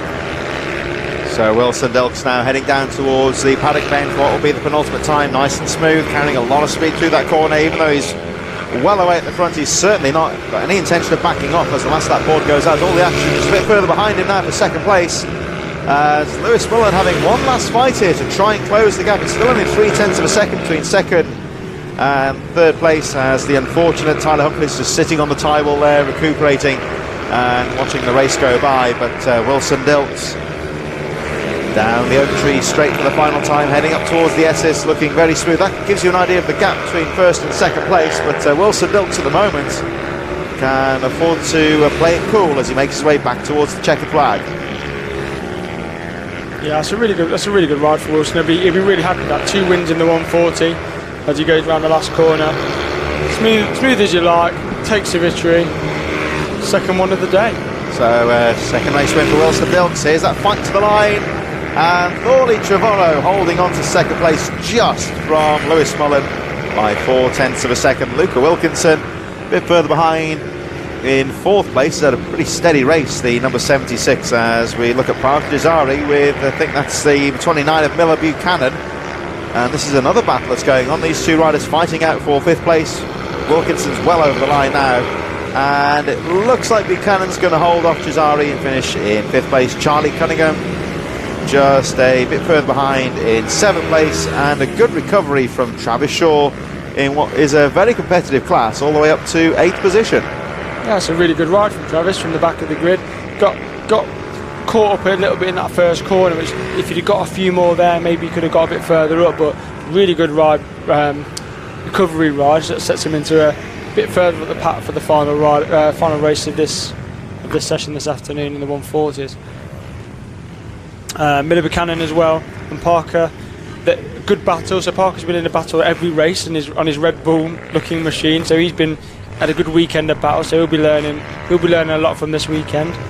And obviously Billy Carter as well. So Billy Carter, he's a little bit slower than some of the other guys, which is still part of his learning curve. But he hasn't quit. He's rode well. He's not been involved in any incidents with any top fast riders or anything like that. So a good ride from him, and should be proud of himself for this weekend. As I watch Tyler Humphries, he's hobbling a little bit, but he's making his way back to the pits in one piece, and his bike from what I can see as well looks okay. So his dad will just have to. I was going to say, just looking at that bike there, that's the rider's important part. Is the bike all right? Yeah, is the bike all right? Don't worry about me. Is the bike all right? So yeah, they'll check the bike over, make sure there's nothing loose, because obviously they want to send it back out, and it will need to be in a fit condition to take that back out. And hopefully, he did come down quite hard on his back, so hopefully there's no after effects of that. Yeah, it was just the way it just seemed to spit him off and vertically went down onto his back, really. So if nothing else, that would have knocked the wind out of him, I think, wouldn't it? So definitely. And sometimes when he lands, you can land on your hip bone or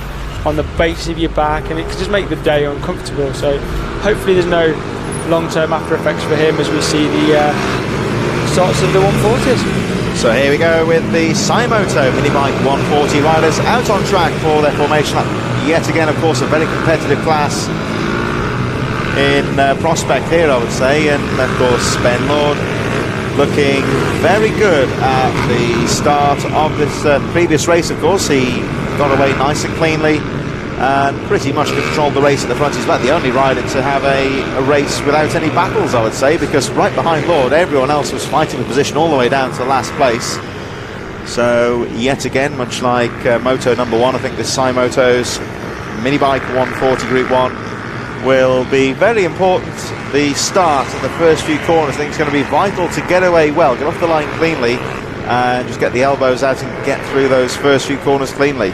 Yeah, we were talking yesterday to some of the 140 riders, and they were saying that, because if you look at the sheer numbers of riders that are on the track at the moment, how important the qualifying was, because it was really difficult to get a clean space to get a good time in. So people were trying to rush out at the front, do a fast couple of laps, because by the time they'd done 2, the fast guys were already catching the guys that were trying to find space. So it's become really important with the size of this grid to try and get off as much as you can at the front of the race, pull a gap straight away, and just take those 4 or 5 laps in clean air, just to buy yourself some room before you start having to pass people, because you've seen already when back markers get involved, it can go drastically wrong very quick. And of course, the unique thing here with Redlodge, I mean, if we compare this, say, to Rowrah last time out, where there is a bit of a chicane at the start, but it's a fairly quick start until you get towards the hairpins. This one is straight through to hairpin, hairpin, hairpin, so it's a very technical start. Here we go as we wait for the flag to drop, and Lord gets away nicely again on the inside. That's exactly the start he wanted. Michael Med on the outside, and here they come charging through the first corner. Oh, and it's very tight indeed as they fight for position, but everyone gets through the first corner at centre okay, and a good clean start to the race on those first 2 corners. It's amazing how much it bottles up. Once you've got around that left, the squeeze for everyone to try and get to the right, I guarantee 10 of the middle pack would have touched somebody with an elbow or a foot or a wheel. Really tightens up, as we see. Oh, trouble on the further back in the field as 2 of the back markers go down on the approach to Oak Tree on the straight. The riders appear to be okay. The race goes on, but those 2 riders, I think everyone's okay, but of course they will be out of the race. Leaders, meanwhile, making their way over the line, and it's been a great day so far for Ben Lord. There's trouble further down on the final corner as well. Wave yellows. Can't see what the wave yellows is for at this moment. It's just out of our viewpoint, so we're just trying to see who it was that was involved in the incident. But Ben Lord leading for Michael Med in 2nd. We've got Ryan Clark in 3rd. Simon Wadsworth gone through in 4th. Dan Merrin, Michael Ford in 6th place. Ben Johnson, Sam Smithson, Stephen Humphreys, and Tommy Allman rounding out the top 10. But we have got yellows on about half of the course, and they're just sorting themselves out. I think they've made their way off the track. There was trouble on the approach to the Oak Tree back straight, and the collision on the paddock bend, which is always going to be a hefty place to come off, but it looks like the track is now clear. Yeah, I think they were just flagging for the 2 riders that went down on the first lap. They were still trying to sort out which direction to push their bikes, and obviously the leading group were coming around really, really fast, so wave yellows for a second, which made everyone just be aware. See Ben Lord pulling away from the front at the moment, doing a really good race. There's Michael Med is in 2nd place, with Ryan Clark. His bike was smoking a little bit earlier, seems to be fixed that problem, and he's back on the back of Michael Med now. Just looking at the timing charts, I'm wondering if perhaps one rider who I wonder if perhaps one of those yellow flags might have been for Rob Cox. I haven't seen him go through. He's 2 laps down on our lap charts. So one of the big names, it appears, has crashed out of contention on the first lap. Yeah, maybe I haven't seen him for a couple of laps, like you said, and I can't see him from where we're situated either. So maybe Rob's gone down and he's out of the race already. It appears that Rob Cox certainly not showing up on the lap charts. Looks like he's out of contention. None of this, of course, will be bothering Ben Lord, who has had another fantastic start to the race. He nailed the start, which was, we were talking at the start of the race how important that would be, and that's exactly what Lord's done as we focus on this battle for 2nd place. Actions right in the field, though, this very closely fought race, as Michael Med, treble 7, of course, he had trouble in the first race earlier on, crashing out of contention, but of course did very well in the Supermoto Minibike first race. And another good race for him so far from Ryan Clark. So I'll tell you a guy who was going well today, Stephen Humphries. So I remember seeing Stephen when he first started the pit bike racing. Just brought his bike, he was trying to work out the rear sets and stuff to get him to ride through. Currently in 9th place. Really good weekend for him. He's come all the way through the pack over the last year, let's say, and now he's in like a top 10 position in what's really a competitive class here, so well done to him. Yeah, Stephen Humphries, number 241, running quite competitively so far in the top 10 and posting some good lap times so far. Red flag has been displayed, the race has been stopped. We're going to try and see what the reason is. I think there's some trouble on the first corner, on that Senna first corner, and yeah, rider's gone down pretty heavily. There is at least one rider down on that first corner, and I can tell you the rider is kind of kneeling and holding their shoulder, so the medics are going onto the track, and we think there's only, well, we're not going to confirm anything yet, but we believe there's one rider gone down on their own at the Senna first corner. You'll see the medical car there just going off to the situation, just off camera shot to the right will of course give the rider a moment, but I think there is just one rider that's gone down, but is on the racing line, and the rider was down for a few moments there. Hopefully the medics are on the scene, but I can see the rider standing up and talking to the medics, so let's hope that's okay. Haven't needed the medical car so far pretty much today, but hats off to the medics there. They were straight on the scene there. We just saw him jumping the fence into the car, and he was off down there in 30 seconds. Whatever you say, don't say you jumped the fence. You're not allowed to do that at Redlodge. They get very angry. Okay. But yeah, he was very quick to get onto the scene. Probably the quickest person around that first corner we've seen today. The rider looks okay. He's up and running. He looks like he may have come down on his shoulder. It'll be interesting to see how they're looking to restart that. Yeah. It's only been a few laps. So, 8 laps, they said in that one, so I'll have to listen out to the internal communication. So that's your fallen rider. I can't tell you who it is looking at the bike, and as I wouldn't like to guess, because it was the red flag came out when about half the field had crossed the line, so there may be riders who haven't shown up on our lap charts as yet. So a few moments here whilst we wait for the action to restart,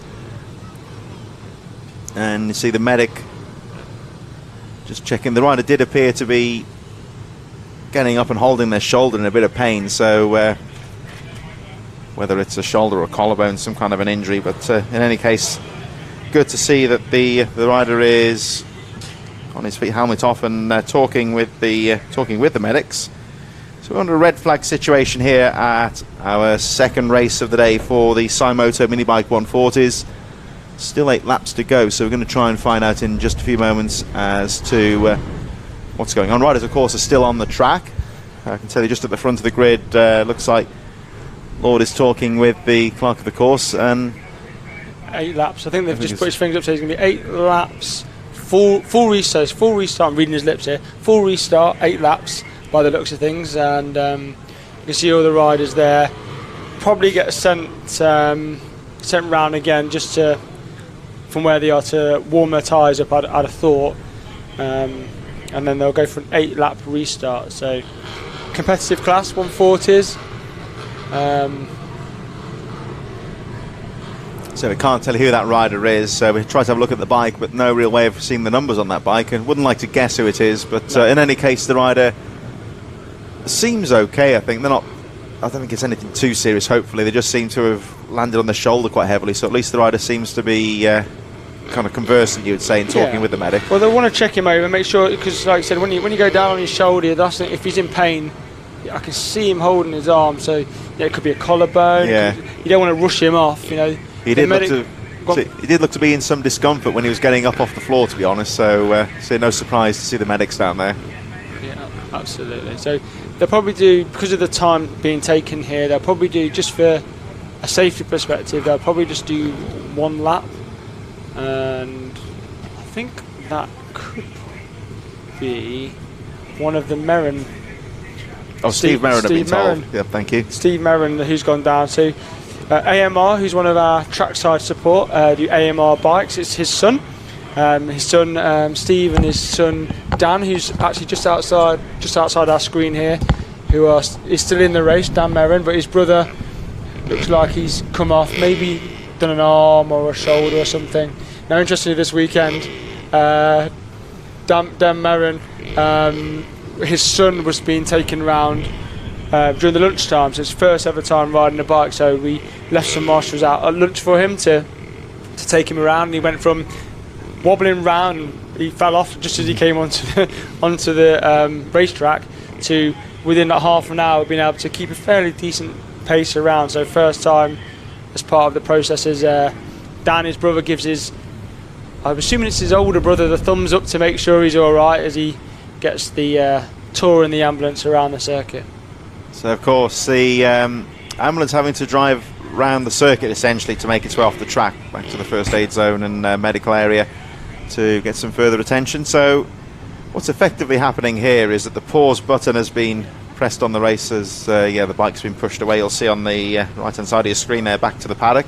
Looks like he's come down on the left side. That whole left side looks bent. It's all bent downwards. So the bars are swept back a bit, haven't they? Swept back. So he was holding one of his arms, and maybe he's come down just heavily on one side. And like I said, by the looks of things, it may be an arm or a collarbone or something where he's done some damage. So yeah, hopefully he's okay. And like I said, it's a shame we don't want to see anyone hurt. But so this makes things a bit interesting here, of course, with the red flag and the race, of course, being restarted. Not such good news for Mick Lord, of course, who was in first place. He was got the start nailed and he was controlling the race quite nicely. Oh, Ben Lord, sorry, my mistake. I think Mick would be pleased with that, wouldn't he? But he wishes. So Ben Lord, of course, he was controlling things quite nicely until that red flag came out. Now, of course, he's got to do it all again. But then for people like Harvey Lathrope, for example, who's fighting through the field, of course, he'll be starting the race again, but he'll be a lot further up the grid this time and with a few less laps to get towards the front. Yeah, so obviously he had a bit of a difficult first race. So I think if this full restart, then perhaps he'll be back from the back of the grid again, which is disappointing for him as they just go on their starting lap again. So it's a shame, really, because they've made some really good progress. So Mick, Ben, and some of the other quicker lads. I think Rob was back there, and the two guys that crashed earlier, because they've had the time, they've managed to get their bikes back, gone back through scrutineering to make sure they're safe to restart. So it's a full restart, so they'll actually be joining back in the race. So the two guys that crashed at the start, I believe, are now back in the race and will be going from the back of the grid. So sometimes fortune favours the brave. Yeah, it's, of course, these sort of stoppages can work in some riders' favour, and again, working against others. So those riders, of course, had. I think that will be Rob Cox should theoretically be allowed back into the race as well. So basically, to explain there, Derby, is of course if the rider falls off in the race and it is stopped, for example, so the rules state that they can rejoin the race provided, of course, the bike's in one piece and not leaking. So because the race was stopped, they weren't the cause of the stoppage, let's say. Everyone stopped, they managed to get their bikes back, whipped through the scrutineering to make sure everything's okay. They've been given the green light, and because then it's a full race restart, they've allowed the guy at the back who's just coming around the last corner now to grid up. So they've allowed him to start from the back of the grid. So he gets his money worth, doesn't he? He gets to do it all again. I was going to say, last time we saw him, he was sat under the oak tree on the back straight having a natter with the trading notes of the guy he collided with, I think. Yeah, so. I don't think the guy he collided with is actually there. So I'm assuming he did more damage than that one. But full restart. So we go again with the Supermoto's Minibike 140, and again Lord gets a good start. He needed that start. They charge into the first corner. Oh, and Ryan Clark down the inside of Michael Beck. Good move there. They pile through centre the first corner, and again you see just how tight they pile through there. A little bit of elbow banging towards the back maybe, but they all seem to get through the first corner safely through to 180. That really tight corner. You see Rob Cox at the back there with his fluorescent yellow wheels, so he's fourth from last at the moment, coming from back of the grid. So he's managed to get that bike checked and back on there as well. So he'll be wanting to do as much damage from there as he can and try and get some points in this race. And look at this, Ben Lord got away very well, but so did Ryan Clark. He fought his way through to second place nice and early, and he is on the back wheel of Lord. Here they come over the line, so Ben Lord leading. Michael Med dropping to third as Ryan Clark gets the second and fastest lap of the race, 49.647. Very good start there for Ryan Clark in second. So this stoppage here, I think, has benefited Ryan Clark very well, who just seems to have broken away and is on the back wheel of Ben Lord. Yeah, he's managed to tag on to him quite early this time, so we know that Ben normally gets a hammer down, and after the first 2 or 3 laps he's normally pulled quite a big gap.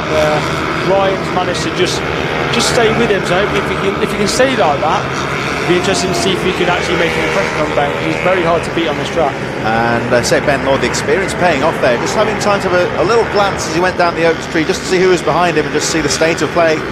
And Lord knows he's got to get his head down here, get a couple of good laps in here and try and break away from Ryan Clark. Although, for his part, Ryan Clark doing very well to tag onto the back wheel. Now you remember how comfortably Ben Lord won the first race. Well, he was on course to do it when the red flags came out a few moments ago. But, well, this looks like more of a fight this time because Ryan Clark very well tagging on second. But look out for Michael Med in third on the treble 7.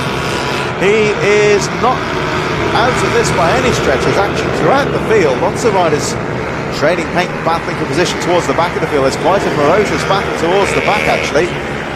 The likes of Zach Skame and Ian Campbell, Tom Wise, who's back in had trouble in the first race, James Sidebottom.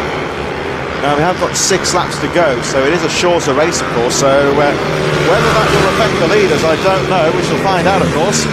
And we've also got Harvey coming through from the back as well. He's just made a really good overtake, going into the last bend on Sam Smithson, who just ran wide onto the curb and took advantage of that. But Harvey's been really aggressive in the infield.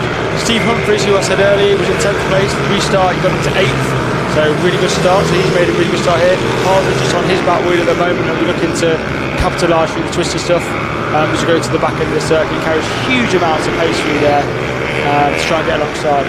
So Ben Lord again just checking over his shoulder when he went down the Oak Tree Straight, just to keep an eye on Ryan Clark in second. Although Clark looking threatening, he set the fastest lap of the race last time round, 47.366, and pretty much identical on pace with Ben Lord. So the rest of the midfield charging. There's Harvey Laffer, who we were talking about a moment ago. And he's got past the 241 of Stephen Humphries, and the rider in front of him is Michael Ford, number 166, who's currently in 7th place. Chevrolet Dan Merritt in front in 6th. So this battle on the edge of the top 10, very close. And Harvey Laffer, well worked move there on Michael Ford. That's a tight line coming out of that right-hander, so you can turn it really tight underneath him, and it just pinches about 20 yards further down, just pinches again on the right. So if you can just get a nose in front, you've technically got the inside line. So if you're on the outside, you've really got nowhere to go other than to roll off. So it's a really, really hard overtaking place, which is what we saw somebody crash through earlier. If you get it right, it's a really good overtaking spot. And yet again, I would say Harvey Laffer knows no way other than flat out. He's very forceful rider to get through, and sees half a gap, and he's in there. So exciting to watch. And a good comeback here, of course, for Rob Cox, who crashed out of the race initially, and of course has a bit of good fortune with the race being stopped and restarted. He's been able to rejoin at the back, and he's up to 13th position as we look at that midfield battle. And there again is Harvey Laffer. Let's see what he can do with Ben Johnson and Dan Merritt in front. And again Laffer peeking down the inside, can't find a way through. Michael Ford, Steve Humphries, Tommy Almond and Mick Lord on the edge of the top 10. And there is the 246, it's a little bit further down, just giving an idea of how much action's going on here. Bradley Parr, Liam Booth, Peter Wadsworth and Andrew Rayfield. Bradley Parr having a pretty steady day so far in the midfield, as Ben Lord has increased the gap to 1 second at the front, and Michael Med just starting to get involved in the front as well. I just saw that Harvey overtook Ben Johnson, and Ben Johnson wasn't having none of it, so he pushed it back up the inside of him on the next corner as he got into the tight braking. So Harvey is not going to find this easy. No one wants to let him through, although he's got an excellent exit off that last corner. Oh, he's trying again down the inside, and it looks like he's made the move stick here. So a brave move there from Harvey Laffer down the inside, made it stick. A bit of smoke coming from the back of the bike there. Is it just the mixture, would you say?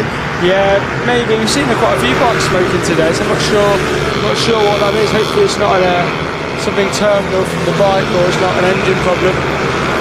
I'll have a look at that bike when it comes out to the corners maybe. But meanwhile, Ben Lord through the 180 for the final time at the moment has withstood the pressure from Ryan Clark, and it's been the furthest away he's been all race, as he looks again over his shoulder just to check where second and third place is. But he's going to have to be careful here, because he's got some back marks in front and they're all fighting for position. So Ben Lord through the S's for the final time. Here he comes. He has got that small gap again. He just checks on the on his rivals. Here they come to the final corner. The 47 just in front. Ian Gamble, but Ben Wood doesn't need to do anything as he crosses the line and takes the checker flag by 1.4 seconds from Brian Clark. Michael Med in third. Simon Wadsworth on his own in fourth. And Harvey Lafford eventually finishing then in fifth place, getting past Ben Johnson in the closing stages and Dan Merritt. Tommy Ullman in 8th position from Stephen Humphries, and Mick Lord rounding out the top 10. Michael Ford 11th from Sam Smithson.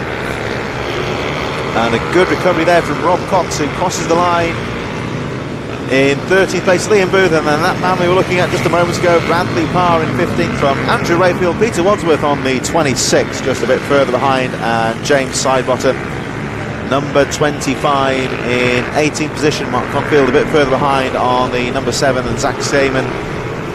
And a good recovery from the number 17, Tom Wise, of course. He got taken down in the first race, so good to see that he's okay. And gets back underway with a good finish. So bit of drama, I would say, in that Supermoto's minibike Group 1. We saw the red flag come out, of course, and let's hope that's the final time we see that today on what's been a relatively incident-free program so far. So that's been good to see so far as we move on to the final race of our second block, the OMG Racing Mini GP 190s, incorporating the Bucci 190 Cup. That will round out our second block of racing. All riders, of course, scheduled for 3 blocks of races today, and we are bringing the second block to a close very shortly, going right on through, of course, to block number 3.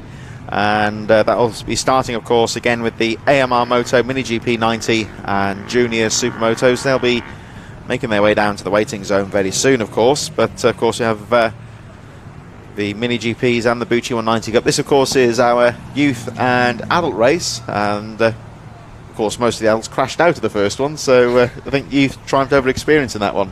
I think even with one arm I could have picked up some points in that race on that one, as they all decided to take a seat on the tyre wall. Yeah, difficult race. We saw it became a very good example of how good the youth are getting on these bikes, on the 190s. George on his Bucci, Luca Wilkinson on his Avaris, a mixture of bikes, and a 2-stroke in there as well, just to add a bit of flavour to the racing. So yeah, really good racing. These bikes are really fast, they're really well made machines. This is really the top of the Mini GP racing category that we have here. So there's a lot of power and some really young lads riding them as well. So shout out to all of the guys that are performing in this category. And so here we go with the OMG Racing Mini GP 190 and the Bucci 190 Cup. Some, just let you know, Joe, some kind words from Colin McCann saying about the chat and the commentary, so thank you for the feedback. The Jamie Whittam and Keith Hewin of BMB. Thank you very much. Awesome. So here we go then with the sighting lap for the OMG Racing Mini GP 190s and 70s, plus the Bucci 190 Cup riders are making their way round. As we were saying earlier, I think it's almost approaching perfect condition for racing today. The track looking in good condition. It's in the temperature at the moment, high teens, low 20s, and a bit of a breeze. But there's a bit of drama on the back straight here, leading towards the oak tree. I don't know who that is. It might be George Bowen, possibly looking at the riding leathers and the helmet. Riders come off on the approach to the back straight, so the race can't start yet because there is a fallen rider. The rider's okay, and it just giving himself it's George Bowes, believe it or not. It's George Bowes, isn't it? Looks like he's come off, and I think that will mean he won't be able to rejoin the race because he's crashed. Well, let's see what happens here, because he's gone off on the approach to the oak tree straight, that left-hander, and he looks pretty dejected. His dad running over to get the bike. There he is.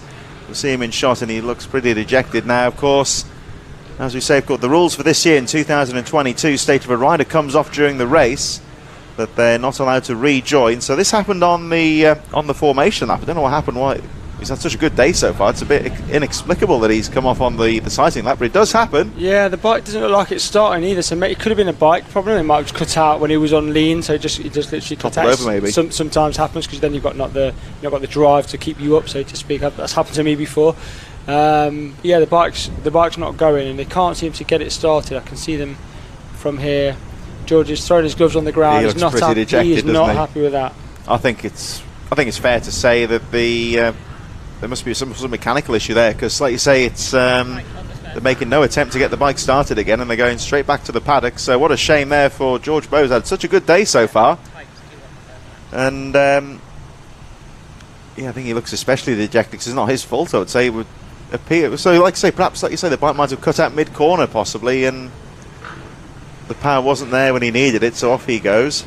And, well, it appears the rider's being held on the line here. It appears that Bowes could be out of the race here with the one or two riders sorting themselves out on the grid. So at the moment, I think this is fairly likely we'll be going round again at this stage, because the riders have been down there for a few minutes. One rider, I think, might have lost the engine as well, but all appears to be okay. Let's have a look at the starters just on the edge of the track as George Bowes starts to make his way back to the paddock. Yeah, I think they're going to do another warm-up lap because of the delay. The guys have been stood there for a long time. Like I said, these are some really quick machines, so we don't want any incidents due to the delay. So small delay, but I suppose it gives us a chance to talk about some of the riders. So you've got Brian Hamilton, who will be going from the right-hand side, front row of the grid, as you can see, in one of our Hamilton family from Ireland. Luca Wilkinson, he's actually just pulled into the first position here, so I don't know if they're rearranging slightly. So Luca, on his 190 there, he'll be going from the front. First, the adults, Tim Patterson, last year's champion, sponsored by his muck-off livery, which is, he's in the team with his partner there, Izzy Carter, who's number 40, I think 468 or something. So both of those guys on the track now in their muck-off liveries. So the muck-off livery on those bikes, very distinctive. Izzy Carter with the pink and yellow leathers. I remember there was a Team Crescent Yamaha in the motocross that was sponsored by muck-off a few years ago, and they got that kind of really bright pink kind of decals on those machines. It stands out a mile, doesn't it? Yeah, it does. They're really good paint schemes, actually. You can see it on Izzy Carter's leathers, and the back right of the screen, as you see it now, that obviously big Mini Rossi, big Valentina Rossi fan, but she's put in a really good pink and a luminous yellow colour scheme, which you can really pick her out. Fantastic. And I think she's got a new helmet design as well, which looks good. Yellow front, pink and white. It looks like wings from here as well. So yeah, really good.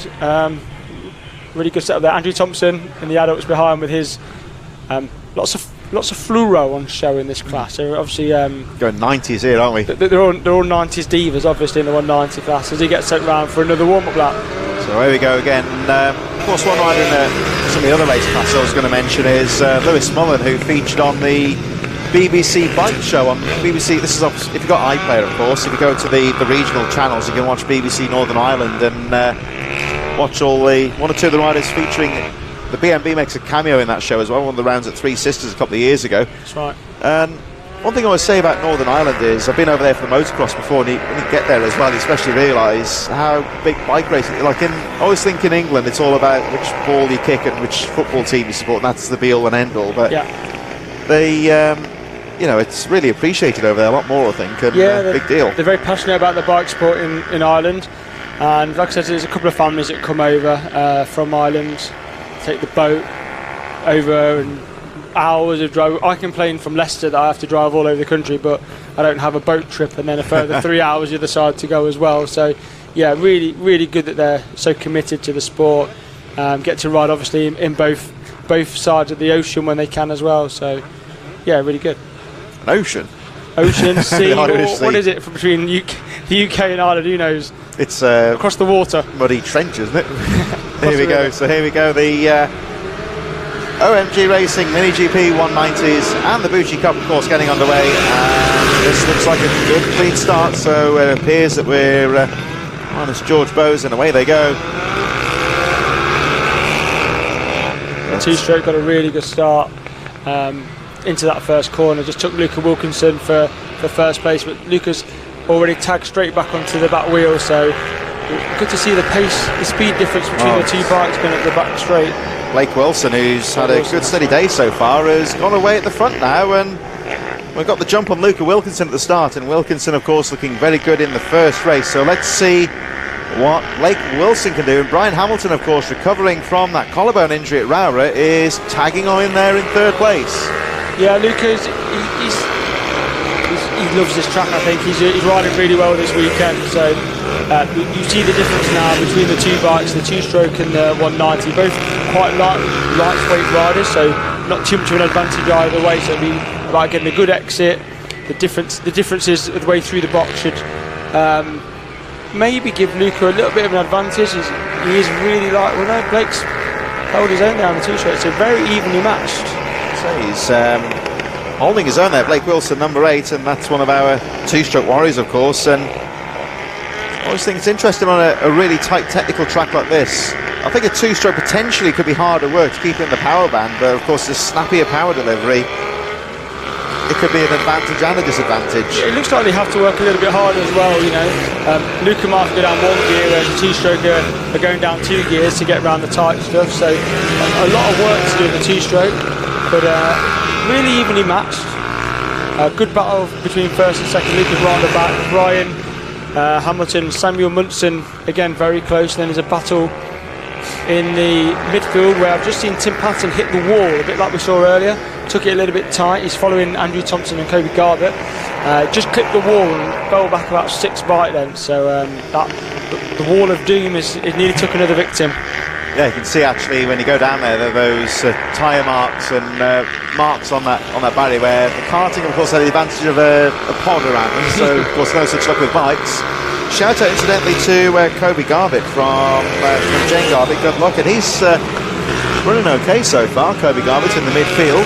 Yeah, Kobe's on the grey O'Reilly 190, doing really well. He's just been overtaken by Andrew Thompson, who's obviously one of the senior riders, just coming into the infield at the moment. He was riding really smooth. He got injured, if you remember, at the end of last year, I think, had a really bad incident and was not long been back, but he jumped on that 190, and I tell you what, he's really finding his feet on it, and he's really riding really well. Running well there with some pretty strong competition, so we cut back to, of course, looking at our two-stroke versus four-stroke battle at the front here, as Blake Wilson doing a great job of holding off Luca Wilkinson, who the lap charts would say appears faster at the moment, about 1/10 of a second covering them, and Luca Wilkinson incidentally with the fastest lap of the race, 46.099. But well, this is the old saying in motorsport that catching up is one thing, getting past can be another. So the lap charts certainly say that Luca Wilkinson's faster here, but Blake Wilson's the one with the number 1 spot. Yeah, it's like you said, he slips back a little bit, then he closes back in. It's just where he can make the opportunity. They both look really evenly matched, and that. Oh, but look at that out of nowhere, Luca Wilkinson getting the lead. Yeah, great move. So just took the words out of my mouth, and it's really obvious it was going to take a lunge in there and make that overtake on Blake Wilson. But yeah, I don't think he's going to let this one go. These guys are really, really close on time and pace. Yeah, Blake Wilkinson, I think, will be pretty unhappy with himself for letting the leader get through, so he'll be determined to try and tag onto the back wheel of Luca Wilkinson here. It would be unfair to call it an error from Blake Wilson. It would just seem to leave half a gap, and Luca Wilkinson was right in there and gets through, so Wilkinson into the lead. Yeah, I don't think any of the kids in this class, if you give them any kind of window, any space, they will take it. And you saw that really well. Just rolled off, just put his bike in there. Blake had to sit up, otherwise they were going to collide. And he's on the outside of the track, so he's going to lose out there.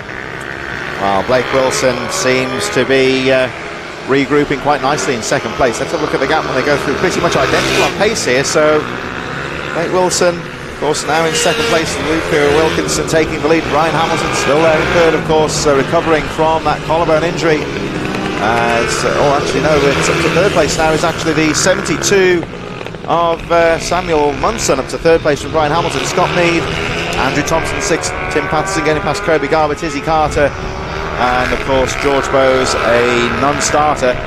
I'm wondering here, perhaps, Dave, we're looking at Blake Wilson, just stood the bike up slightly in that left-hander in the S's, but Wilson is tagging onto the back wheel of Luca Wilkinson here. This, although he's second place now, this could give him an opportunity to watch Wilkinson and maybe suss him out and look at some lines. Yeah, he seems to be be able to get his bike turned. He's come out the last corner, he sort of took a much tighter exit. So he's definitely thinking he's got a chance here, and Luca's not pulled away, which makes me think that Blake is maybe lining him up. We can see him coming out of here, look, much tighter on exit, show him a front wheel repeatedly. I think that's the advantage of the two-stroke there. Just get that little bit of a drive out to the corner, a bit more nimble in the corners maybe. Yeah, maybe. I just think because he's following Luca, it puts him in that position to just dragging him along, dragging him back in, sucking him into the wheel. But he just now needs to find where's that place I need to make the overtake. Certainly not letting him get too far down there. Izzy Carter's ahead of these two riders and will be lapped very soon, I think. So could throw another span into the works as again Wilson just has a peek down the inside. He's not going to commit to that unless he can get the front wheel alongside. So it appears at the moment that Blake Wilson just trying to suss out Luke Wilkinson. He's not following through the corners. He's taking some nice sweeping lines. And here they come. They're catching up on Izzy Carter, currently in 9th place. Both riders cut to the inside, go down the inside of Carter. Not affected by that overtake at all, so Izzy Carter still there in 9th place. And again, Blake Wilson just shadowing the back wheel of Luca Wilkinson, but can't find a way through. And it's interesting that Munson, who's in 3rd, is also on a two-stroke as well. It looks like a metric two-stroke. So two two-strokes in the top 3. Good one for the two-strokes there. We see Samuel Munson, he's coming down the final corner just now, pretty much on his own in 3rd place, although Brian Hamilton not too far behind in 4th. Scott Mead just crossing the line in 5th place, as again we watch Blake Wilson. He's really picked up well from Luca Wilkinson. Luca Wilkinson looked faster in 2nd place, but he's got through to the lead and he hasn't been able to pull away. And Blake Wilson riding very smart here, just watching the lines, but at the moment it's a very technical track, of course. He can't find a way through, but certainly for Luca Wilkinson, the race leader, there is absolutely no margin for error. Potentially a lot of pressure on the race leader, because Blake Wilson is not relenting in his fight in 2nd place. Yeah, Luca's riding really smart here. If you look, he's positioning his bike quite defensively, but not too much. So when we came on the back end of the circuit, he held a really tight line. So he knows he's got pressure, he knows he's right behind him. He's just going to try and make it as hard as possible, and then where he can, just get straight on the throttle as early as possible to try and stay ahead. So here we go again down the back straight, and Blake Wilson this time just drifting a bit wider into the S's, so he's going to try and cut across on the exit. Oh, but he got it a little bit wrong there, just the timing was wrong and just caught the back wheel of Luca Wilkinson, had to back that one out. He fights back again, so that didn't work out this time for Blake Wilson, but again, I say just taking a wider sweep into the corner to try and get the momentum on the exit. Yeah, well, Luca's positioning his bike right on the inside, right round that curve, all the way around that left-hander, so he's not giving him the opportunity to just squeeze up the inside there, which is where Luca overtook him a few laps ago. So yeah, it's quite smart for Luca to do that, because if he's going to go around the outside there, he'd have to be carrying a lot more corner speed than Luca, which is probably unlikely. So really good bike positioning from Luca on that lap. You'll probably see it again coming here. Luca holding a real tight line, wide entry but really tight. He'll keep it tight on the exit so that he can't jump in up the inside. So hold it down.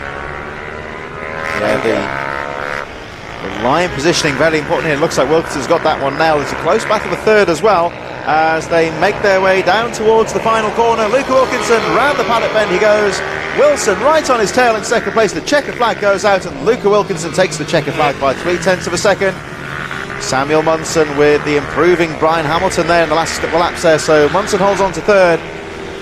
Hamilton with a very late charge there in 4th, but just running out of time. Scott Mead in 5th, and a good recovery there from Andrew Thompson in 6th position. Tim Patterson and Kobe Garbett a little bit further behind in 8th position, although we've got a faller there. I think that must be Kobe. Is that Kobe that's gone down, I think? See him cross the line. Yeah, unfortunately Kobe's crushed out on the last lap down at the Senna corner. I think so. Is that the... Yeah, he has. Oh, yeah.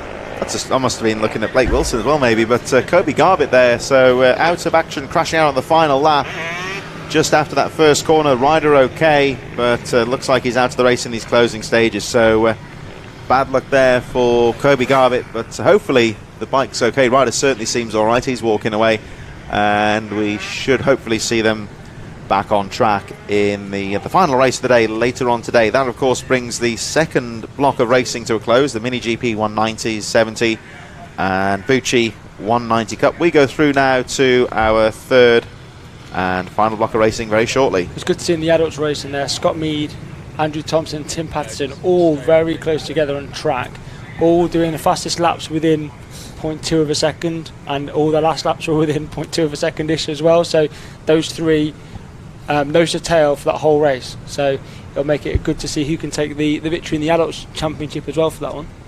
So hope you're enjoying this third round of the Rich Energy British Minibikes Championship at Redlodge in Suffolk, just roughly between Cambridge and Bury St Edmunds, off the A11 pretty central part of the country. I'm Chris Storer with the commentary throughout the afternoon, joined of course by Dervalane.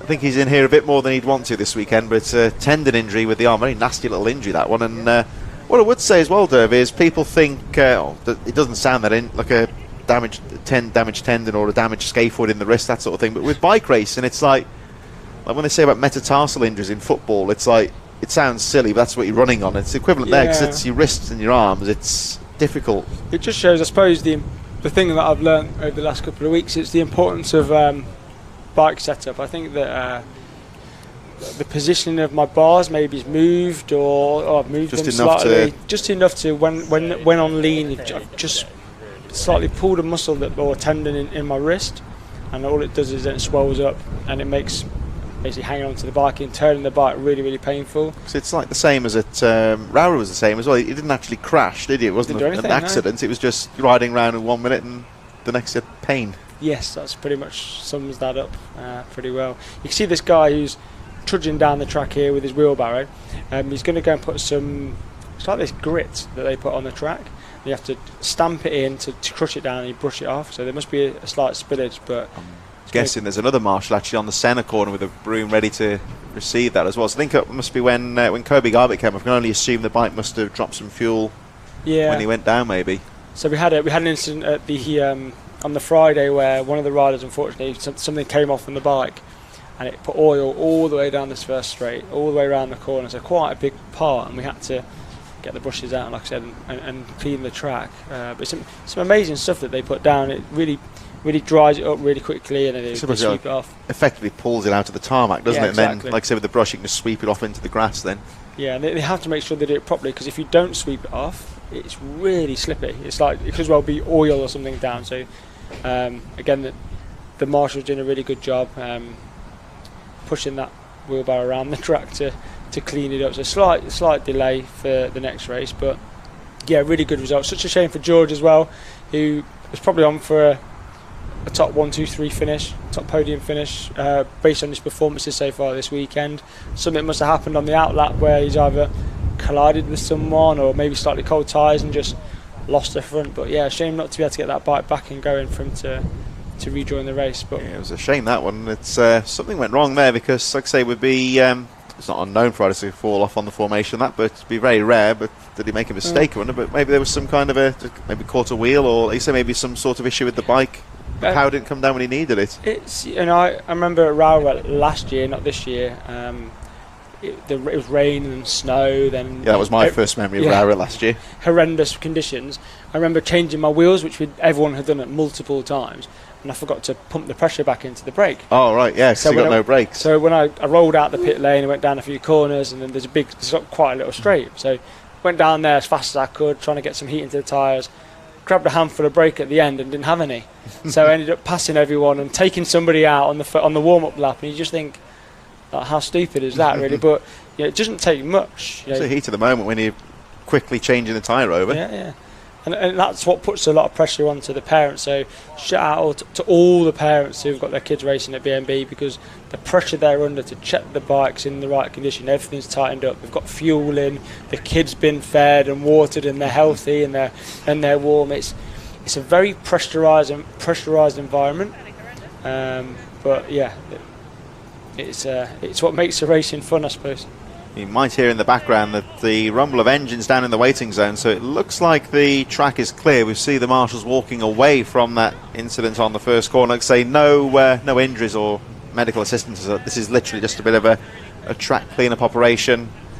sounds petty, but if the bike's dropped a bit of oil on the track, it could potentially be very serious. So that kind of cement dust going down that soaks up the oil, it can brush it away, and the track is left safe for racing. So we go through now to our third and final block of racing, and we're starting with the AMR Moto Mini GP and Junior Supermoto 90.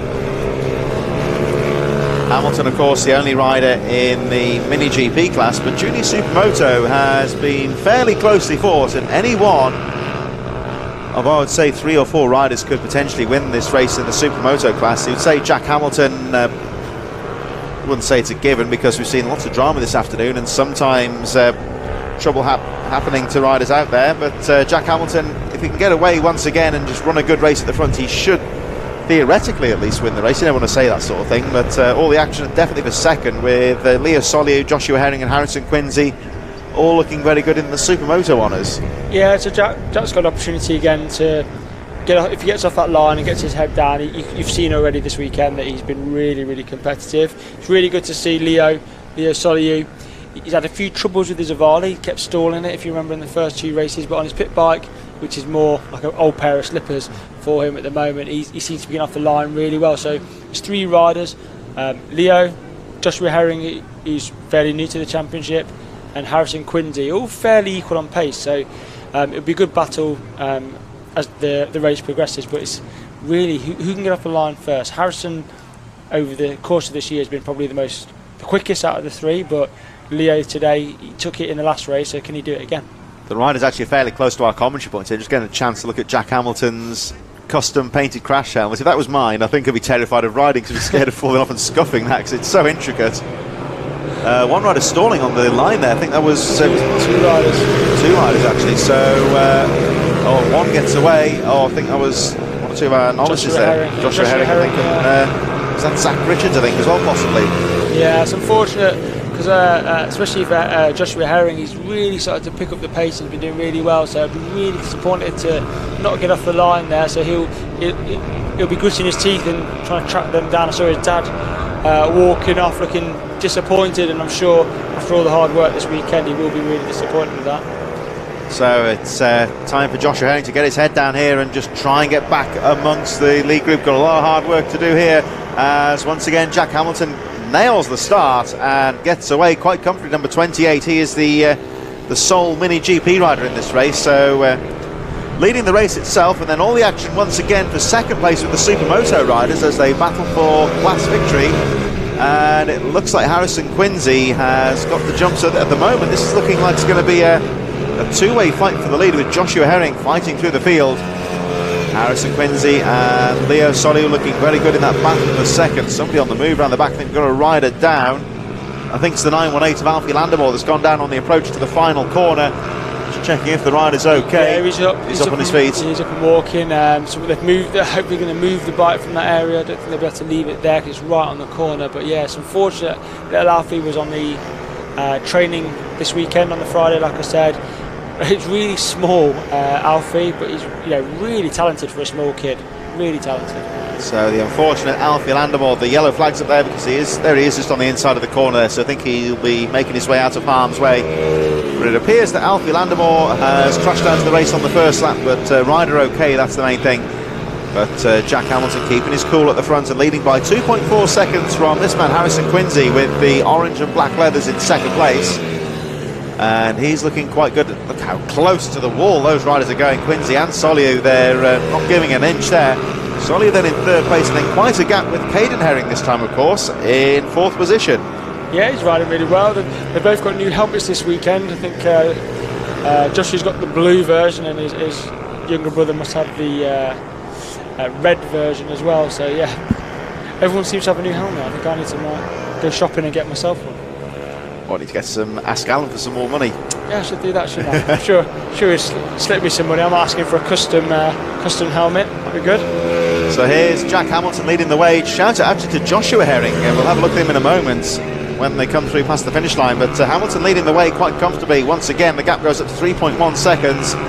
And an experienced rider like Jack Hamilton will know that this race is not over. He needs to just maintain that pace at the front, do what he's doing, and just keep his concentration, because he's all on his own at the front, and that's sometimes isn't as easy as it sounds. We've got Quincy in second, Soliu then third, Caden Herring in fourth, Grayson Career in fifth, and a good recovery here from Joshua Herring, who stalled the bike pretty much in last place. Now, of course, he got past the unfortunate Alfie Landemore on the first lap, who crashed out, but Joshua Herring already up to sixth position and closing up on fifth. Yeah, he's just gone past Grayson Career on the back of the circuit. I could just see he actually went around the outside of him, around the long left-hander, which was a really good overtake.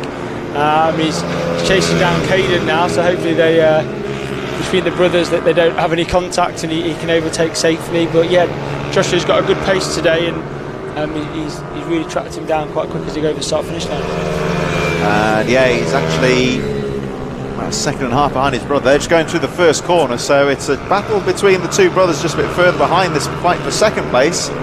And the two Herrings, I think, battling through to the hairpin as we look at Harrison Quincy battling for second place with Leo Soliu once again. And it'll be interesting here to see what Josh Herring can do. If he can get past Caden Herring quickly, these riders just a few seconds behind this battle we're looking at the moment. Joshua Herring, I think time might be against him possibly, but nonetheless could potentially catch up with the battle of a second as they make their way past. I think that was Charlie Garner still there in ninth place, and Garner having a good weekend so far, I would say. Yeah, like I said, fairly new to racing, but yeah, really good weekend. Hopefully he'll continue to progress in the way he's doing, and who knows where it can go and where it can lead to. So Jack Hamilton clear at the front of the race so far, 5.4 seconds, as we watch the number 36 Leo Soliu trying to live with Harrison Quincy, that battle for second. And of course the lead of the Supermoto class, Caden Herring still in fourth place, and making life hard for Joshua, I think, just a bit further behind. Yeah, I'm just watching them battle now, so Joshua's doing everything he can to overtake him, and I think he's just got him now. I think he held him off for a couple of laps. He knew it was his brother, he didn't want to let him pass, but he's just squeezed past. Took him a lap and a half to do so, but yeah, really good racing between the two. So here come the leading group already. Jack Hamilton going through quite comfortably through to the centre corner. The gap goes up to 5.9 seconds. Harrison Quincy second, Leo Soliu third. And any moment now we should see Caden Herring, I think, just coming down the final corner. There he is, who eventually gets past his brother. I think was hoping it might be a bit easier than he found it in the end, but he's clear through in fourth place now. And this is the rider, of course, who stalled the bike, so he's recovered well. He has recovered well. As you can see, the speed difference of someone who's got just that bit more confidence. Goes round the outside, nice turn there, really riding well. Took a while to overtake his brother, which you'd expect. He definitely doesn't want to take him off, otherwise there'll be a long conversation on the way home, but they both got through safely and they've both done really well there. So there we see Herring then up to Joshua Herring, I should say, up to fourth place.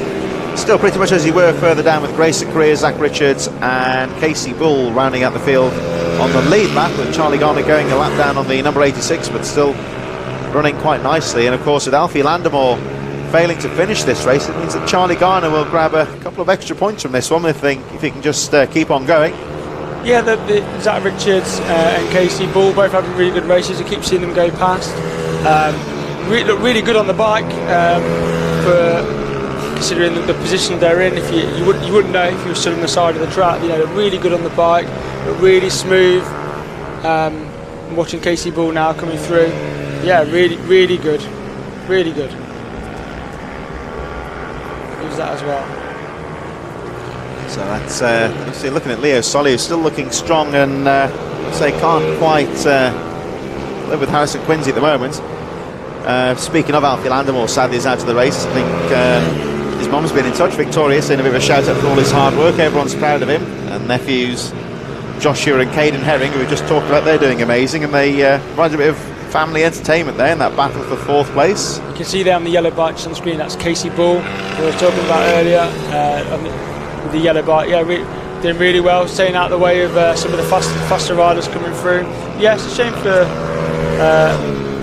shame for Alfie. Really, like I said, really nice lad to crash off so early in the race. He was having a really strong weekend.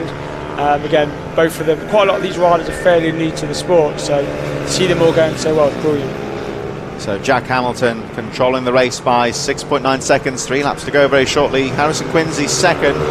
It's just starting to settle down a bit now with the top three. Of course, Jack Hamilton clear away at the front so far.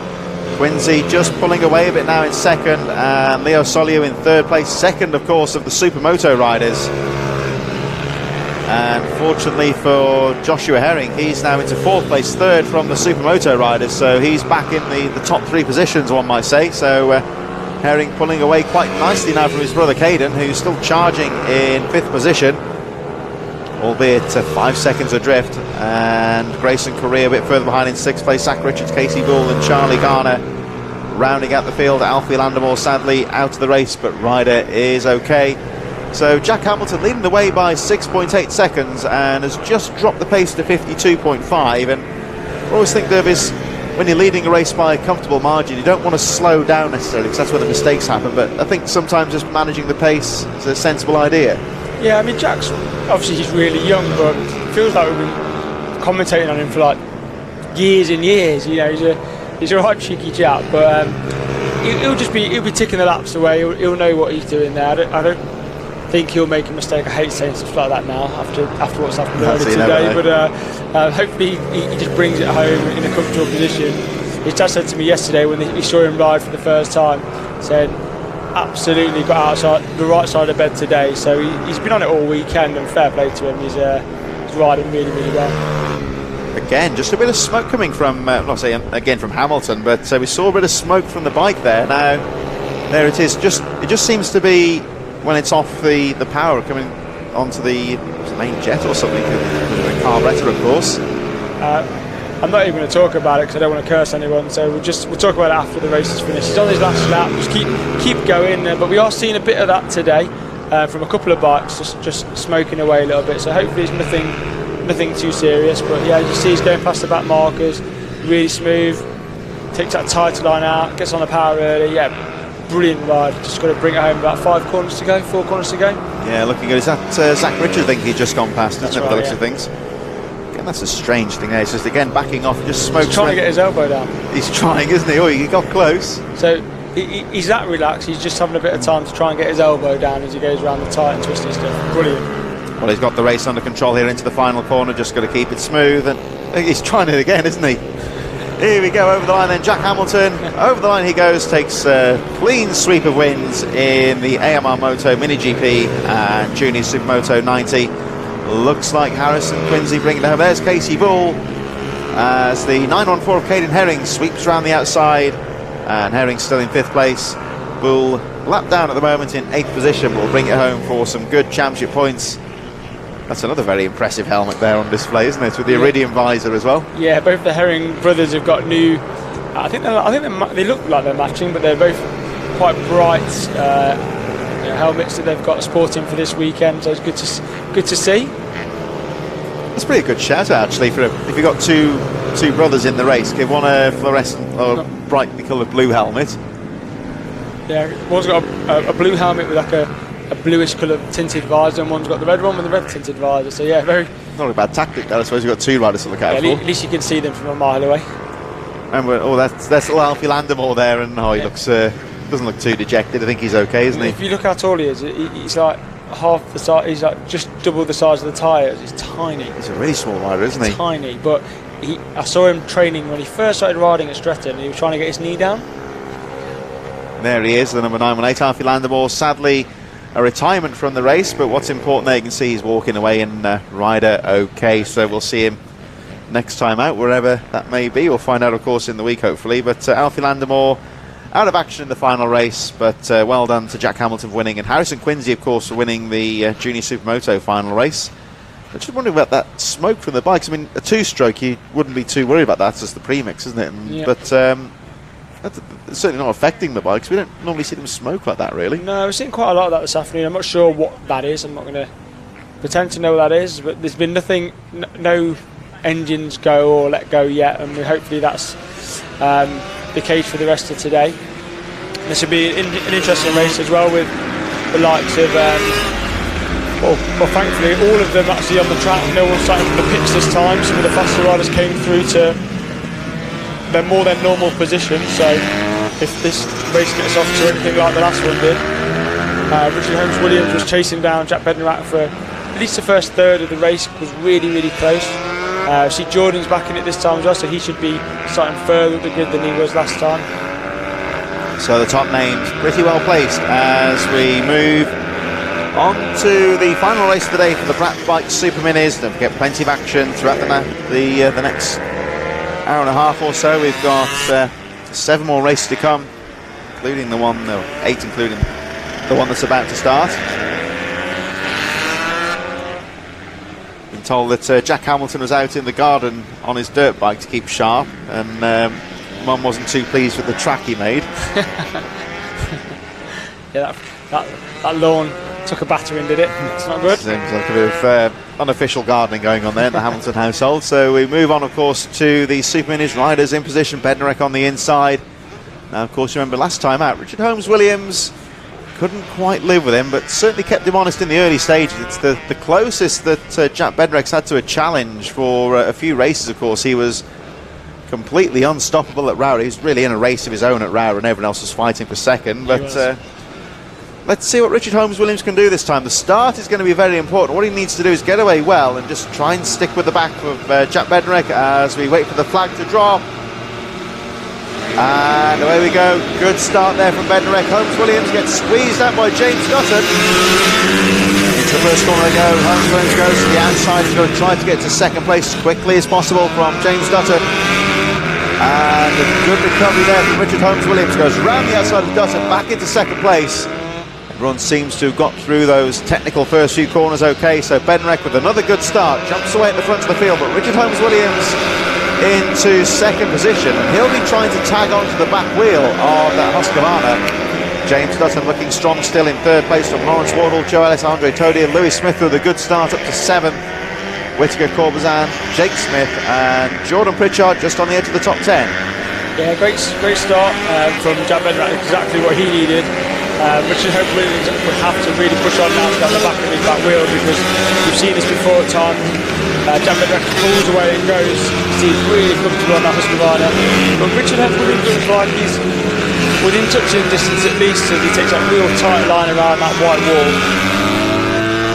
Again, the faster riders taking a lot of liberties on their hairpin, using as much of the track as they dare. Of course, we've seen it before this afternoon. If they use too much of that hairpin, they'll hit the wall, and that'll at best throw them offline. At worst, could put them out of the race. So very tight margins, and yet again, much like race number 2, we've seen Richard Holmes-Williams, despite that tricky start, getting through to second quickly and just starting to tag onto the back wheel of Jack Bednarek. So he'll be looking to try and do something about this. He took the lead in the previous race, but Bednarek fought his way back through to first. So it's going to be tough here for Holmes-Williams just to time his move well and try and get through to the lead. As he approaches that back straight now, obviously Jack's got a lot of pace up here. You see, pulls just a couple of bike lengths away, but Richard Holmes-Williams so good on the brakes. See how aggressive he's into the corners. Closing right back up, almost touching his back wheel to try and get close. It's one thing I know about Richard Holmes-Williams. If you watch him when he's in close racing, he's not afraid to run almost wheel to wheel. So precise with the way he places his bike. Very comfortable rider, and again you see just tucking on the inside line, coming out of Paddock Corner, just trying to get a few yards on Jack Bednarek.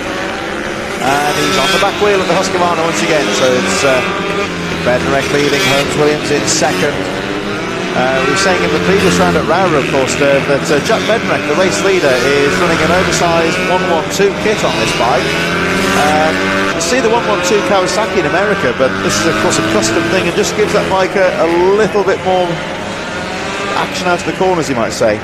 Yeah, like I said, some of the guys spend a bit more money, increase the engine power because this class will allow it. It gives them that slight advantage, but in some tracks, you know, if it's wet, for example, they really struggle to get the power down, where someone with a bit more of a standard approach doesn't quite struggle as much. So yeah, it's horses for courses. Let's have a look at Richard Holmes-Williams as he starts to again put the pressure back on Jack Bednarek. Bednarek doing very well here, placing the bike very well. It's still Dutton in third, Wardle in fourth from Joe Ellis, earlier Jake Smith, Jake Whittaker, Robert Corbazan just behind Lewis Smith in 10th place, and then that midfield battle once again with Jordan Pritchard ahead of Casey Hadby, Hayden Rose, Daniel Gilbert, Mercer, Vasseldan and Nathan Smith currently in 17th place from Dean Rowland. So action all the way through the field. and that battle towards the back is in danger of being closed on by these two leaders who are running very quickly at the front. Yeah, Jordan Pritchard right on the back of Robert Corbizan. Really done well to keep catching him up, and it's just coming through the back end of the circuit now to the start finish line. They're almost side by side. Jordan right on the inside as you go down the main field. Just got the move done into the tie level at the bottom, but Corbizan comes back at him and pushes him wide. Jordan just misses the tying wall. It was really close. It stayed up, thankfully, but he's now going to do it all again. So really aggressive riding from the two riders. So Jordan just slipped back a little bit there. Yeah, it looked like there Richard Holmes-Williams just trying to get his advantage out there past Dean Rowland. Shout out actually for Joe Ellis in this race from Charlotte Walsh, his girlfriend, and she's very proud of him. He's running well in 5th place so far, just behind Lawrence Ward. He's just gone over the line. Yeah, he's in the blue and orange leathers. He's not far behind Lawrence Ward actually. Sorry to interrupt you there. They have a nice move from Jack Bednarik to get down the inside of Peter Karapanos there and pull away slightly from Holmes-Williams. Back marker's coming into play again. It can either help you or it can hinder you. And I think, unfortunately for Richard Holmes-Williams, it's not helping him very much. But there's lots of really close racing in this race, and it's hard to keep up which one to watch, if I'm honest. Yeah, lots of action throughout the field here. But this very finely poised back at the front is another rider. Was that Jordan Pritchard there touring at the back? No, it's like Russell maybe. It was one of the back markers. They saw the fast guys coming and did the right thing and just moved out of the way. Jordan's right on the back of number 25. So it's Robert Corbizan. They're having a right good ding-dong as they come back down to the bottom end of the circuit again. And Jordan's just gone through on him now. So as they come into the infield, he's got that move done, whether he can hold it, and they're coming onto the back of Jake Whittaker next. So it's whether Jordan now can catch up and get on the back of there. Yeah, very close battle on the edge of the top 10 with Jake Whittaker, of course, Robert Corbizan, very close indeed. Well, actually looking at this battle again now, actually, into the top corner going through towards the S's. And again looking at Jack Bednarik with Richard Holmes-Williams right on his tail. And actually Holmes-Williams has set the fastest lap of the race last time round, 44.1 again. Look how close they get to the barrier on that hairpin. Every inch of track that's available, they're using it. And Richard Holmes-Williams now with 3.5 laps to go, starting to put the pressure back on Jack Bednarik. He's got some nice lines here. He's actually set the fastest lap of the race, 0.3 of a second covering the top two. But passing on this circuit, very difficult. So Holmes-Williams has got to seize the moment when he can. Looks like they're closing up on the number 9 of Daniel Gilbert, currently in 13th place. Nervous moments for Bednarik here as the back marker holds his line and sees the front wheel go through, realises it's the leaders, and Daniel Gilbert concedes the corner to the two race leaders, and they get to fight on. I think good riding there from Daniel Gilbert. He just held his line. Didn't have to jump out of the way, but as soon as he knew who it was, he just conceded the corner and let them go through. Yeah, they come on you so fast in this race that once you're mid corner and there on your wheel, there's not really much you can do. Just hold your line, let them make the decision on how to pass.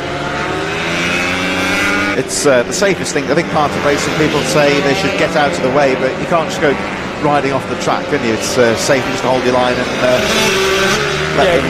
You saw earlier when the back marker was in the middle and one went left and one went right. So if you move right, because you saw him on the left, you could be taking somebody out over your other shoulder. So just hold your line, do nothing crazy, and thankfully all riders tend to get through okay. And of course, what Jack Bednarek's got a problem here is he's the first place rider, so especially if they're battling away as well, as soon as they see the leader go through, they'll realise they're being lapped. They might be prepared to expect faster riders to come through, so a bit more work for Bednarik to do here. Yeah, he's the guy that's happened to pick the holes, and Richard Holmes-Williams has just got to follow him. 1 lap to go, that marker shouldn't be a problem, but this is probably one of the closest races that the Supermotos have had for quite a while at the front, so it'll be interesting to see if Richard's going to the left.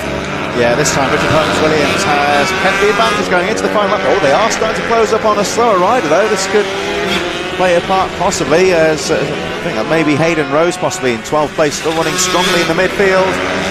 Bednarik's timed it well, peels down the inside. Holmes-Williams has got to follow. Oh, but look at Bednarik, he's managed to get the slower rider between him and Holmes-Williams. Decisive move there as we wait for him to come through the S's, and Jack Bednarek leading, the midfield runners making their way through. There's the 25, Robert Corbazan, getting past Jake Smith. Meanwhile, Jack Bednarek round the final corner, he's done enough. Richard Holmes-Williams charges into the line, but it's another clean sweep of wins for Jack Bednarek. Again in top form, very much the rider to beat in the Super Minis there, Dave, but I think... still says last lap. I think we are checker flag is out, I should say. Checker flag is out. We took the flag there. Lawrence Wardle just coming in 4th behind James Dutton. Again, them two have been tied in his positions all the way through. Good recovery ride from Jordan, coming back in 9th place. Just managed to hold off Robert. He had a good little battle in the earlier stages, so that was a good result for him. I had a couple of people not finish, so Mr. Hamby didn't finish the race. Nathan Smith also failed to finish. So Casey just seen him pull up with a couple of laps to go, so he didn't unfortunately finish the race. So that means, of course, those late dropouts mean that Dean Rowland's gone up to 15th position on the final couple of laps there. It looks like Jake Smith appears to have dropped out of contention in the closing stages. Still looking for number 56. Is that him there? Right on cue. There's a fallen rider. This is number 13, though. I think that's Andre Todier, who finished the race in 6th position, but something's happened on the slowing down. There's some bike part on the track as well, so what's happened out of shots? We're not too sure what happened there. No, maybe tried to do a wheelie and fell off, or could be anything, couldn't it? So in any case, the rider okay, and of course he has finished the race, so at least he will hold on to that 6th position. But we seemed to lose Jake Smith in those closing stages. He seemed to tumble down the field, which allowed Dean Rowland up to 15th position. And unfortunately, it looks like Casey Hanby and Nathan Smith dropping out of contention in that final Super Mini race. Moving on, of course, very shortly to the Ovalie machine, starting with the 110 Cup in just a few moments. I think there's a rider, I think that's Andre Todi, though, isn't it? Getting his right back to the paddock. Still trying to recover his bike back to the paddock. Probably quicker to just get off and push it. I reckon he definitely fell off doing a wheelie. That's going to be my conclusion. Moving on then to the Ovalie 110 Cup in association, of course, with Moto Oils. And this is we are about 5-10 minutes behind schedule now because of those stoppages, but all races running as per program. Of course, any changes, if they do happen, we will let you know, but we scheduled now to have 7 more races to go, including the one that is about to start, which is the Moto Oils Ovalie 110 Cup. Travis Shaw on the inside, the number 4, leading the riders out onto the track very shortly. So the bikes look very different by virtue of the different graphics and colour schemes on the bike, but these are identical Ovalie machines.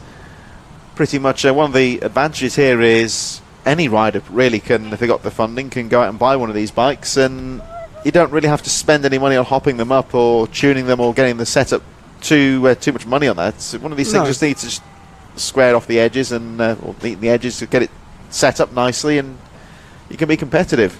Yep, absolutely. I think with them being equally, they have to be all set the same, and when you see, you probably don't see it, but when they come in after they finish, you can't touch the bike. Go straight into a scrutineering area, so no parents are allowed near the bikes or anything like that. They put it on the stand and have to leave the area, and at that point they will check to see that the bike is conforming to the rules of the class. I think that's like a really good thing, because it sets them into the same as they would do at BSB or any other major racing event. It gets them into that mindset that everything has to comply. You've got equal machinery to anyone else, and then when you finish, you will be checked. So you can't get away with doing stuff that you should be doing to the bike to give yourself an unfair advantage against your competitors. So here we go with the Ovalie 110 Cup. Like I say, it is all fairly regulated nowadays, and like I say, in the top end of racing, so BSB and so forth, there is post-race, late in the day now, post-race scrutineering, I should say. That reminds me, of course, going into Formula 1 at the moment. Back in the 80s, there was one season where they all came up with water-cooled brakes. Somebody invented a loophole where they said they needed water to cool the brakes down, which was effectively a lie. Right. The water was ballast. They used to drain the water out of the tanks, and for some reason they were allowed to top the brakes back up before they had scrutineering after the race. So it was a way of running underweight. Yeah, you see a lot of, especially in motorsport. It doesn't matter what motorsport it is either. There's always a way or a loophole of doing something to give yourself just that little bit of an advantage, and that's why I think this class specifically, for the Avalis and some of the other classes which are stock classes, the fact that we have scrutineers that you don't see, we're checking the bikes, we have a dyno on site which you can just see the corner of it on the screen there, but we've got a dyno on site testing the horsepower of the stock classes to make sure that everyone's within the limits that they should be, just to try and make racing as competitive and as fun as possible. And we've got some pretty fast riders in this one. We've got Hamilton on the inside, Shaw on the outside, and down the middle, the number 11 of Daniel Stevenson. Flag is about to drop, and away they go. Oh, one rider's lost the engine. Leo Solio again, it's not his day. That's 3 stalls out of 3. But he's okay, should get back into the race. Yeah, it's such a shame. It's such a shame for him. But at least you can tell his mates he scored a hat-trick at the weekend. There you go. So, right on it there, aren't you, Dave? Here we go then. Jack Hamilton is leading by Travis Shaw, so the front runner's getting away quite cleanly.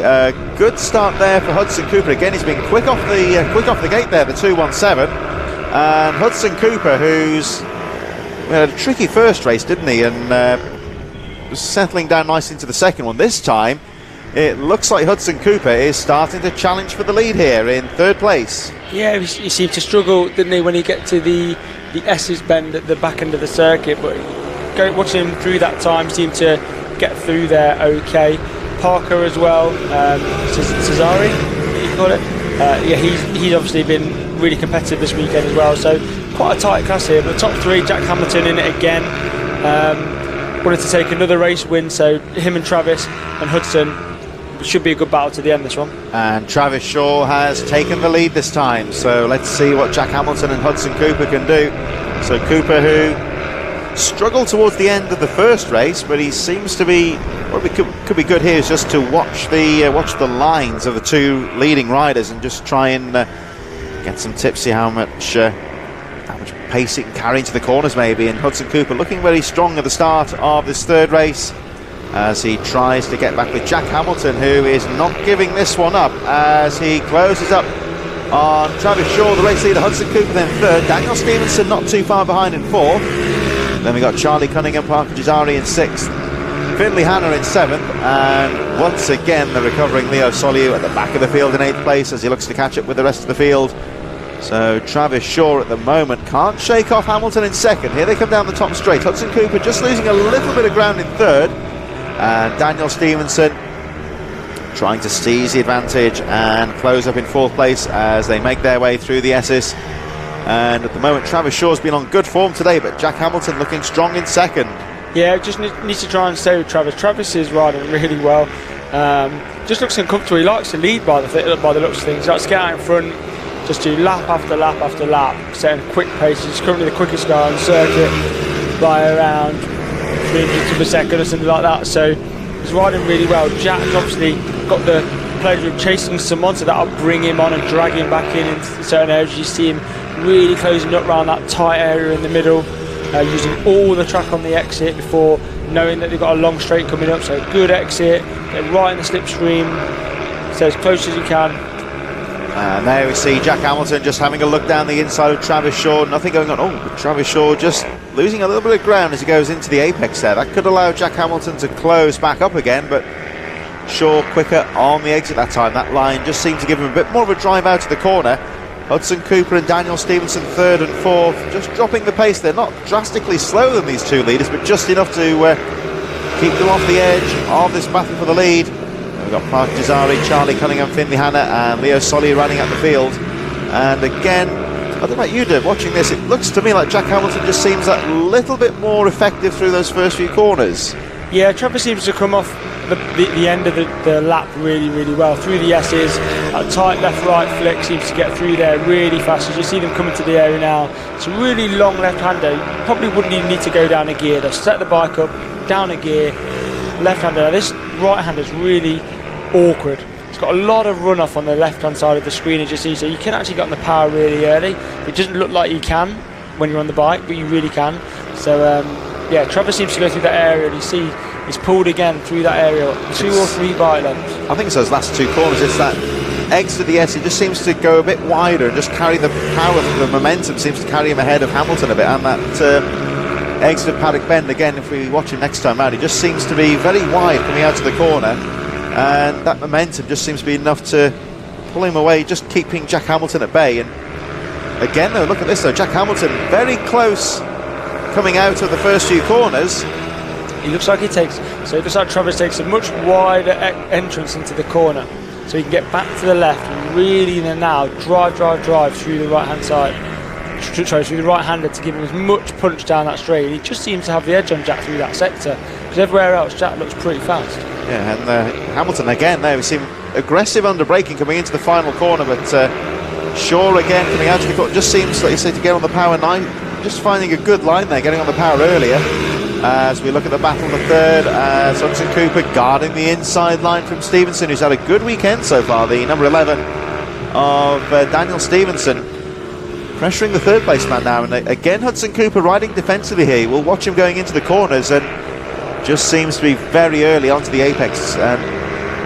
Like we said earlier, this real defensive riding, it of course makes you difficult to pass, but also compromises your own pace and means you can't really pull away from the chasing pack. Yeah, that's right. And you know, taking those tight lines, when you're under pressure, I suppose it's automatic in a little bit. You do it without thinking about it, but you can see when he does do that the guy behind closes up on him so much because he just can't get on the power with the exit of the corner so tight, which makes it really difficult for himself. So yeah, it's an interesting thing, but it's also a learning. So you can see he's got really tight, which now Daniel Stevenson's closed right back up, got his good drive out of here, and he's almost back on his wheel again. But then Hudson coming out of this area where he isn't going to go as defensive, he actually pull away again. So yeah, I don't know, maybe it's just something he's conscious of. He doesn't want anyone to dive down the inside. So yeah, certainly leaving those lines not covered again. You watch him onto the inside here, keeping as tight as he dares as he goes through the S's. Difficult to get too far down the inside, and you watch Stevenson now just drifting to the outside, trying to cut back as they go down the straight. And here they come into the final corner. Let's watch the 217 of Hudson Cooper around the final corner. Again, nice and aggressively getting to the corner nice and early as we see Partridge Eyes a bit further behind. Meanwhile, Jack Hamilton again very quick through this twisty first section of the track and has closed up on Travis Shaw again. We've got 4 laps to go, including the one they're on. And Hamilton again, these two riders just seem to cancel each other out here. Hamilton seems a lot more effective in the slower corners at the start of the lap, and then Travis Shaw on some of the quicker corners just seems to have some nicer lines. So perhaps Hamilton might need to follow Shaw for a couple of laps here and just look at his lines and try and copy him. Yeah, they've got a back marker coming up, so that's the recovering Leo again from unfortunately not getting off the line. So really disappointed for him. Been riding really well this weekend, and they'll probably just catch him at the wrong spot, which will be right down into the tight left-hander at the bottom of the track. So Travis might stay left here, which he did. Jack's following through. Leo, good ride in there. He's giving him loads of space. Jack's again closes up in this area so much. He's just got to be able to keep close enough at the back end of the circuit to potentially maybe a pass into turn 1 if he can keep this area a bit closer. This is where Jack Hamilton really needs to try and get some power on the second half lap. He did that left-hander into the oak tree quite nicely though, and again just going for a slightly tighter line, trying to steal some yards on Travis Shaw, the race leader. Time is running out for Hamilton here though, as he looks to change his line a bit tight, a bit more aggressive out of the corner there. And this time it might have worked for Hamilton. He doesn't seem to have lost as much ground to Travis Shaw that time. And look, he's on the back wheel. This could be Hamilton's moment. This is the part of the track where he is stronger, or so it seems, into the first corner. And Hamilton, but look at that, not quite close enough to go for a pass here. But a good lap there for Hamilton. He's just got to try and carry on as he is going into the final lap. Yeah, keep pressuring, keep the pressure on. It's really close racing. Travis will know he's there, he'll be able to hear him. He'll just want to Travis will keep pushing and pushing and pushing. Think maybe slightly defensively if Jack starts to share a wheel, but it's all for Jack to do now. If he can get close enough, maybe force a pass, that could be the option. But with only 2 laps to go, or one and a few corners, it's going to come right down to the wire. Travis Shaw, actually number 4, the race leader, displaying a lot of confidence here with the rider pressuring him for the entire race. We've still got the confidence to run his own lines, not worry too much about the rider behind him. It would be too easy to for him to guard those lines a bit more, but he's taking some pretty wide sweepers into this corner. It takes a bit of confidence. Yeah, like I said, when he gets out of the front, he doesn't seem to be too bothered by it. He seems to just be able to ride his own race, and it just comes to him fairly naturally. So really good performance. We've got a back marker just up ahead, maybe too far away, although I've said that before and been wrong. I think now Travis has pretty much done enough, although Jack's made the move. Look at that from Hamilton, having a look down the inside of Shaw, but Shaw's got the line out to the S's here. Cut that. And this run down towards the final corner is going to be very important indeed. There is a back marker in front as well, as Hamilton has one last look. And here they come out to the final corner, over the line, and Travis Shaw snatches the win by 0.2 of a second from Jack Hamilton. I think that was Finley Hanna just in front. It's going to be Hudson Cooper fending off Daniel Stevenson to secure that third place, and Park Jazari in fifth position. Charlie Cunningham a bit further behind, Finley Hanna and Leo Soliu. The unfortunate Leo Soliu rounding out the final few positions. There is Charlie Cunningham. I think he was getting the elbow down there, wasn't he? I think he was trying to as well. What a great race.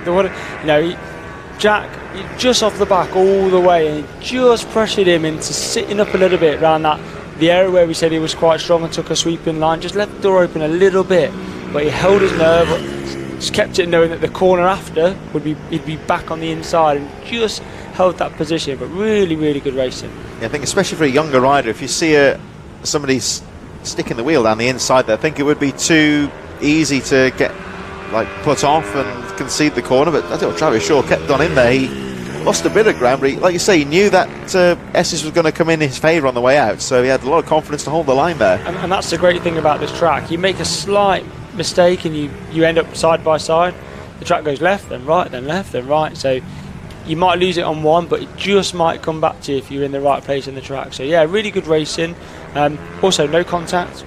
Yeah, it was on the right side, wasn't it? Gave each other some room. So yeah, really good racing by both of them, and I think that caps off a really good weekend for Jack Hamilton as well. Yeah, so Travis Shaw with a good race victory there, but Jack Hamilton again 3 race wins in the AMR Moto earlier on today. He'll be pleased with that result as well. And we now move on to the Ovali 160 Cup in association with Moto Oils. Of course, slightly more powerful bikes and slightly older riders, and well, the first 2 races in this one have been very competitive. Some fast names in this one. I think a start again going to be very important. Yeah, start's crucial. It's good to see just seen Tyler Humphries roll out at the pits. Obviously, he had his high side in an earlier race, so it's good that he's back on the bike and he's okay. But yeah, really some really fast riders in this one as they come out on the sides of that. Ethan Sparks, Thorley, Trevor. I always get that wrong. Thorley, Trevorrow, Tyler Humphries, Wilson Dilks. All these names of all these guys. Laken Payne. Really fast riders, a really competitive class. Blake Wilson, who's riding the 2-stroke, I believe. Miller Buchanan, another really quick rider. So yeah, from top to bottom, fast riders and really competitive racing. Let's just hope to see that they all get to the end and it's competitive, but it's going to be an interesting race. Yeah, and they're all, even the riders towards the back of the field in this one, they're all experienced riders, all had experience of racing at the front as well. So when we talk about back markers, there's no real novices in this one as such. So here they come up towards the starting grid now for the 3rd and final race for the Moto Oils Ovali 160 Cup. We have 6 more races to go, including the one that is just about to get underway. So we are about 5 or 10 minutes behind schedule because of those stoppages, but everything all running as per programme as we wait for the Ovali 160 Cup to get underway. Riders in position, marshals and parents clearing the grid. We are ready to go. So here we go. Very important start, of course, for these riders as we wait for the flag to drop, and away they go. Ethan Sparks gets away nicely, and it looks like Tyler Humphries also well placed. Wilson Dilks on the inside. So Tyler Humphries showing no apparent ill effect from that nasty high side he had earlier on. Thorley Trevorrow very aggressive off the line as well, but he just about loses out to Tyler Humphries, who gets through. Everyone getting through the first few corners safely. But Ethan Sparks, who had a good race win earlier on today, looking strong, but Wilson Dilks threatening in 2nd place. Yeah, absolutely. I think the starting positions are dictated by lap time. So obviously he had one of the fastest laps in the last race, which is why he was up there as well. Bad start for Arnie Carr. He didn't get off the line at all well in that one, and he slipped right down the track to about 5th or 6th place. He'll be disappointed with that start, and he's got some work to do from there. But Wilson Dilks right on the back of Ethan Sparks. Straight away, these two were battling before, both really good fast riders, so Wilson will want another win this weekend. And the 85 of Wilson Dilks starting to put the pressure back on Ethan Sparks, and again, look how close they go to that barrier on the inside line. You can see the tyre marks from the karting. The tyres brush against that wall. The motorcycle riders haven't quite got that luxury. It's their body that's hitting the barrier, so really you've got to be careful on that corner. They're using as much of the track as they can, and this is turning now into a four-way fight for the lead, because Thorley Trevorrow is closing in on Tyler Humphries, and both these riders keeping the two leaders in touch here, so no margin for error for Ethan Sparks and Wilson Dilks. And let's have a look at the gap as third and fourth go through. The pace they're running all very similar, and 1.1 seconds covering the top four riders. It'll be interesting to see when they get back down the long straight at the end of this lap. It looks to me like there might be a slight difference in the gearing that they're running, because it looks to me like Wilson Dilks doesn't go down a gear at the end of the lap, whereas the other guys do. So you'll see he'll keep the bike on his knee.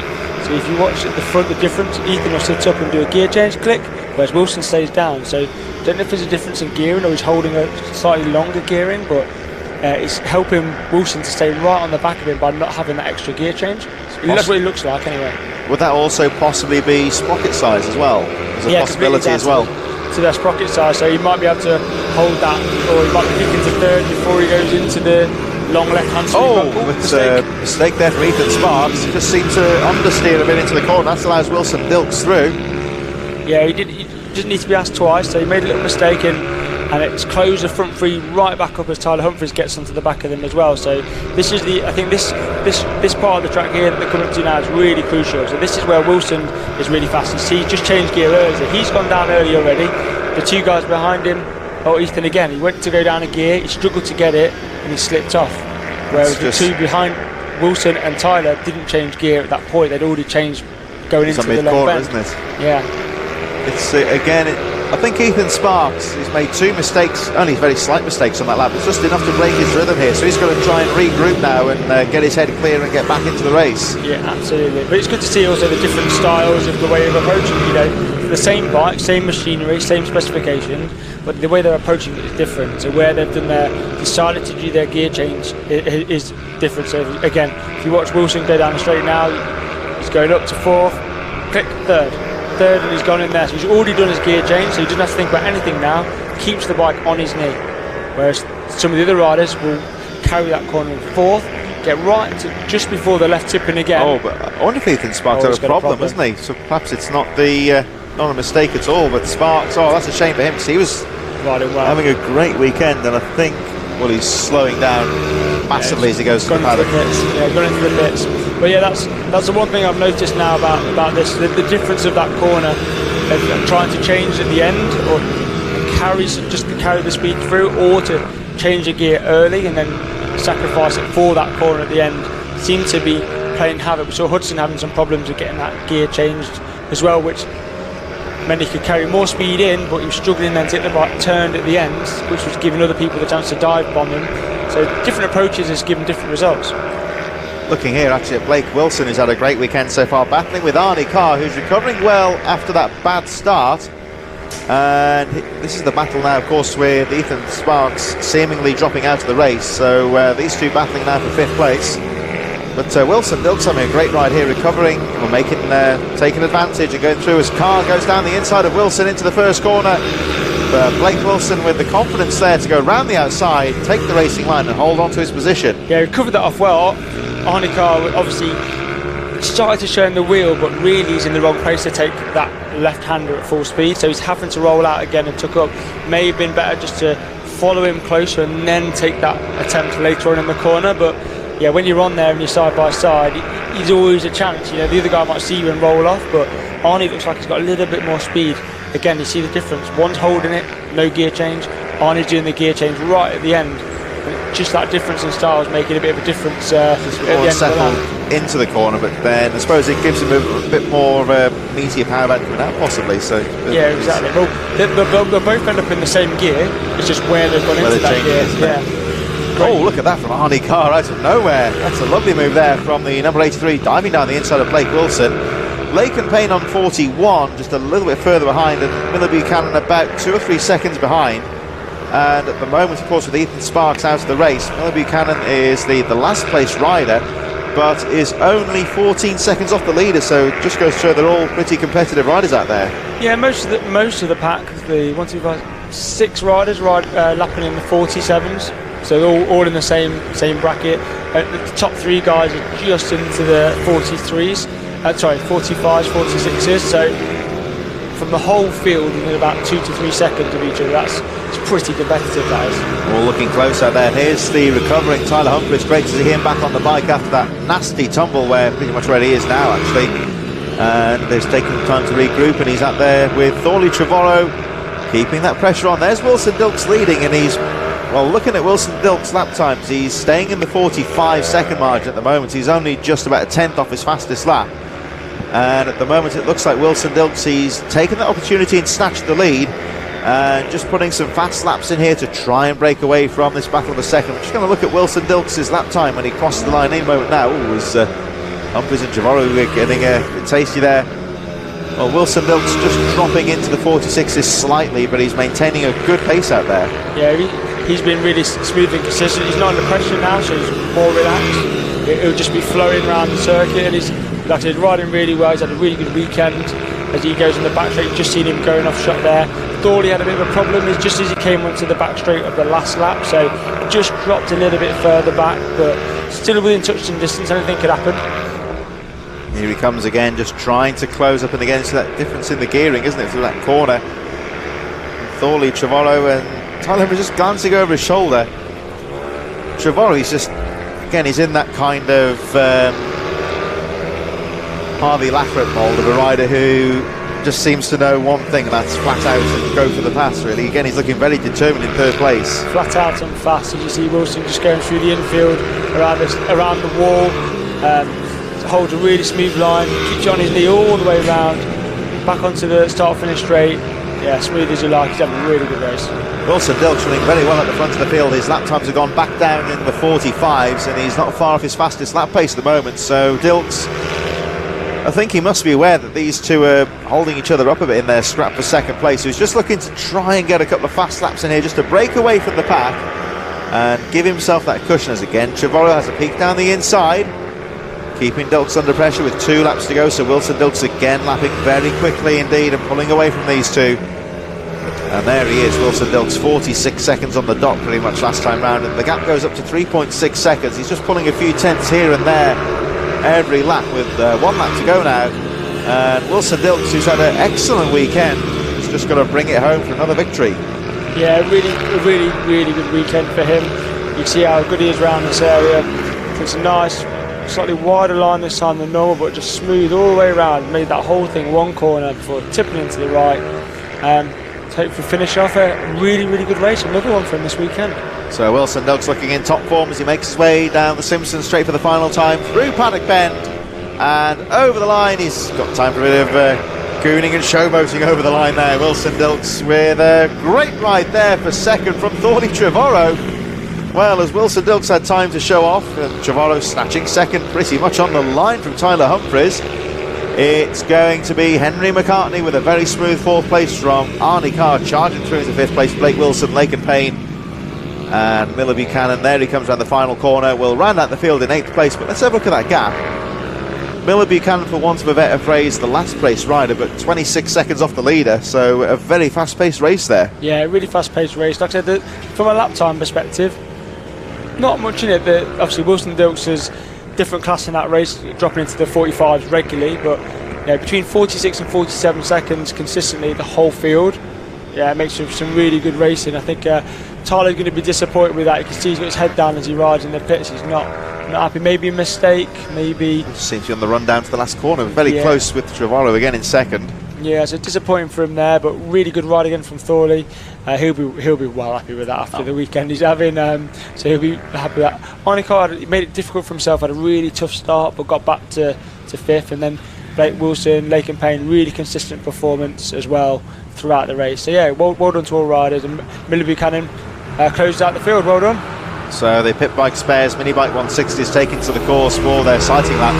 One thing that's interesting here, Dave, looking at some of these results across the weekend, is there's a lot of riders, not that many have had an incident-free day really. I mean, obviously they've not had many, touch wood, not had any crashes, but everyone seems to have had at least one race where they've either made a mistake in the corner or dropped the bike or had a bad start. It's been quite demanding today.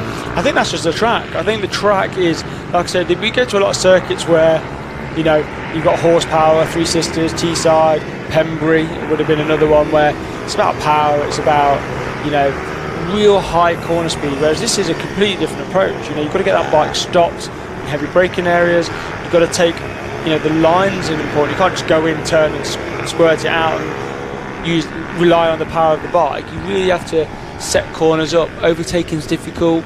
Yeah, everyone's really closely penned in off the start, so there's lots more things that could go wrong within this environment. So you're seeing, you know, even the quick guys who really push the boundaries of what these bikes can do, you see they're having problems. You know, some of them are tipping off, losing the rear as they get on the throttle, just trying to get that extra bit here and there. So it makes for more fun racing, and with them having to start at the back and have to come back through, that gives a whole other dynamic as well. There, doesn't it? So of course Harvey Lathrop was one who had to fight his way through after that collision in the first race. Another one, of course, was the Brown number 07. So they're both starting in the top 10 this time, of course, because they placed well last time round. So yeah, look out for the 07 on the outside there as well, then the machine of Lucas Brown. In this, the pit bike spares 160 incorporating the vets. Richard Holmes Williams in this one as well, as off they go. Rob Cox and Harvey Lathrop. Well, I say Richard Holmes Williams. There he goes. Cox, and a good start there for Lucas Brown, sweeping around the outside into second place. So Lucas Brown getting a really good jump around the first corner and already is into second place. Yeah, really good start for him, chasing down Richard Holmes Williams, who's gone off like a rocket ship at the start. Ryan Clark has been having a good weekend. He's in 5th place, as you see. Is that flying up the outside? Is that Harvey Lathrop already into 3rd? Possibly, he was up there with on the edge of that battle into the top corner. So Richard Holmes Williams, yes it is, you're right, it's Lathrop into 3rd place. So Richard Holmes Williams leading, Rob Cox dropping down a bit as Lucas Brown goes to 2nd now, and Harvey Lathrop in 3rd. Now these two, of course, 2nd and 3rd collided in the first race. Racing incident going into the final corner, so Lathrop will shortly looking to try and make amends for that first race, and tagging onto the back wheel of Brown as they try to catch up with the leader, Richard Holmes Williams. So it's Rob Cox in 4th, Ryan Clark, Andrew Thompson, Toby Skame in 7th, Michael Med in 8th, Simon Wansworth in 9th, and Sam Smithson running at the top 10 just ahead of Nathan Gardner. Richard Holmes Williams trying to fend off the 07 of Lucas Brown in 2nd, and Brown just eking a small gap away from Harvey Lathrop in 3rd, so still a way to go in this one, but Lucas Brown looks threatening in 2nd place. Yeah, Lucas Brown was setting a really hot pace all day yesterday for qualifying, etc. Out of nowhere, he was very far ahead of most riders, so really accomplished rider. You can see by his style on the bike, handles the bike really well, takes really good sweeping lines. Richard Holmes Williams is a seasoned vet, I suppose, in this class, and he's obviously riding well. We've seen him in the Super Mini class, so both those guys pushing a really, really hot pace, and Harvey Lathrop's actually struggling to stay with them. Action here on the edge of the top 10 with the 134 of Toby Skame, and just behind Andrew Thompson we've got Simon Wansworth and Sam Smithson in there. Some very experienced riders here battling on the edge of the top 10 as Thompson has a look down the inside in the SS with Michael Med. Toby Skaman trying to use the advantage to pull away now, number 134, but Michael Med's got through, then it's Wansworth. And these four jostling for position on the edge of the top 10, very close battle. Yeah, Toby, like I keep saying, he's new to this class over the last couple of rounds, really doing well. Michael Med really recovering, he's had a couple of bad races, as we've seen, and maybe commentator cursed him earlier, so he's now on the fight back, he's chasing down young Toby to try and take him in there. Andrew Thompson, Simon Wansworth just off the back. At the front of the field, as we look at Simon Wansworth, there's a battle change for the lead. I think it looks like Lucas Brown has made his way through to the front. Got this very close battle on the edge of the top 10. Lucas Brown, the leaders making their way down towards the final corner. Through they go over the line. and it looks like Lucas Brown has made the move stick. Fastest lap of the race as well with a 46.552. Still very close in the end of the top 10 though, with Simon Wansworth, Andrew Thompson and Sam Smith all charging through on the edge of the top 10. And we see there, looks like Skane just guarding that inside line. Further back, got Michael Ford and Ben Johnson moving through the field. And Michael Neelan's in there as well. Ben Johnson moving up to 13th position, but Lucas Brown is your new race leader. It was nearly across there. Nathan Gardner just got clipped from behind by Ben Johnson. Just front wheel to rear wheel. They both stayed on. They're really close to pretty big cross there, to be honest with you, but like I said, they both stayed on. Richard Holmes Williams is just behind Brown, struggling to get past him.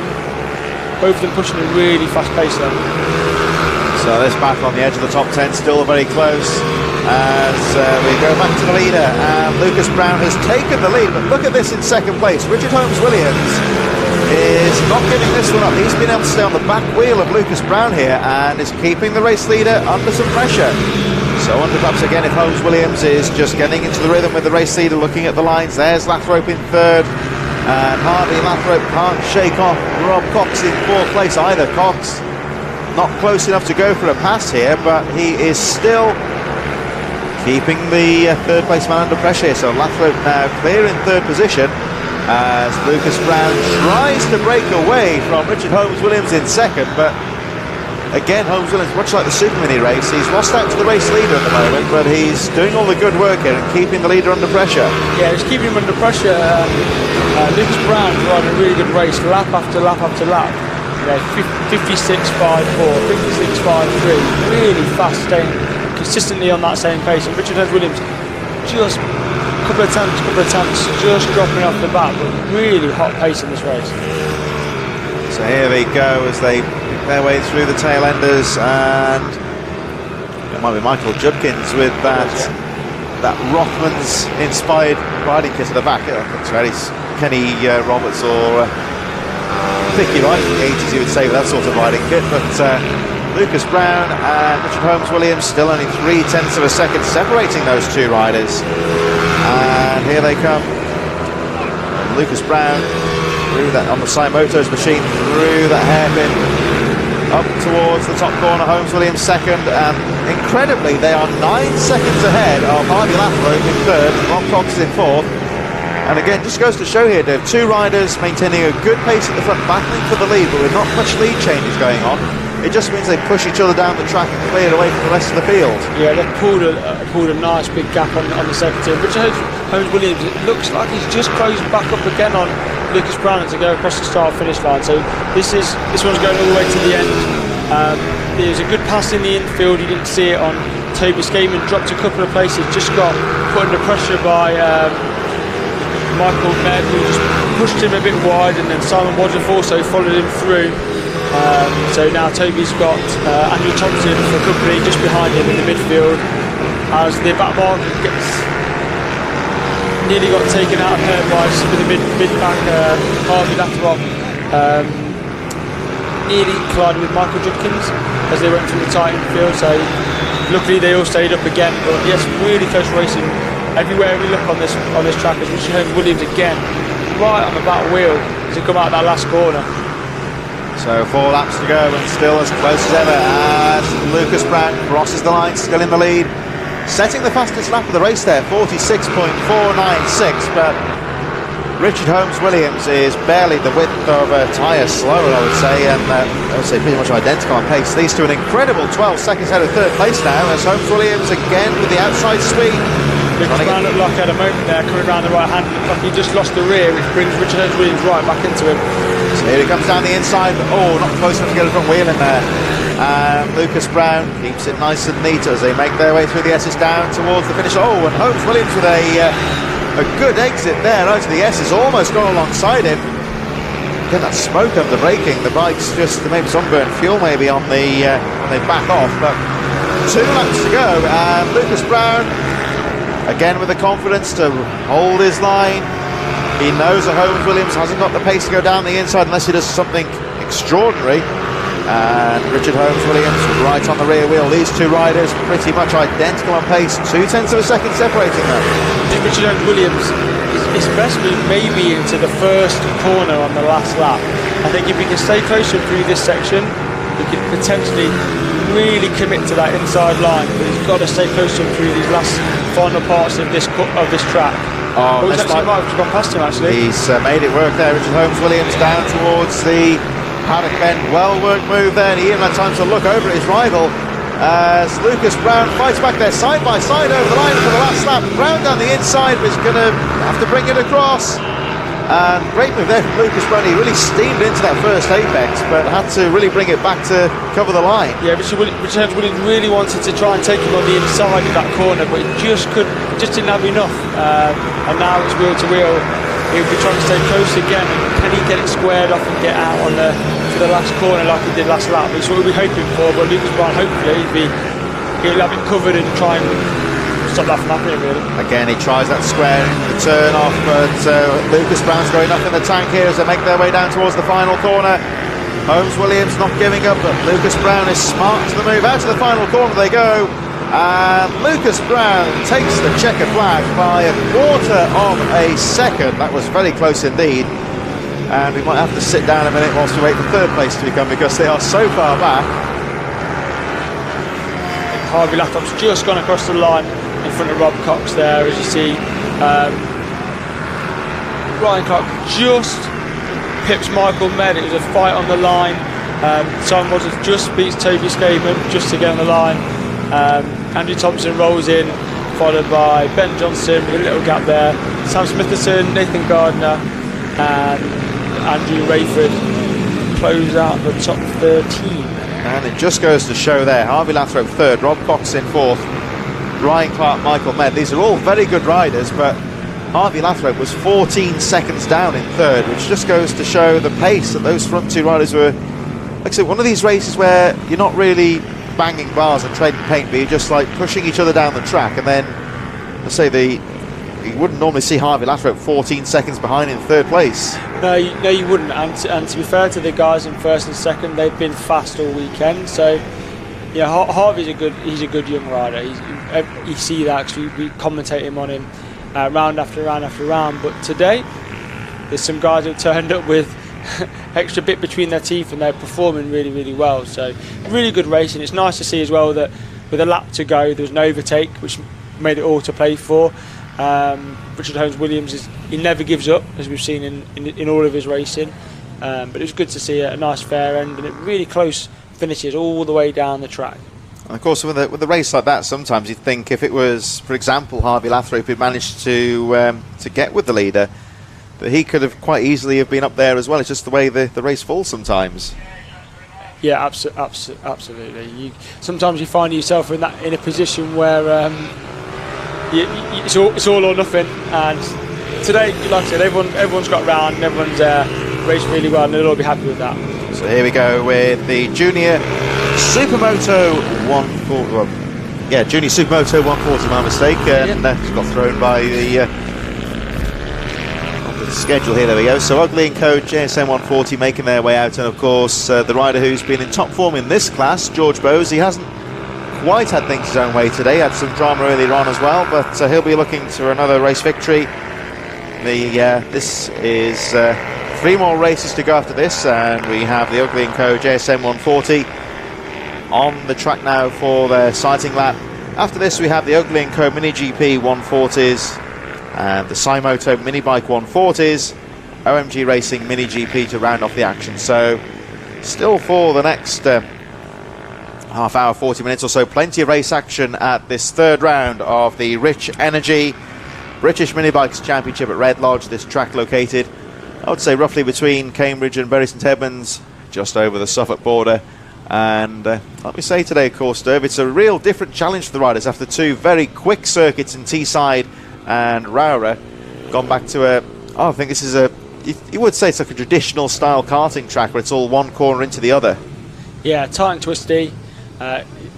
Creates a lot of you're tired after. You'll be a lot of tired people after this race weekend with all the turns and the volume of racing that happens. But this should be a really good race. So here we go, George Bowes on the inside has been the rider to beat, waiting for the flag to drop. Away they go. Well, they both get away well. Julian Correa as well gets away very strongly. George Bowes going up into the first corner. And you almost saw them looking across at each other there when the flag dropped. They were having a bit of a drag race into the first corner. Yeah, well, George obviously had the disappointment of crashing out on the sighting lap in the last 190 race. So outside of that, is his only mistake of the weekend. So he's had a really strong, tough weekend, and you can see already head down, and he is gone. He has pulled the plug, and he's going for the race with. So that's really good to see. So this will cap off another good race if he can continue that performance. Correa just a little bit off the pace. Obviously, first time on that bike this weekend, coming from British Summit Cup. So yeah, he had a good weekend though so far. So he'll be looking to try and close in. But we've also got young Mason Greasley, who's rode really well this weekend, and Arnie Carr as well, who's coming in from the back of the grid, and he's already up to 4th. So he'll be already on the back of Mason Greasley, trying to get at least a podium today, or maybe a second if he can close that gap quick enough. And tagging in on this battle just a little bit further behind is Charlie Eagling, who had a pretty lonely race last time out, but he's going to have to watch out because Finlay Bagshaw trying to catch up in 6th position on the number 18 as we look at the machine of Mason Greasley losing out now down the inside. That was Arnie Carr, wasn't it? So Arnie Carr now up to 3rd position.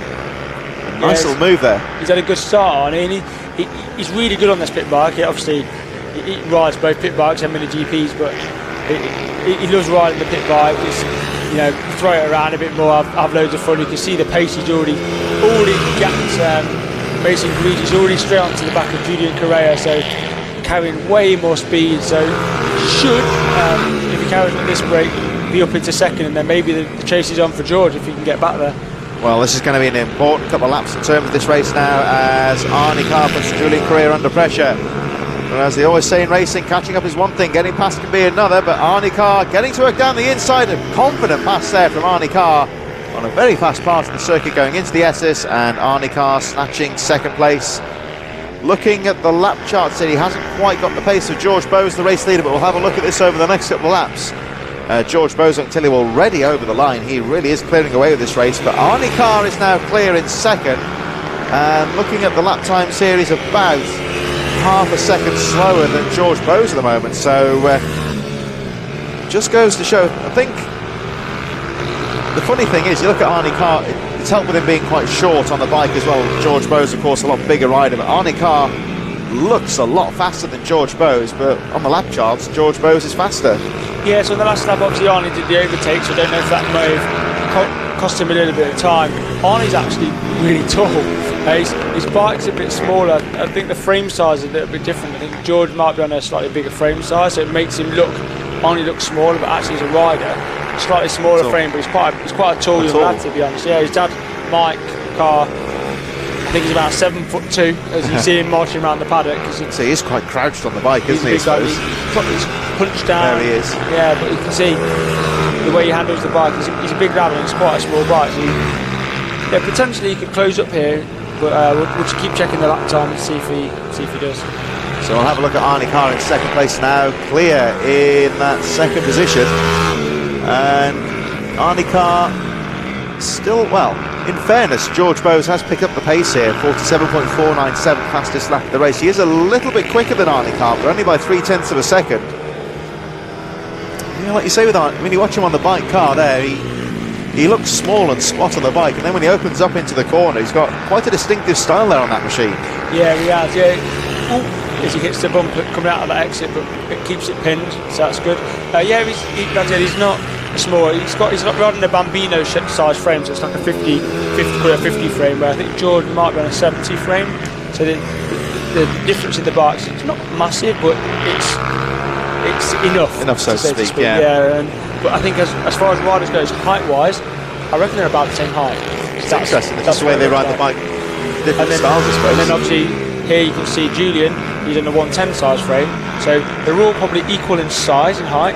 But he looks like he's riding, his bike's massive compared to. So it's just, I suppose, more commodious frame, isn't it? Exactly. So the top 3 have all got a difference of size of bike. So that's what's making it look very different.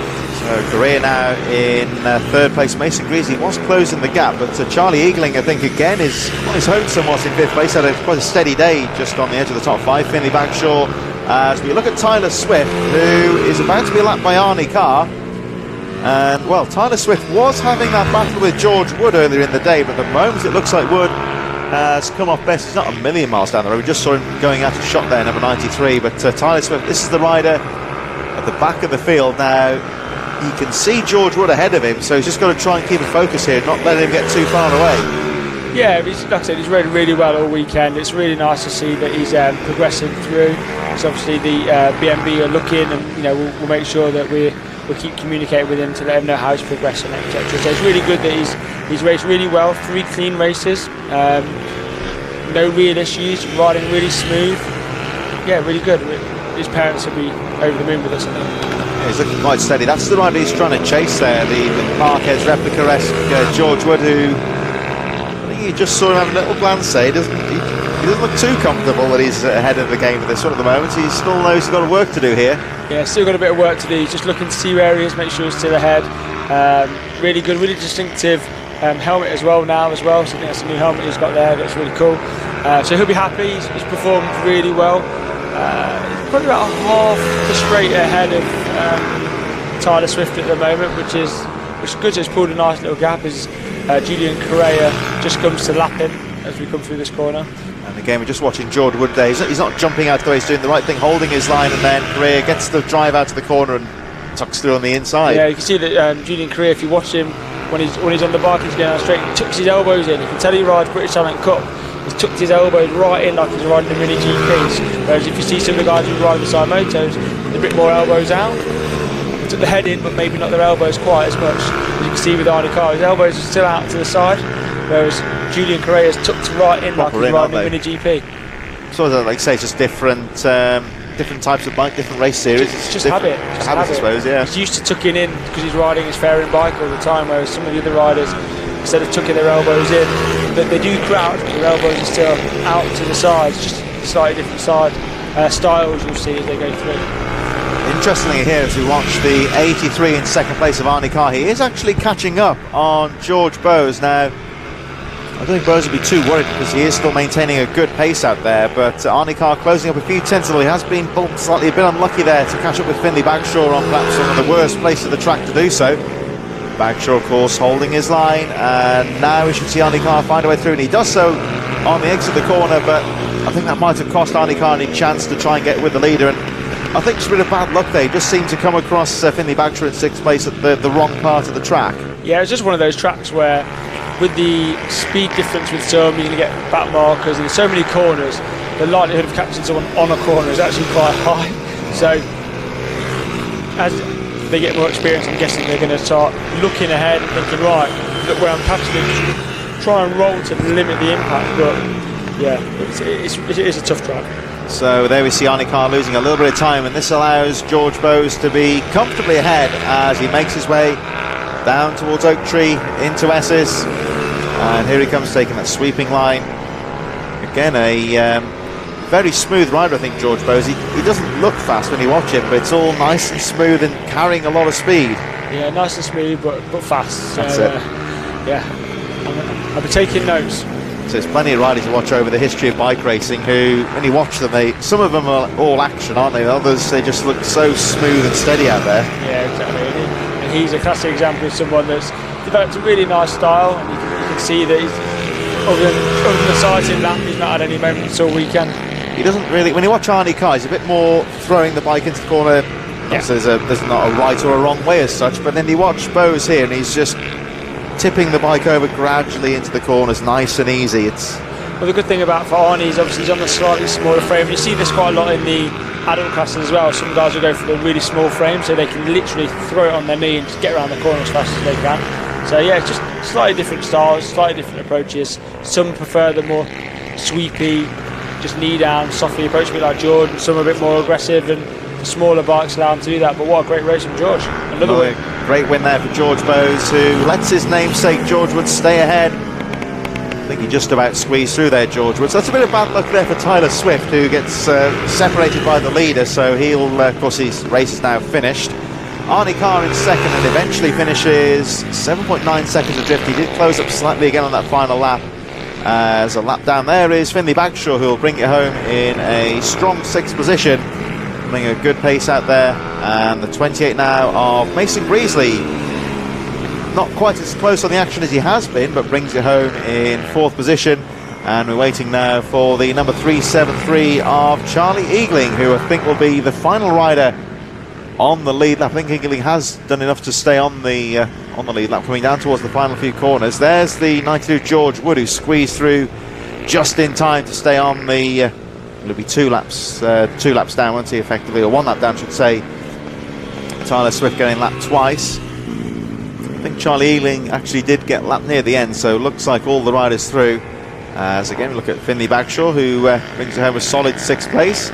But good riding there from George Bowes, and big race coming up very shortly. Of course, we've got the Ugly & Co Mini GP 140s and 50s, Moto Mini Bike 140s, and OMG Racing Mini GP plus the Bucci Cup. So not many races left now, but still plenty of action in store. Yeah, so as the day goes on, you know, the competitiveness of the racing is fantastic. So we've got a really competitive race coming now, as we know.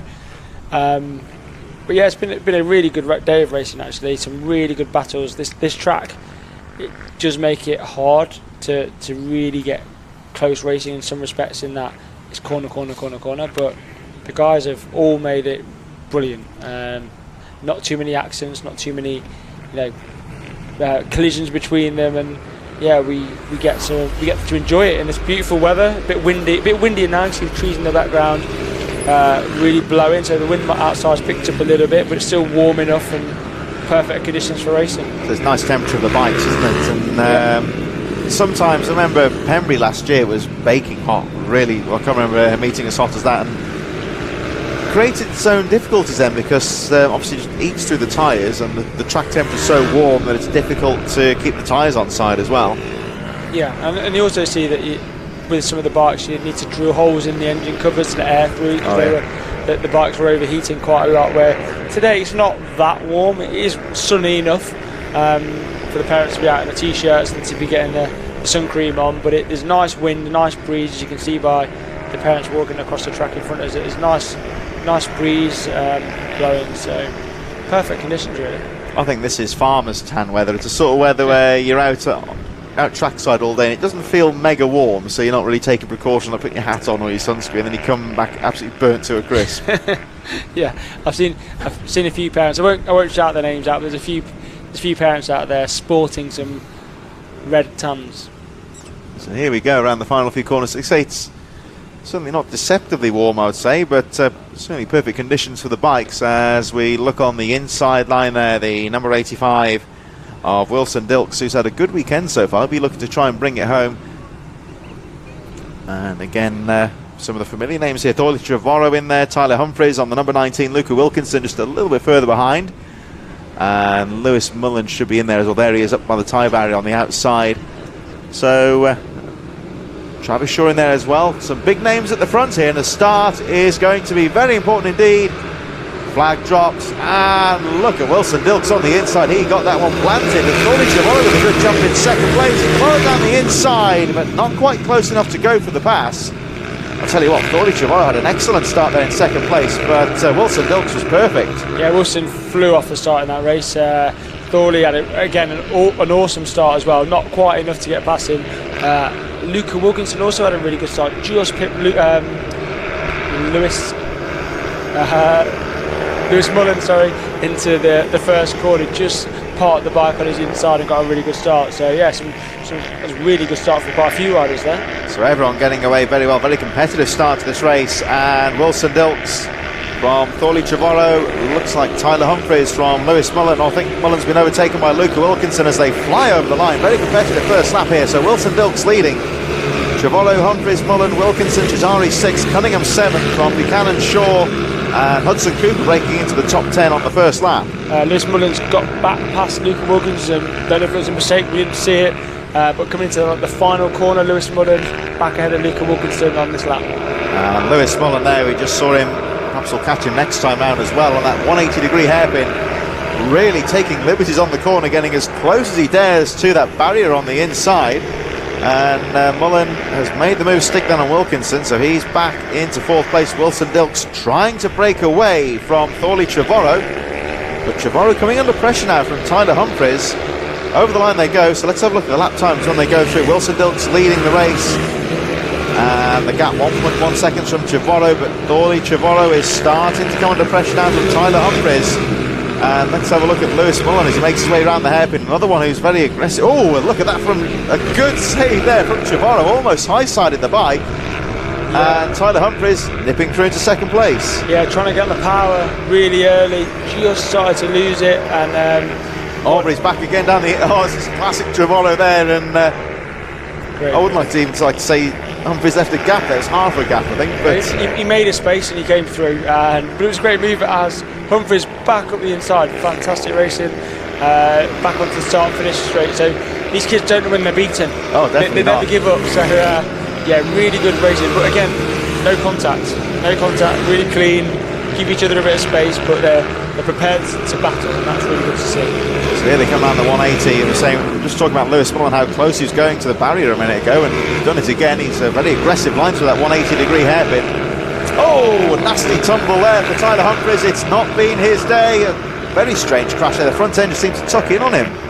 Yeah, he looked like he was going in. He was obviously doing really well. He grabbed the front brake, it just washed out on him.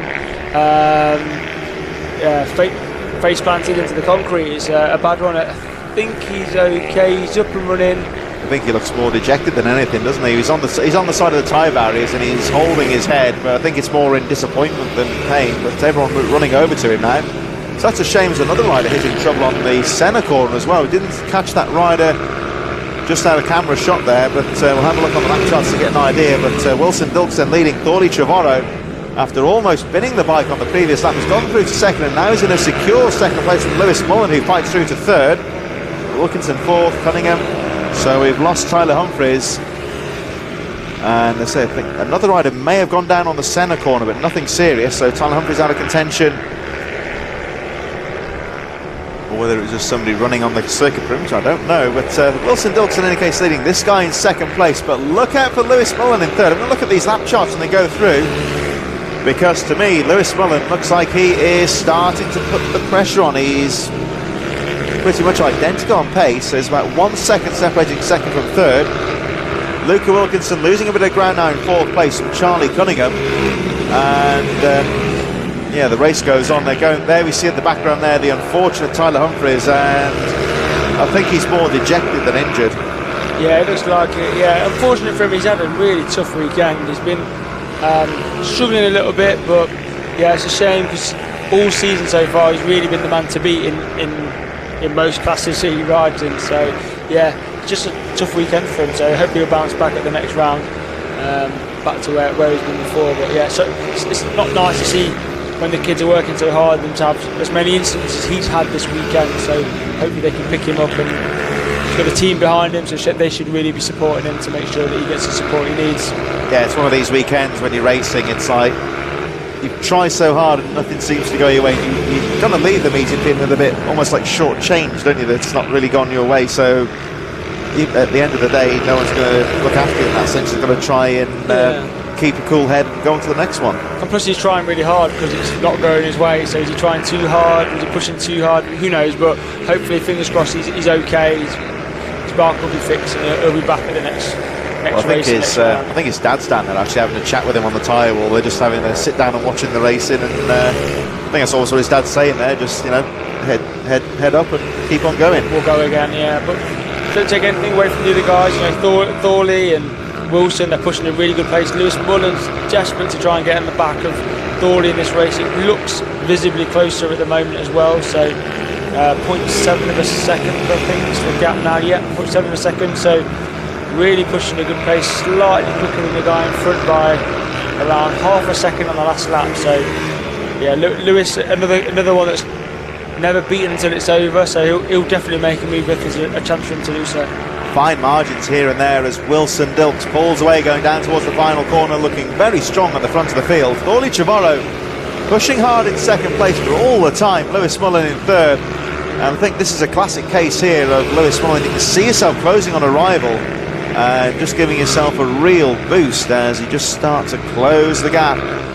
And here he is again. Let's have a look at the time. We're literally talking tenth of a second each lap here from Lewis Mullen. He's not reeling in Trevorrow by any stretch, but here and there, just keeping the pressure. And there's Wilson Dilks just disappearing out of view momentarily, and he's still pulling away from second place. There's 0.2 of a second behind him on that last lap. So if he does that for the next two, he'll be right on his tail with a lap to go. So yeah, Lewis, it's all really down to Lewis now. How much he pushes on. He's visibly closer every time we see him. So it'll be interesting to see if he was quicker this lap. I think Gerard's glancing to his side. I think he is aware that somebody's closing up here. They've got a slow rider in front, and that's Finley Hanna by the looks of things in 12th place. And Hanna, I'm not sure if he knows they're approaching him, so Trevorrow's got to keep his nerve here.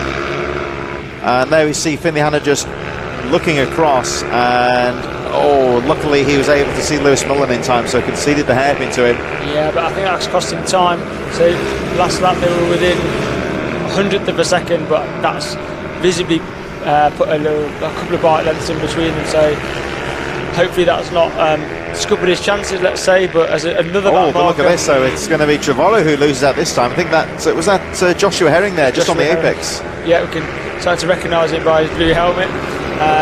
Yeah, I think he's getting the best of the back markers here, and he's losing time all the time.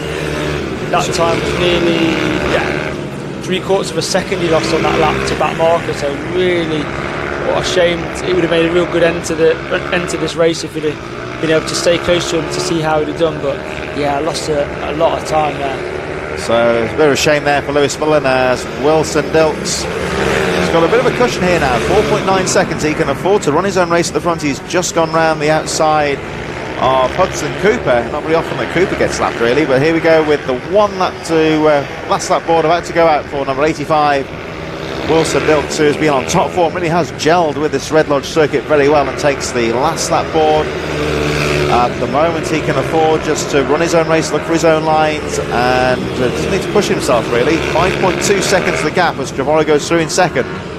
Yeah, he's had a great weekend, especially on the 140, so took his first win on the 140 and he's followed it up with second win earlier on today, and then this is obviously race 3 and potential for the hat-trick of wins if he just keeps his tyres down. He's riding really well, really smooth.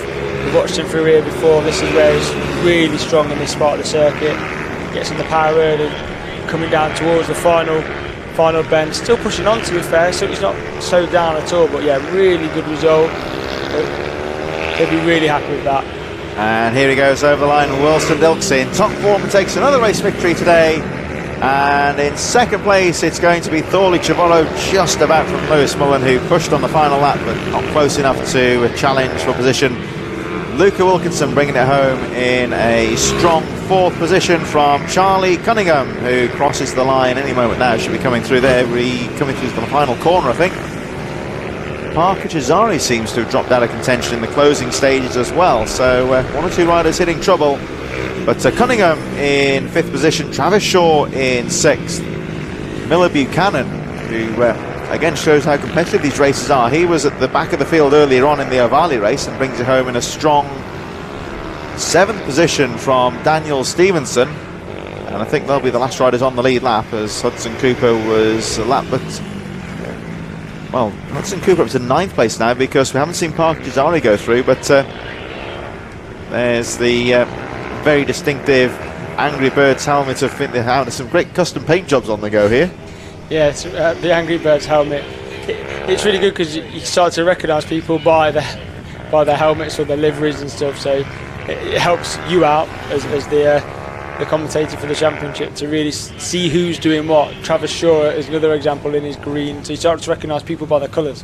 I used to have an Angry Birds sticker on my Yamaha motocross bike, and it's a bit of fun, but then is that a great idea, having a computer game where you fly through the air and crash into things at high speed? Probably not on a motocross bike.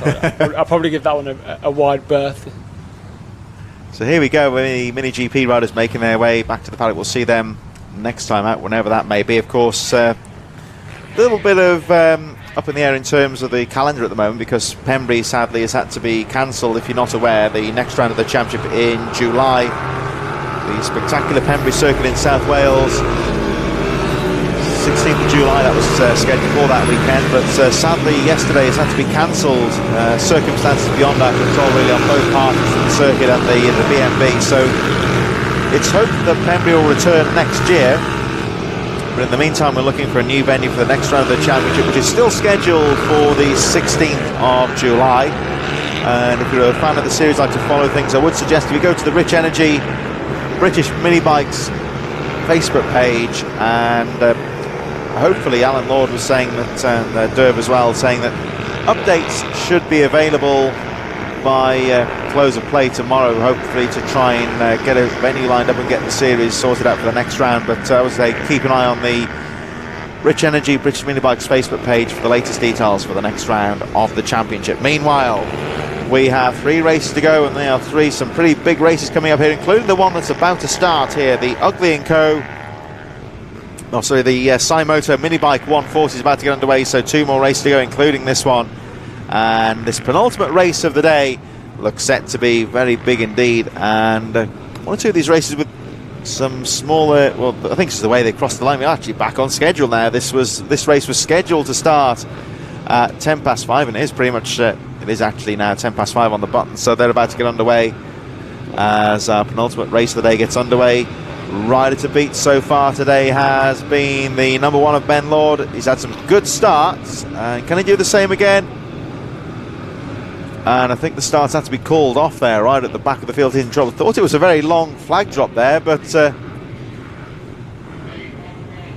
they might have to go around again. I think here the riders are on the line a very long time there, and I think the start had to be very, made sure he dropped the flag in a slow sense there, because everyone was anticipating the start. But well, we're going to go again. Looks like we're okay to restart this race as we wait for the flag to drop. It's a long drive, but cutting out Lord. He didn't get away quite so well this time. Well, he has got the line into the first corner and should just about do enough to hold on to the lead, which he does so. So there we are, though. Ben Lord didn't get off the line very well. We had the line into that first corner, holds on to the lead. Yeah, it was a strange flag drop, that one. It was very slow. It was almost like in slow motion. So a lot of the riders were really just hanging on, trying not to release too early. So yeah, it kind of scuppered some people's starts. But yeah, good start from Ben. He's still at the front with Ryan Clark. Following him in second place, bikes still smoking away. Michael Med with a good start in third, and Harvey Lathop nearly had a go into the off the end of the long straight, but decided against it. And we're going to lap 2 with the top 4 really close. Yeah, very competitive first lap there, and less than a second covering the top 4 riders. Harvey Lathop with the fastest getaway, fastest first lap.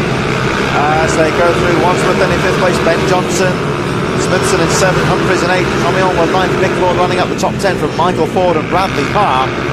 But Ben Lord been on top form today. He had a bit of a scare in the previous race, of course, with that stoppage and having to fight his way to the checkered flag.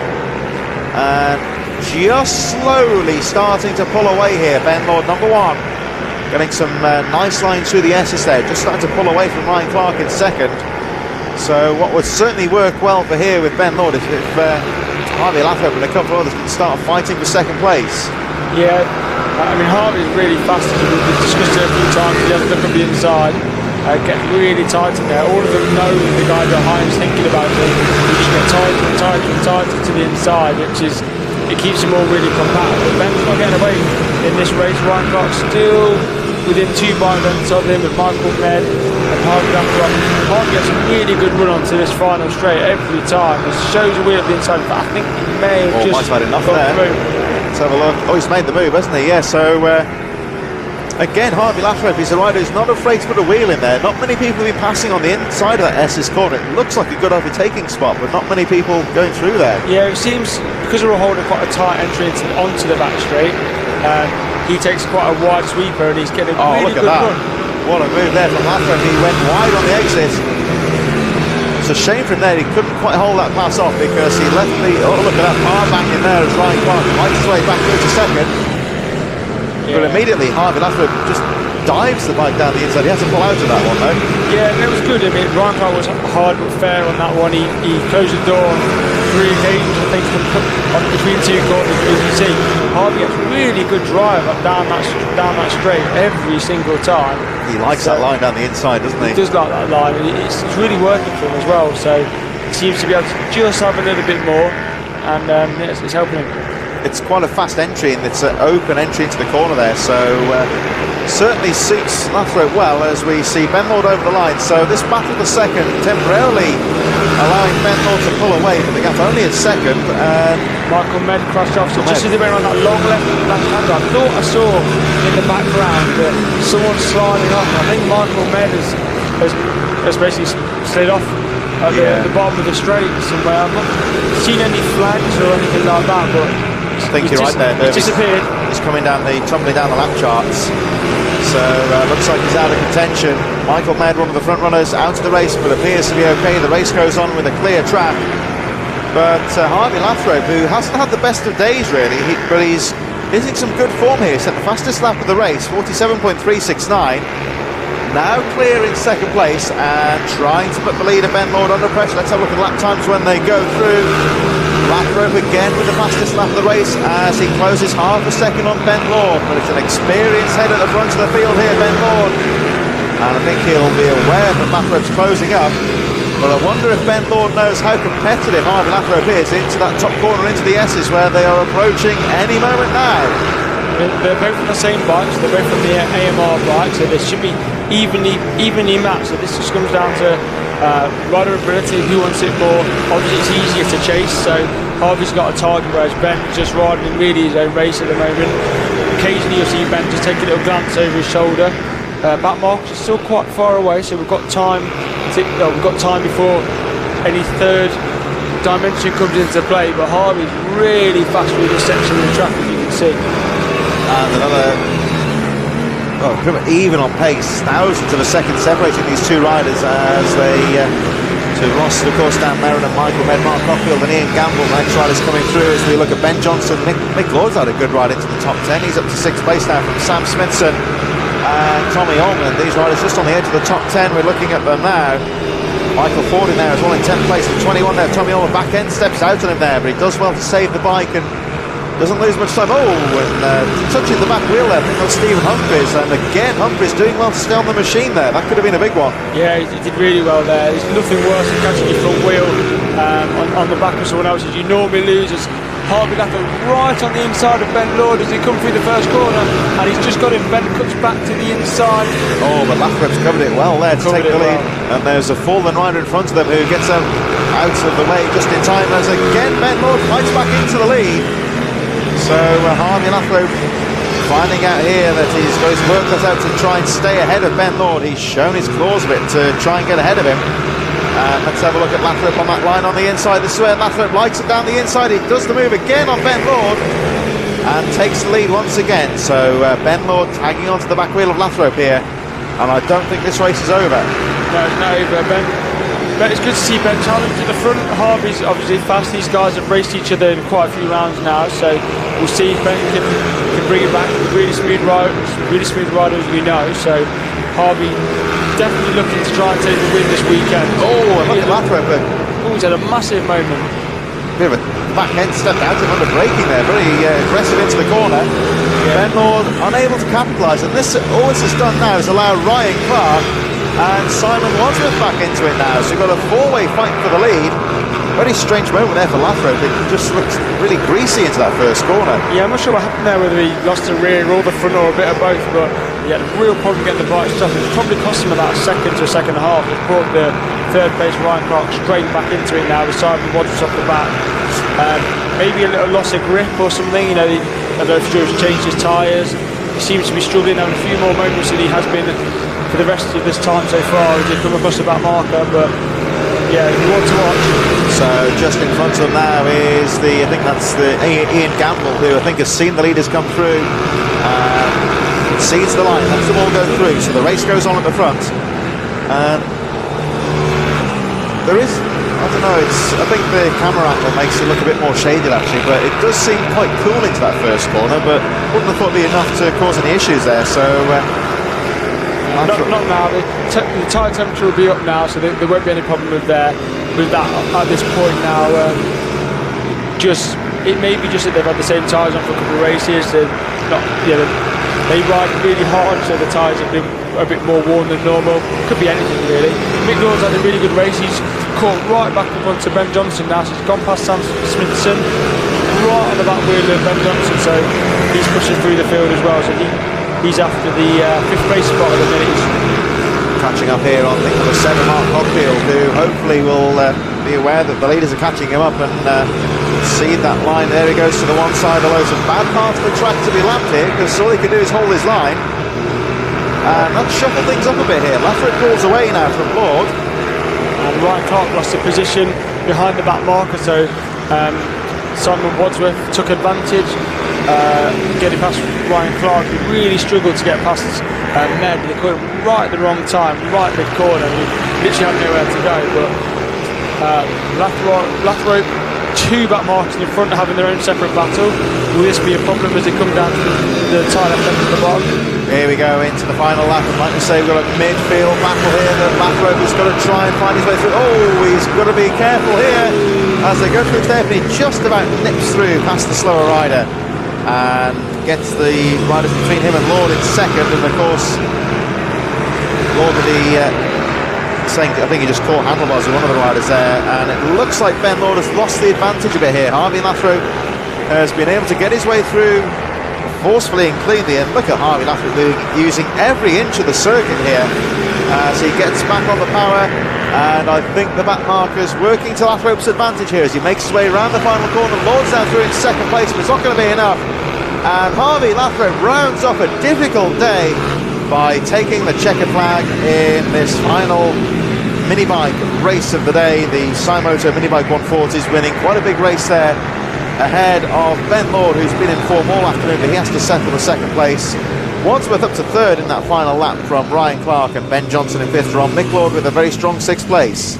Yeah, Ben nearly lost second as well there. The back marker really struggled to get past him. Simon Wadsworth had a really good run down the final little straight there before he turned into the final corner. He was lucky to hold on. It was really, really close. So yeah, moment there. We've got Bradley Parr, Peter Wadsworth and Liam Booth, and Booth nearly going off the course for some reason. He seemed to run out of track there. Yeah, maybe they had a little bit of contact between the guys he was battling with that kind of pushed him to one side a little bit, but as we see the final guy taking the flag now. But yeah, good race, really good race. Harvey Lathrop finally gets the win that he wants after quite a difficult day, and Ben Lord kept fighting to the end. So yeah, good racing.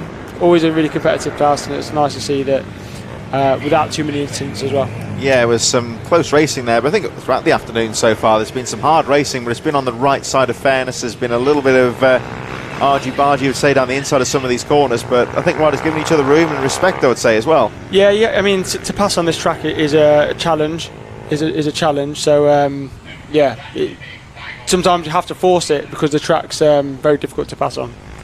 So we have one more race to go. After this, it's the OMG Racing Mini GP 190s, incorporating the Bucci Cup. So riders in the waiting zone now for this final race of the day at round number 3 of the Rich Energy British Minibikes here at Redlodge. And of course, one thing as well, Derv, is sometimes you think when a track's not as fast, for example, you don't get maybe the physical element of the speed that makes it difficult, but people forget sometimes on a tight technical track like this, it can be quite demanding, not only physically but especially so mentally, because you're going from corner to corner to corner constantly.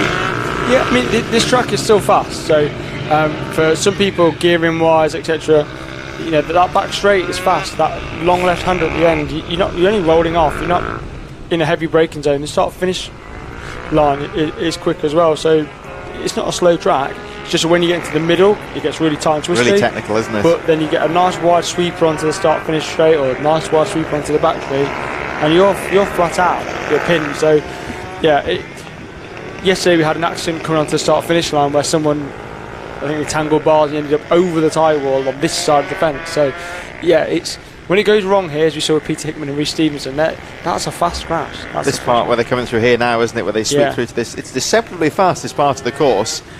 And the thing is, with a corner after corner after corner like this, there's no rest point at any stage, and mentally I think it's quite tough. Yeah, it's a heavy going circuit, but a really good one. You know, Redlodge, it's basically just like I said, just outside Cambridge kind of area, near Bury St Edmunds. It's a good track. They do bike practice days as well, so it's a good track if you want to work on some of your technical ability of going around corners and bike control. It's a really good circuit to be able to do that on, because it's really challenging. And the other thing is, of course, most of the tracks with Richard Minibikes using predominantly karting tracks, but a lot more of these circuits having the bikes in. Bike nights getting more popular as well. Yeah, that's right. They really are. This would be an interesting race just to start off. George Bowes, obviously we know that he had a tumble on the way to the grid last time. He couldn't take part, so he's actually having to start from the back of the grid. So it'll be interesting to see how far he can get up the grid in this race, where we see we started here, Luca Wilkinson second. The two strokes managed to get into the lead. It's Blake Wilson, is it? Yeah, it looks like Blake Wilson, I think. For some reason wasn't picked up on the lap charts there, so I think the lap scorers will get that one when he comes back round either this lap or the next one. So we'll have a look at the lap charts in a moment. But Wilson leading. Looks like Wilkinson second. It looked like George Bowes had sneaked around the outside of Izzy Carter to go up into what will be 8th place. So we'll have a look for the number 8 as he comes down to the final corner. 2-stroke versus 4 here as they make their way over the line. So it's Luke Wilkinson being shown as the race leader, but Blake Wilson on the track actually leading the way, and Brian Hamilton in the 4th place behind the number 72 of Samuel Munson.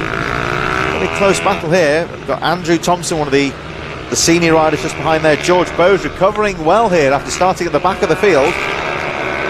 Yeah, he's had a really good recovery ride. So he's passed Izzy Carter, Kobe Garbett and Tim Patterson, so he's now chasing down the Andrew Thompson battle, which you can see on the screen with Jack Hamilton and Munson on the 2-stroke. I hope that Blake's transponder's not on his other bike that he's riding today, and he's not forgot to swap the transponder over, otherwise the result won't count. So it's one of the challenges when you're riding multiple bikes. You have to remember to swap your transponder over, and if you don't, your race result doesn't count, unfortunately. So hopefully it's just an issue with the transponder, not forgetting to swap it over from one to another, because that would be really disappointing. He's riding so well.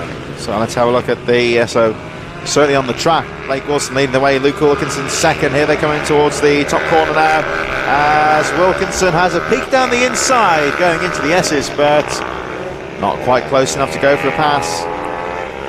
Wilson on that 2-stroke machine, of course, cuts across, blocks the apex, gets back on the power, but he can't shake off Wilkinson in second place. We'll have a look at the chasing pack in a moment when they come through over the line, as Wilson leads them through. Wilkinson on his tail, having a peek down the inside, and still that close battle for third. Here they come. So Samuel Munson in 3rd place, Hamilton having a peek down the inside, Andrew Thompson and George Bowes catching up on these riders all the time.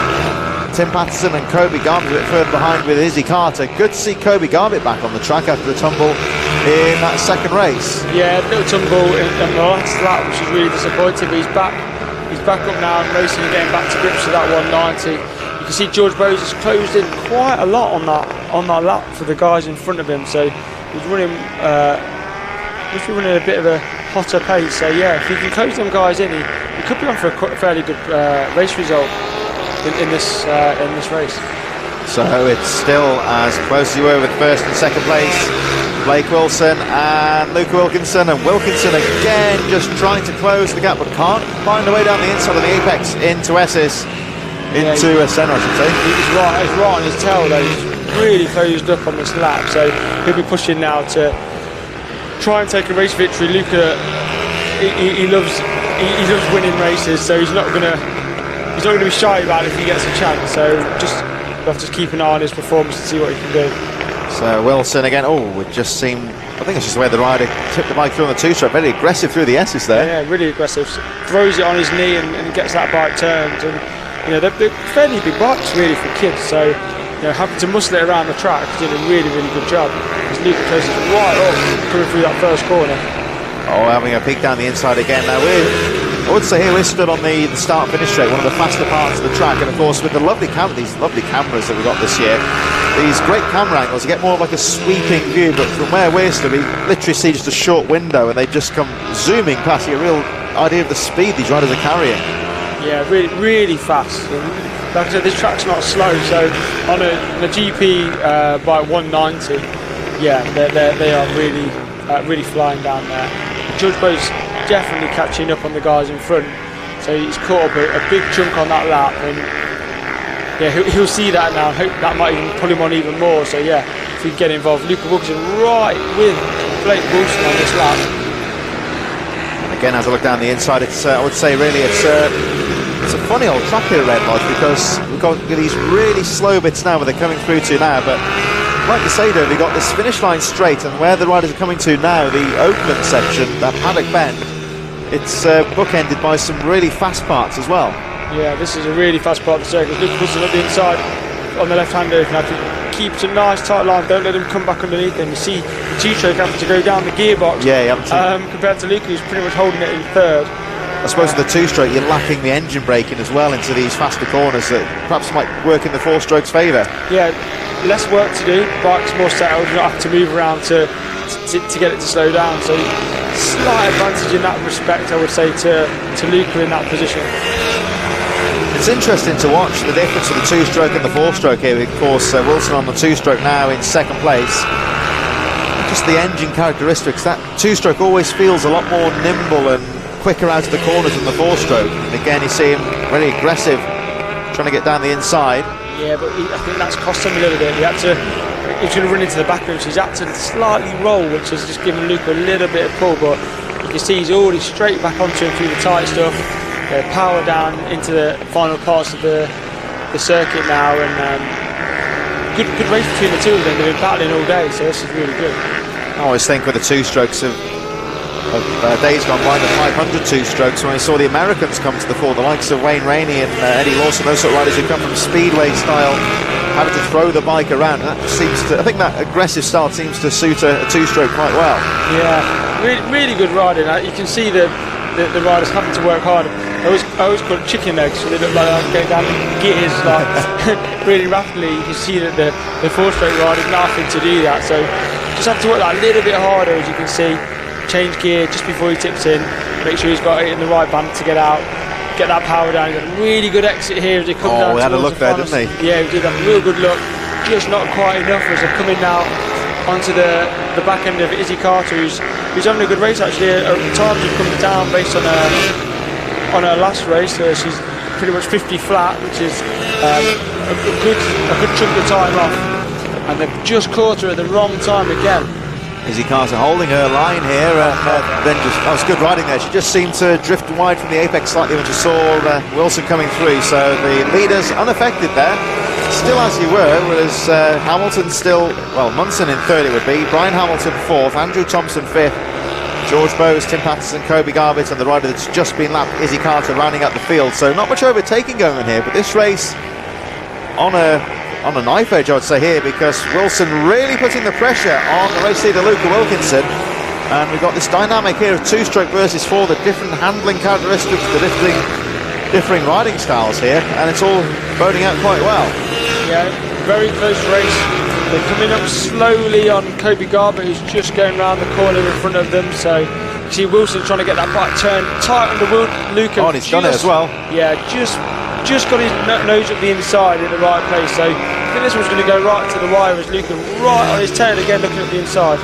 I'll tell you what, this is not as if they're going to throw in the towel there. I think Wilkinson a bit angry to have lost out there on that strange part of the track for an overtake. I haven't seen that all afternoon. Yeah, if you can get round the wall of doom, as I'm calling it today, if you can get round there tight and just get on the power road, I think the track comes back to you, you're back on the inside, and when you see someone there, you hesitate to tip in, and that could just be enough. And here we go then for the final lap. Wilson now leading Wilkinson down to second, but Wilkinson in a no-nonsense mood on number 76 as they make their way towards the 180. Kobe Garbett should hopefully see them coming through, and there we go. Garbett moves to the outside, concedes the line, lets the two leaders through. Very rare that you see Kobe Garbett getting lapped, but these two maintaining a really good pace at the front here.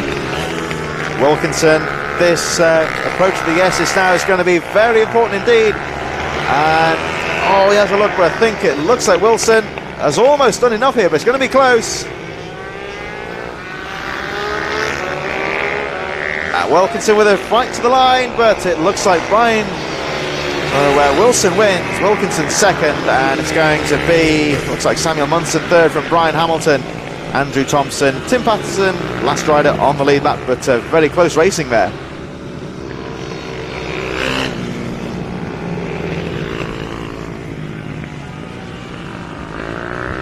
So last few riders making their way through. Looks like George Bowes with a good recovery to 5th position, although just goes to show how much pace those two are running. George Bowes, who's been one of the riders to beat this weekend, 11 seconds adrift at the drop of the flag. Yeah, coming from the back though, that's not too bad. He's still having to get past a lot of people, which is obviously hard on this track at the best of times, including last year's champion of the 190, Tim Patterson. He's gone past him as well. So yeah, really good ride, really good weekend for George. He should be proud of himself, and all these riders, top to bottom, should be proud of themselves. They've all rode really well. It's been a good race. Yeah, and some excellent racing throughout the weekend here at Redlodge for this third round of the Rich Energy British Minibikes Championship. Just again a reminder, unfortunately, that the next round of the championship scheduled in July at Pembrey in South Wales. It's all up in the air at the moment, sadly, because the round has had to be cancelled. Say circumstances beyond everyone's control has meant that meeting has been called off. So I would say to stick around on the Rich Energy British Minibikes Facebook page for more information about the next round of the championship as to when and where it will be. But wherever we are, we'll be back broadcasting. I've been Chris Sora throughout the afternoon, joined by Dervalane for a bit more than he would have wanted. I'm sure I think he'd like to have been out on the track today. Yeah, I'd have enjoyed to be on the track today, but injured, what can I say? So great afternoon's racing here. Thanks of course for Derv for coming along, and thanks for everyone for tuning in and enjoying the action this weekend. This has been the third round of the Rich Energy British Minibikes at Redlodge. Thank you for coming along, and we'll see you at the next round.